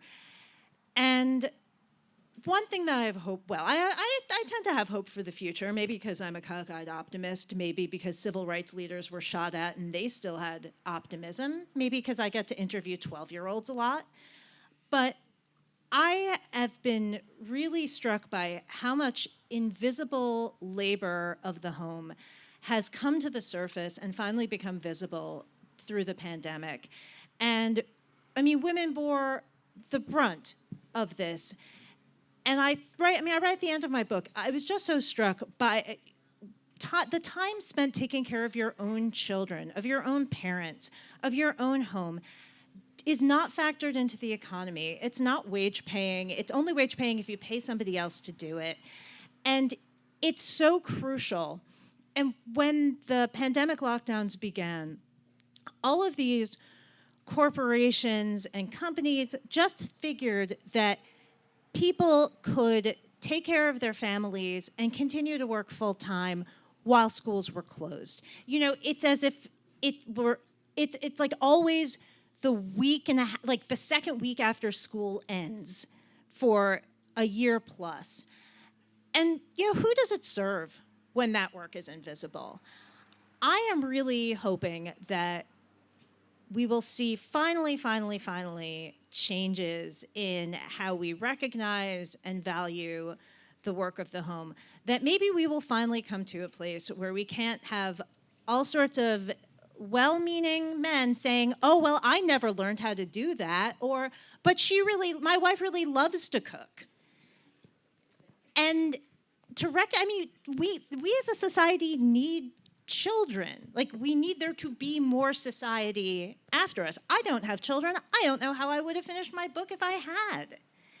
And this is just what struck me. You see these photographs of women in their 80s, like at the Women's March a few years back, and they had signs, more than one of them had signs that said, I can't believe I'm still protesting this shit.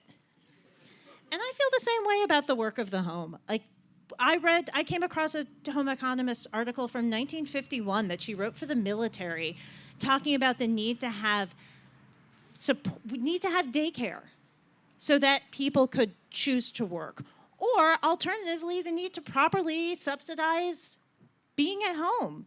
You know, homeschooling. Gosh, you have to be able to afford to do that.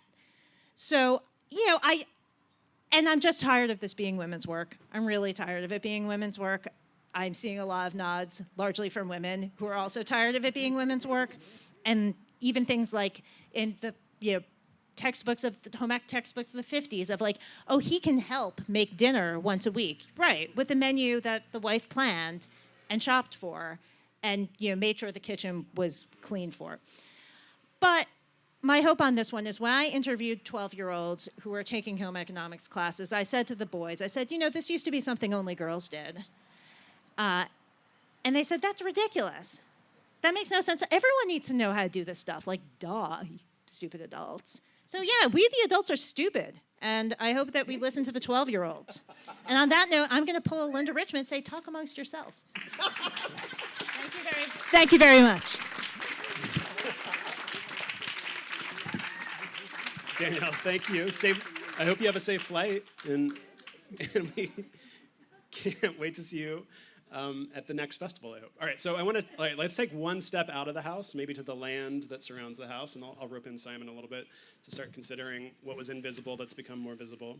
I feel like there's this, I feel like your book was right on the precipice of the pandemic in many ways, and the cross currents that have unraveled, you know, since then, the kind of rush for ownership and the real estate boom, you know, of the last 2 years, the kind of widening disparities around that ownership, the questions of, you know, it feels like I'm reading story about the corporatization of land ownership and housing right now. Like, what are you starting to see emerge as we come out of the pandemic as it reflects the kind of way we carve up the land around us? And it feels like you were pointing to some, you know, potential things on the horizon, the potential for, you know, what reparations for land might unlock. And what do you see kind of on the horizon, literally, I guess, and metaphorically?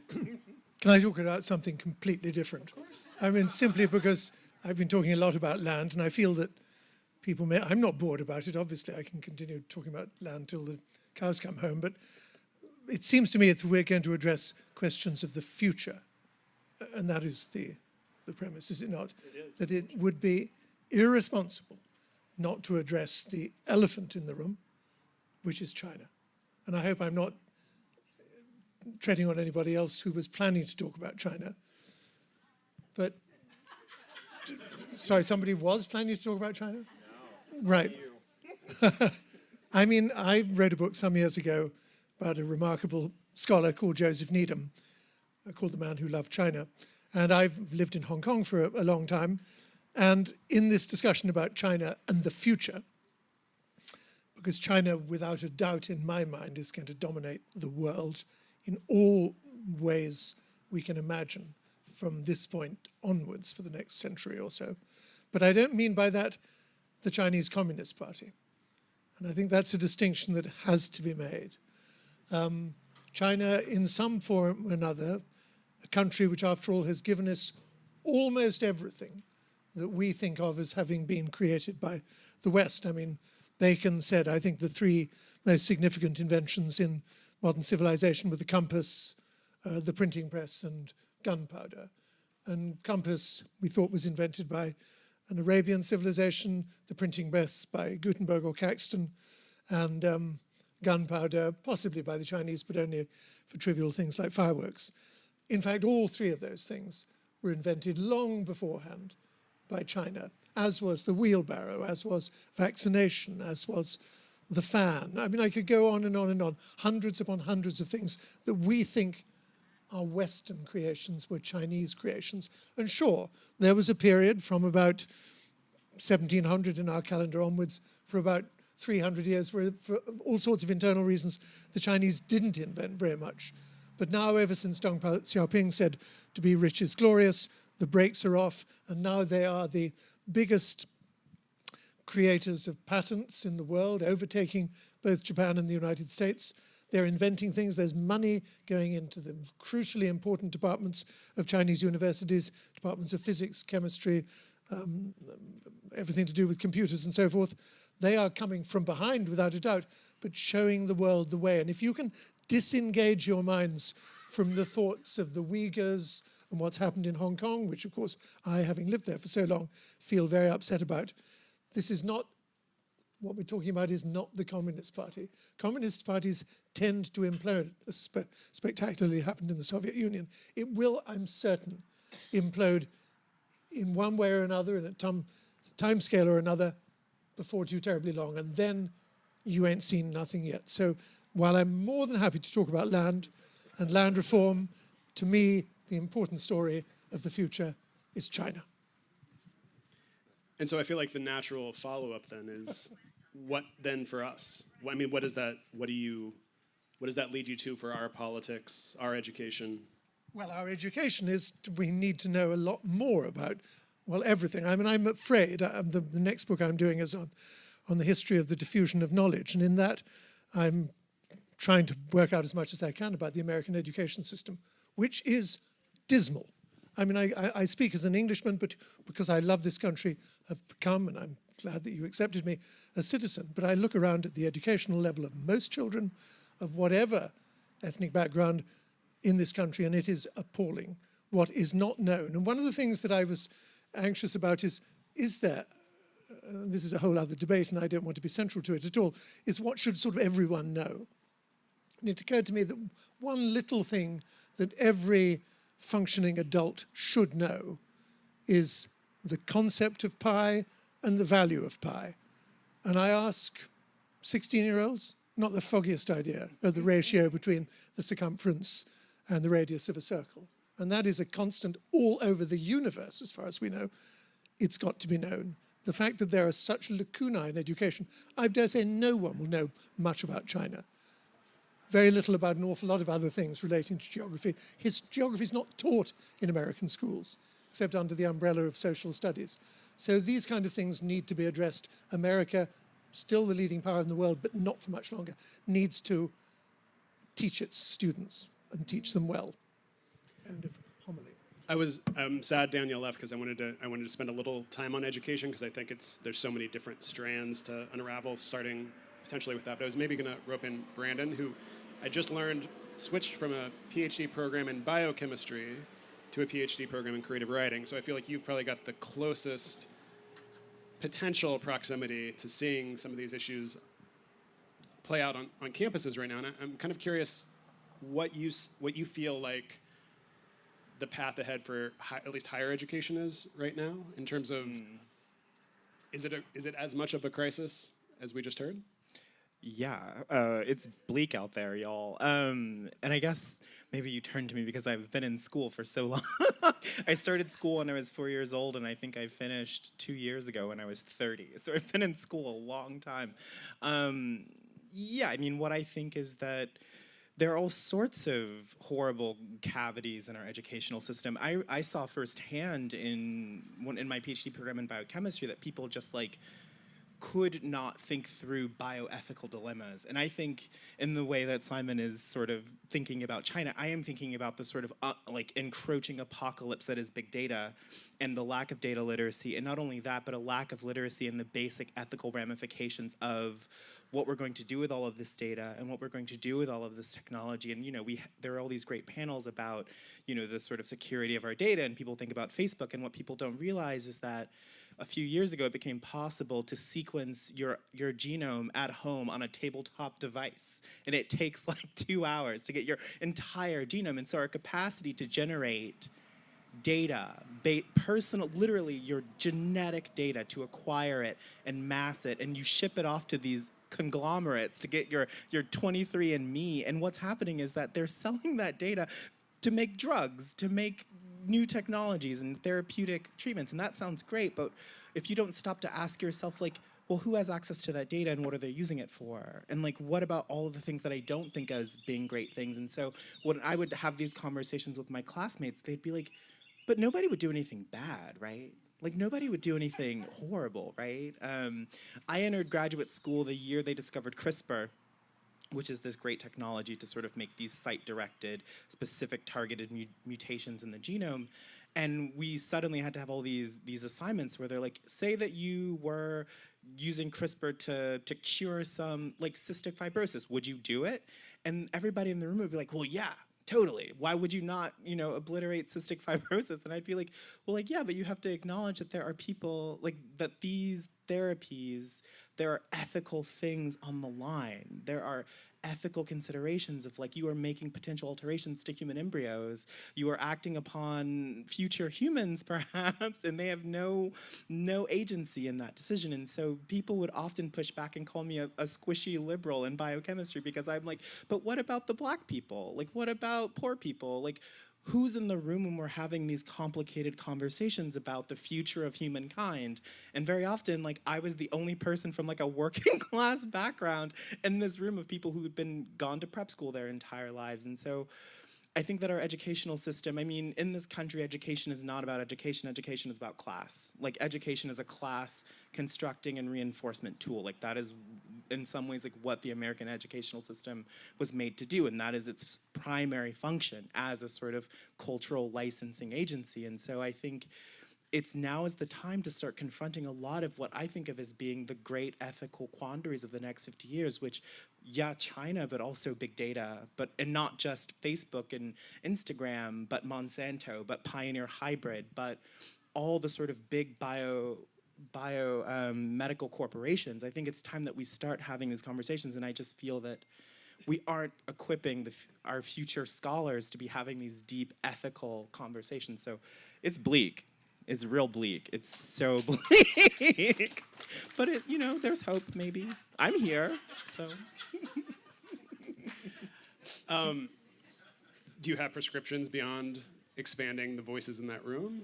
Well, I think it looks like getting more the ever sort of liberal, catchphrase of diversity and equity and get more people into that room. But I think also asking better questions, holding power to account. It looks like, I mean, I think at the end of the day, the solution is always kind of the same. It's like hold systems to account, like ask better questions of power, ask better questions about what the future will look like, and giving more people a say in our sort of shared human future, sort of redistributing the power. But I think a real sort of one tangible thing that they can do is just teach bioethics. I think bioethics has to become a part of our curriculum, the way that we train and educate scientists and scholars and citizens in this country, because it is, you know, it used to be no one had to be a bioethicist, but today everybody needs to be a bioethicist, I think. Yeah, I remember my colleague Kara Switcher always jokes what would have happened if Mark Zuckerberg had taken more philosophy, ethics, and humanities courses. A kinder, better Facebook. So obviously one of the bottlenecks for, I think, both what Simon was pointing to and what we heard from Brandon is this like kind of stalemate, potentially, this kind of stagnation of our kind of maybe inability to adapt, our inability to address kind of potentially deep and systemic challenges. And I want to turn a little bit to John about, obviously politics is one path out of this, to think about what is policy and what do our leaders see as a path out. But I also think, you know, you were starting to speak about what you feel like the pandemic has wrought in terms of the politics and just our capability of getting traction to start addressing some of these larger issues. And I'm curious what you see. Okay, fine. Can you hear me? Is this working right? Okay. The best way to figure out the future is always to look at the past. And in this case, what I would start with is the influenza of 1918 and 1919.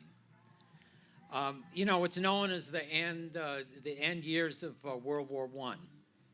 But in the United States, we had an influenza that proportionally killed more people than I think even in the end this pandemic is going to kill. Politically, what was happening? On the right, race riots. Chicago, Tulsa, you know, we've been hearing about that, right? Ku Klux Klan revives in 1919 in Indiana. So, tremendous ferment on the right. On the left, the split in the Socialist Party, the beginning of a Communist Party, USA, fueled by all these fantasies from the Russian Revolution that a revolution is going to break out here. A huge strike wave, general strike in Seattle, that ends up really crippling the labor movement in the end. I mean, a lot of the strikes just lose, and it becomes a prelude to the 1920s. So, again, tremendous ferment on the right, tremendous ferment on the left. Now, again, if you think about this last year of the pandemic, 2020, of course, you know, Trump, stop the steal. You know, people with guns going at the Capitol in Lansing, wanting to kidnap the governor. Real crazy shit, right? Left wing protests against Floyd, Louisville, right? Kenosha. But they began to degenerate into looting. Seattle, Portland. You know, again, massive kind of disarray that ends up really discrediting a lot of the left and what it stood for. So both cases you have in this era when there was pandemics and influenza, tremendous ferment on the extremes. Now, you know, as we look at what happened in the United States, of course, we're going to point to what happened to the economy. We're going to point to people's isolation. But, you know, I would contend here, and don't ask me to prove this, that what happens with pandemics, what happens with influenza, and you can find this in other periods of history, is the fear of death becomes paramount in people's minds, and it makes them crazy. And we've had a really, really crazy year and a half in America. The question I have in terms of the future is it going to last? You know, if we have Delta, Epsilon, Gamma, if we're on to, you know, God knows what in Lambda, you know, in a few years, I mean, the country is really doomed. But, we can see on the horizon now in the infrastructure bill and the cooperation between Republicans and Democrats in this competitiveness bill, maybe a break in the clouds and a possibility that our politics won't be as deeply polarized and really making it impossible for us to deal, for instance, with U.S.-China, with deindustrialization of all these different parts of America.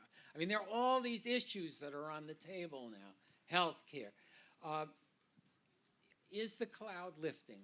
When the pandemic goes away, will America find itself in a position to deal with these kinds of issues that during the last 2 years have just become a source of craziness among us?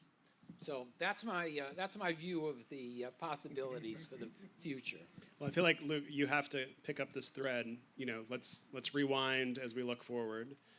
I'm struck a little bit what feels maybe like a paradox that, as your book points out, the kind of intersections between art and science and culture and politics 100 years ago or less was, just ramping up, and now it feels like it's faster than ever, right? Information's moving faster than ever.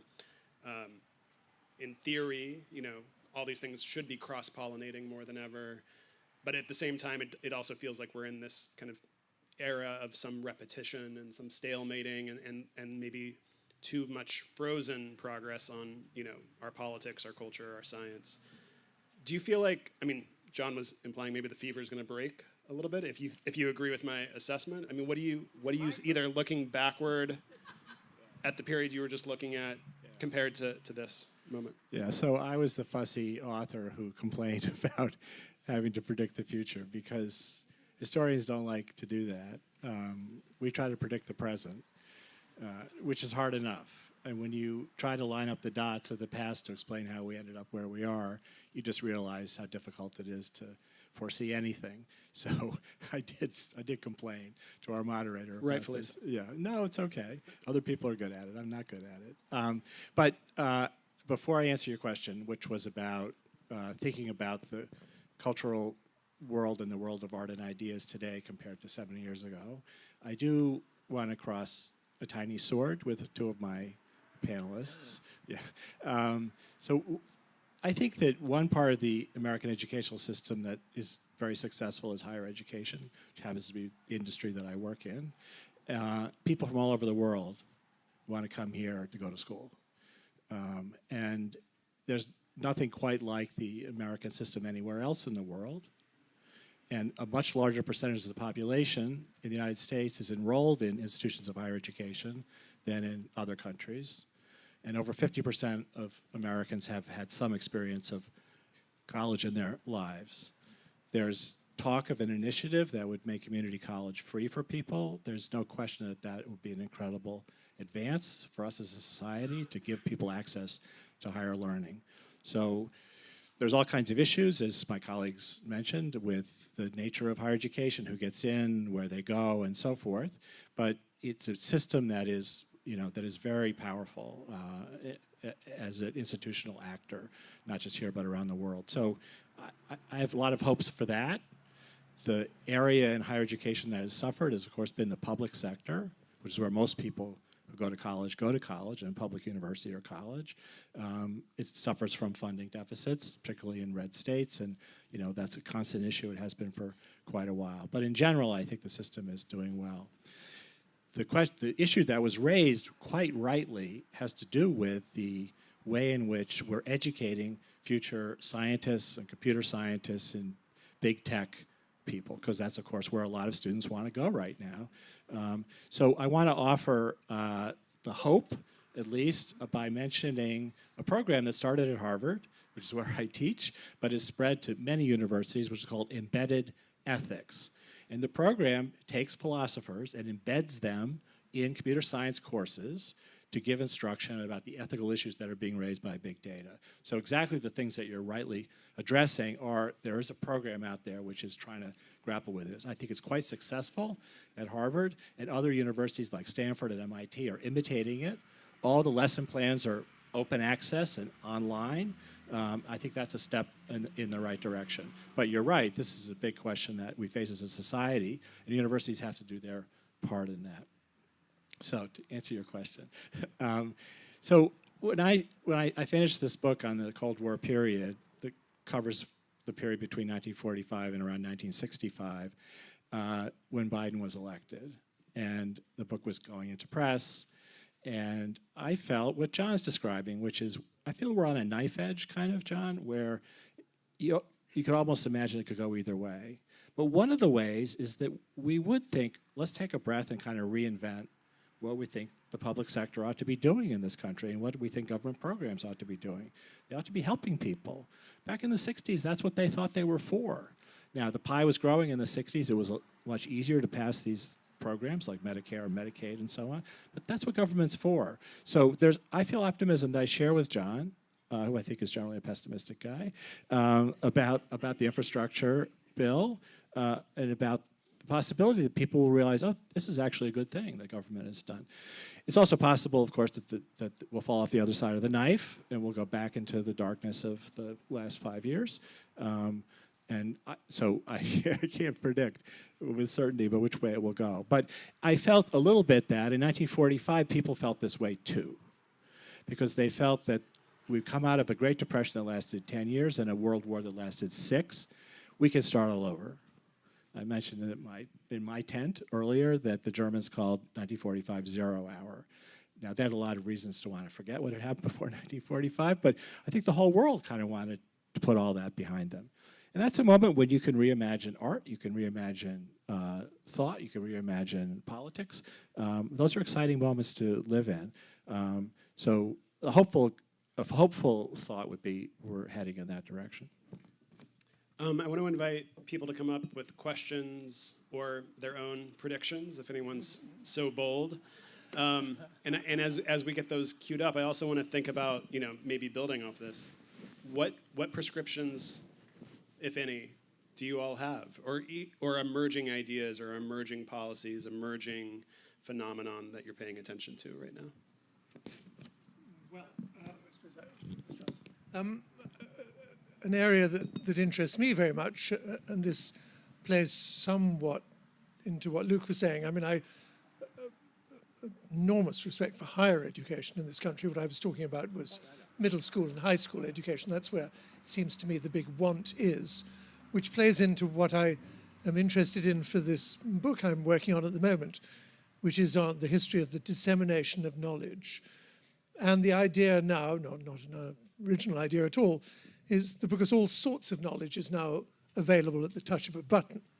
I mean, all of your biographies, I was able to look at 5 minutes before meeting you. I mean, if I want to know the value of pi, I can get it to 150 places in a microsecond. This used to be in people's heads. They used to know things. Now there is no need to know things because all knowledge is available thanks to Mr. and Mrs. Google and Siri and Wikipedia and all those nice people.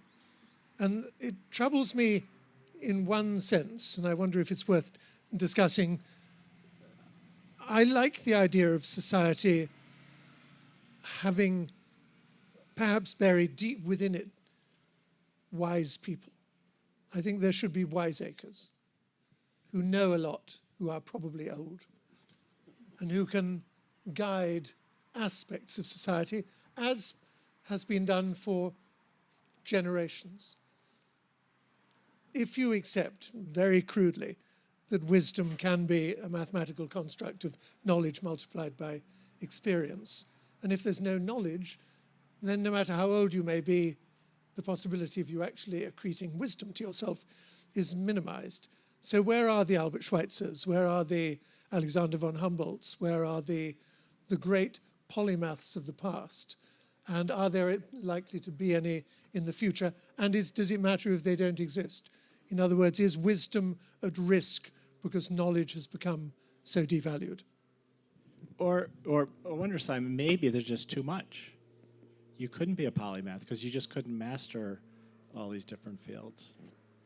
It's just the knowledge world is just kind of limitless. Yeah, please jump in. And who has it? Oh, I want to. Oh, thank you. expand our definition of wisdom and to think about expanding who has it. Because when you asked that question, my first thought was, Toni Morrison was the wisest person that I've ever experienced, which then leads me to why I came to this panel, or I waited for this panel, because whenever I consider discussions about the future, my first thought is to speculative fiction, where Walter Mosley, in a really wonderful op-ed piece written in '98, he is called Black to the Future. And he says that there's nothing that we as humans have not first imagined and then made real. So speculative fiction or science fiction, fantasy, I would throw in romance, because we think about love and who to love and how to love.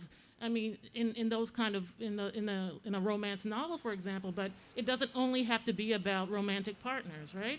Loving broadly, loving widely, loving, exponentially is something that fiction can do.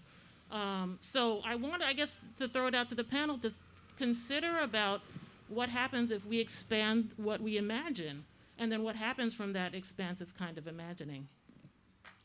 That was beautiful, Brandon. I feel like that was teed up for you to tell us what we should be imagining. Well, I mean, I feel like it was teed up because everyone was joking. It's like, you're the fiction guy. You're going to talk about speculative fiction. I was anointed earlier today. I mean, I do think that fiction and the imaginative capacity of literature does play a big role in the future, because it's very difficult, I think, sometimes to imagine yourself into a future if you don't perceive that you have a place in it.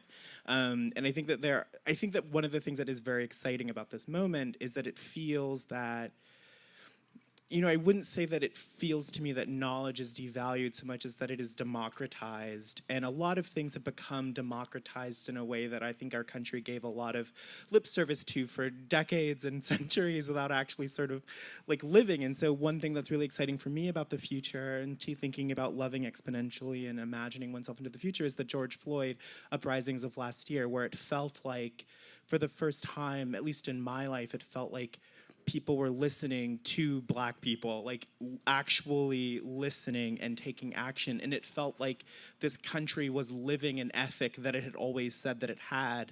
And suddenly I had this idea like, oh, like Black people might be okay someday, And like that was a thought that I'd never had before, in the same way that like when Obama became president, it felt like my entire life everyone would say, oh, you're gonna be a president, you're so well spoken. And I'm like, Black people can't be president, like as an 8-year-old kid saying that to grown-ups. And then when Obama becomes president, suddenly it unlocks this whole sort of swathe in the imagination and in the cultural imagination. And I think that one thing that feels really powerful to me in this moment is that it does feel like it's possible to be optimistic about the future in a way that would have felt truly like it still feels a little silly, but it doesn't feel like the fool's errand it was even 18 months ago. So I think that there are ways in which it feels like as a country we are loving and we're listening more deeply, and that is opening up something in the imaginative space in this country and allowing us to be who we've always said that we are and that we never quite lived up to. But yeah, I mean, I think that all of that feels,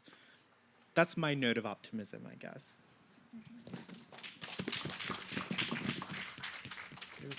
So I have a social engineering thesis I'd like to have you critique.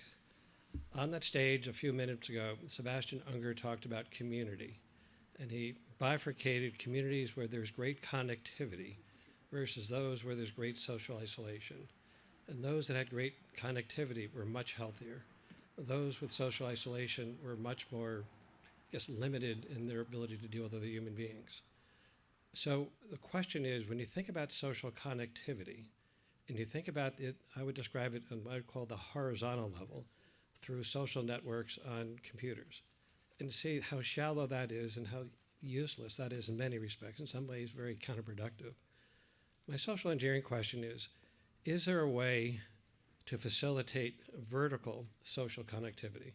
Now, the roles that institutions used to play in our life, whether it's churches or YMCAs or sports teams, how do you have an element of society that proactively seeks to enhance social connectivity in a less superficial level than just texting someone? I find that a very terrifying prospect because what like that is just that's like recreating a hierarchical society. Like that is just like what capitalism does. It's like that is the function of capitalism and capitalistic entities is the sort of structuring of society into these hierarchies, and it feels somehow that we are trying to move into a sort of anti-hierarchical space. But I do understand sort of socially, I do sometimes feel a sort of hunger for something to tell me who I am and what it all means, and that I can feel connected to other people in a sort of deep and meaningful way.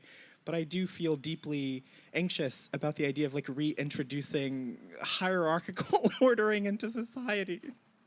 Well, and maybe, Luke, I'll ask, I mean, just thinking about maybe the broader question of the role of institution as like a connective tissue in some respects, and the crisis of institutions we're in. May I also interject the notion of social connectivity doesn't equate to social hierarchies. I've worked lots in different cities, and Sebastian also made the point, in sort of poor, low-income cities, the neighbors know each other. They're very friendly to each other. You go to some suburban, against gated communities, people don't know anybody. And they have this great sense of angst that someone's come to get them what they have. So I would not equate social connectivity and social engineering to promote that to be a hierarchical notion, but much better job of connecting different income, racial, and other groups. Just my counterpoint. Yeah, I think you'd agree with this. I think that if you're saying there should be social spaces that enable connectivity, that would be okay. You did mention institutions, which I had the same reaction, which is it's good to not trust institutions. Yeah, and I don't know, I'm sounding, this is really weird for a guy my age, but I think young people do bond on computers and social networks and stuff. I mean, there's a lot of trivia and so forth, and shallowness, it's true, but that's true of everything. But I think that that's their literacy, that's the language that they speak to each other. So in my perception, at least of college students, there's much more peer-to-peer interaction than there ever was, because even while you're lecturing, they're on chat talking to each other, and it's completely incomprehensible jargon. but it's meaningful to them. So I think it's not a terrible thing what's going on. If I may, I come from Britain, a country dogged by vertical isolation. I mean, a duke, Viscount, Marquis, Earl, Baron, commoners, the social stratification is impenetrable, and I'm glad to have left it for a country where there's much, much greater mobility. I'm not naive enough to believe there's no social stratification here, but it's much more permeable. But an interesting experiment that my wife and I have done, we live in this tiny village in the Berkshires called Sandisfield, and 12 years ago, we started a newspaper, which comes out now. It's all volunteers, except the printer is paid. And the idea was to start, it's called the Sandisfield Times.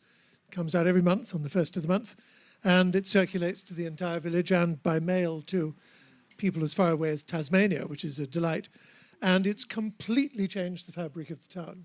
The town, when we arrived, you'd go to the select board meeting and maybe 5 people would attend. All the decisions were made by these old country bumpkins, smoke-filled rooms. I don't mean bumpkins, old-timers, if I might say. Now, the town meeting, 150, 200 people turn up. There's a vibrant conversation going on, angry exchanges, letters to the editor, denunciations of this, that, and the other. The town is improving in all ways, socially, economically. We're getting the things we've needed, better roads, more connected internet service, all that sort of thing.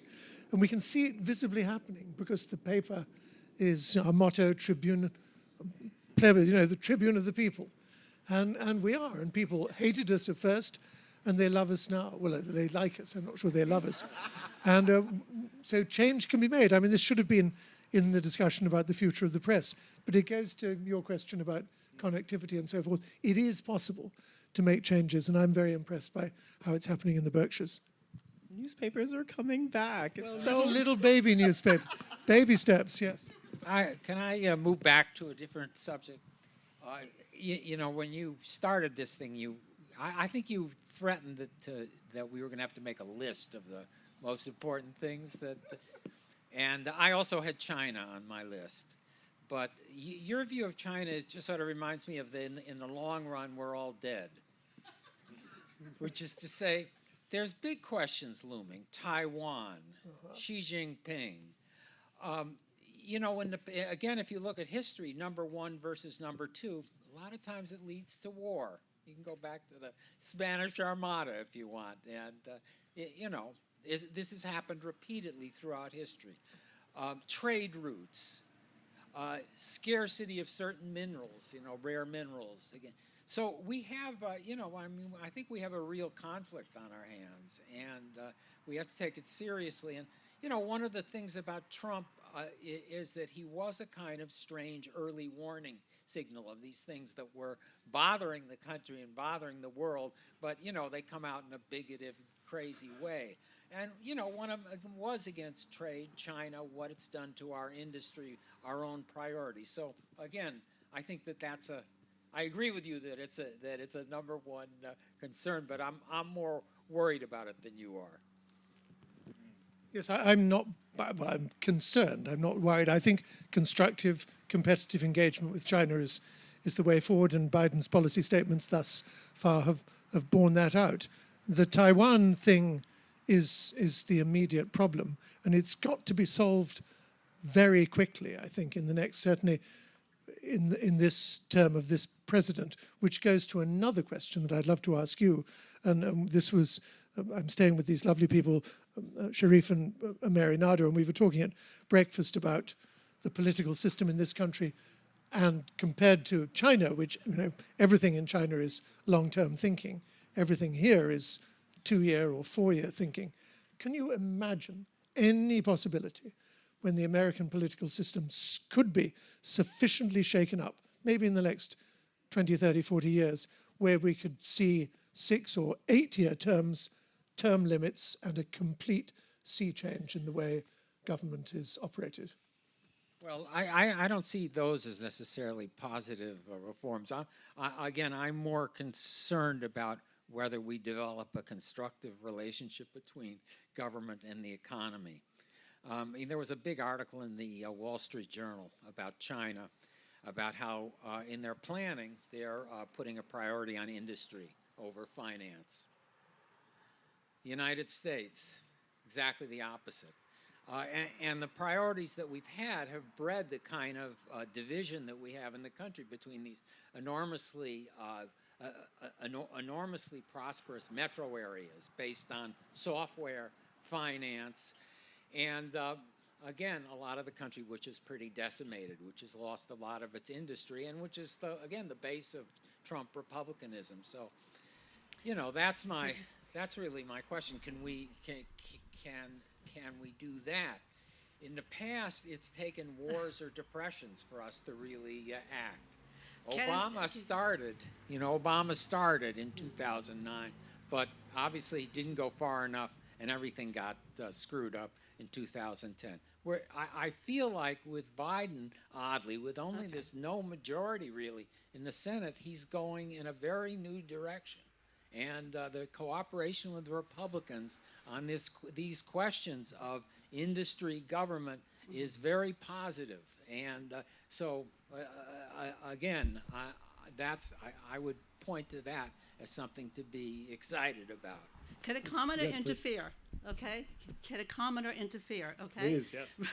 I really am so engaged by all this wonderful intellectual concept, and it's really great. To me, it's a concept, and I look to all of us, and I wonder, we are this country, okay?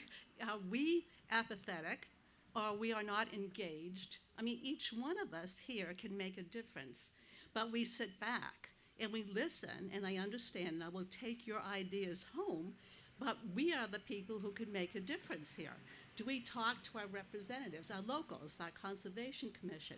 I unfortunately have stepped into municipal government in my town, and I can see what needs to be done, but there's a handful who's doing it. So I think we have to look in the mirror and take a look at ourselves and see what we can do here. Thank you.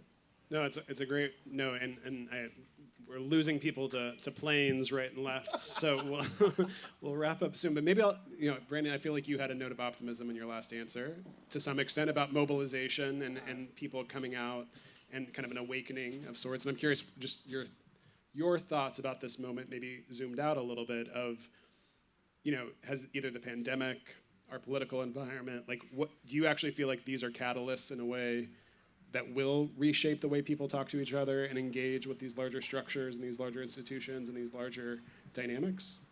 I mean, the part of me that is like a grizzled 32-year-old cynic, what do I know? The part of me that's a cynic is like, well, no, of course not. It's America. Inertia rules the day. But, it's impossible to look at the uprisings of the last year and be still cynical.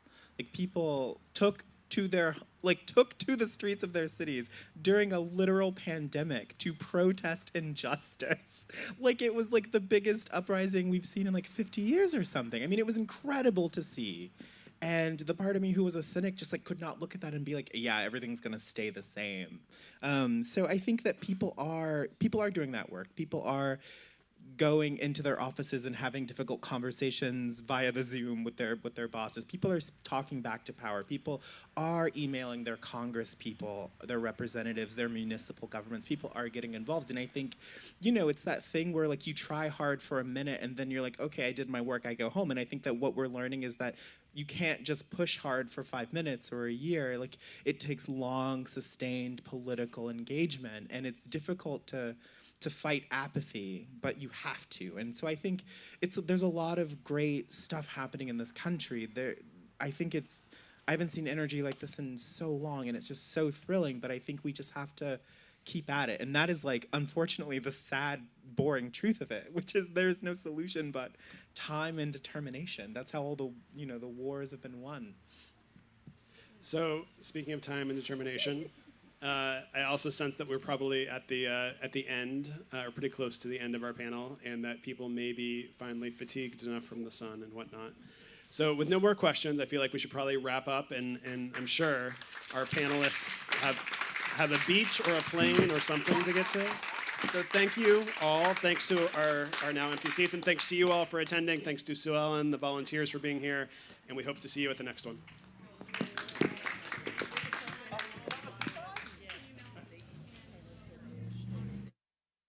Audience who's watching this, so the many people who live streamed from all over the country, thanks to them for sitting through it. And if anyone needs lunch, I just got mine, so we do have some extra lunches that we're happy to send home to people. Thank you so much.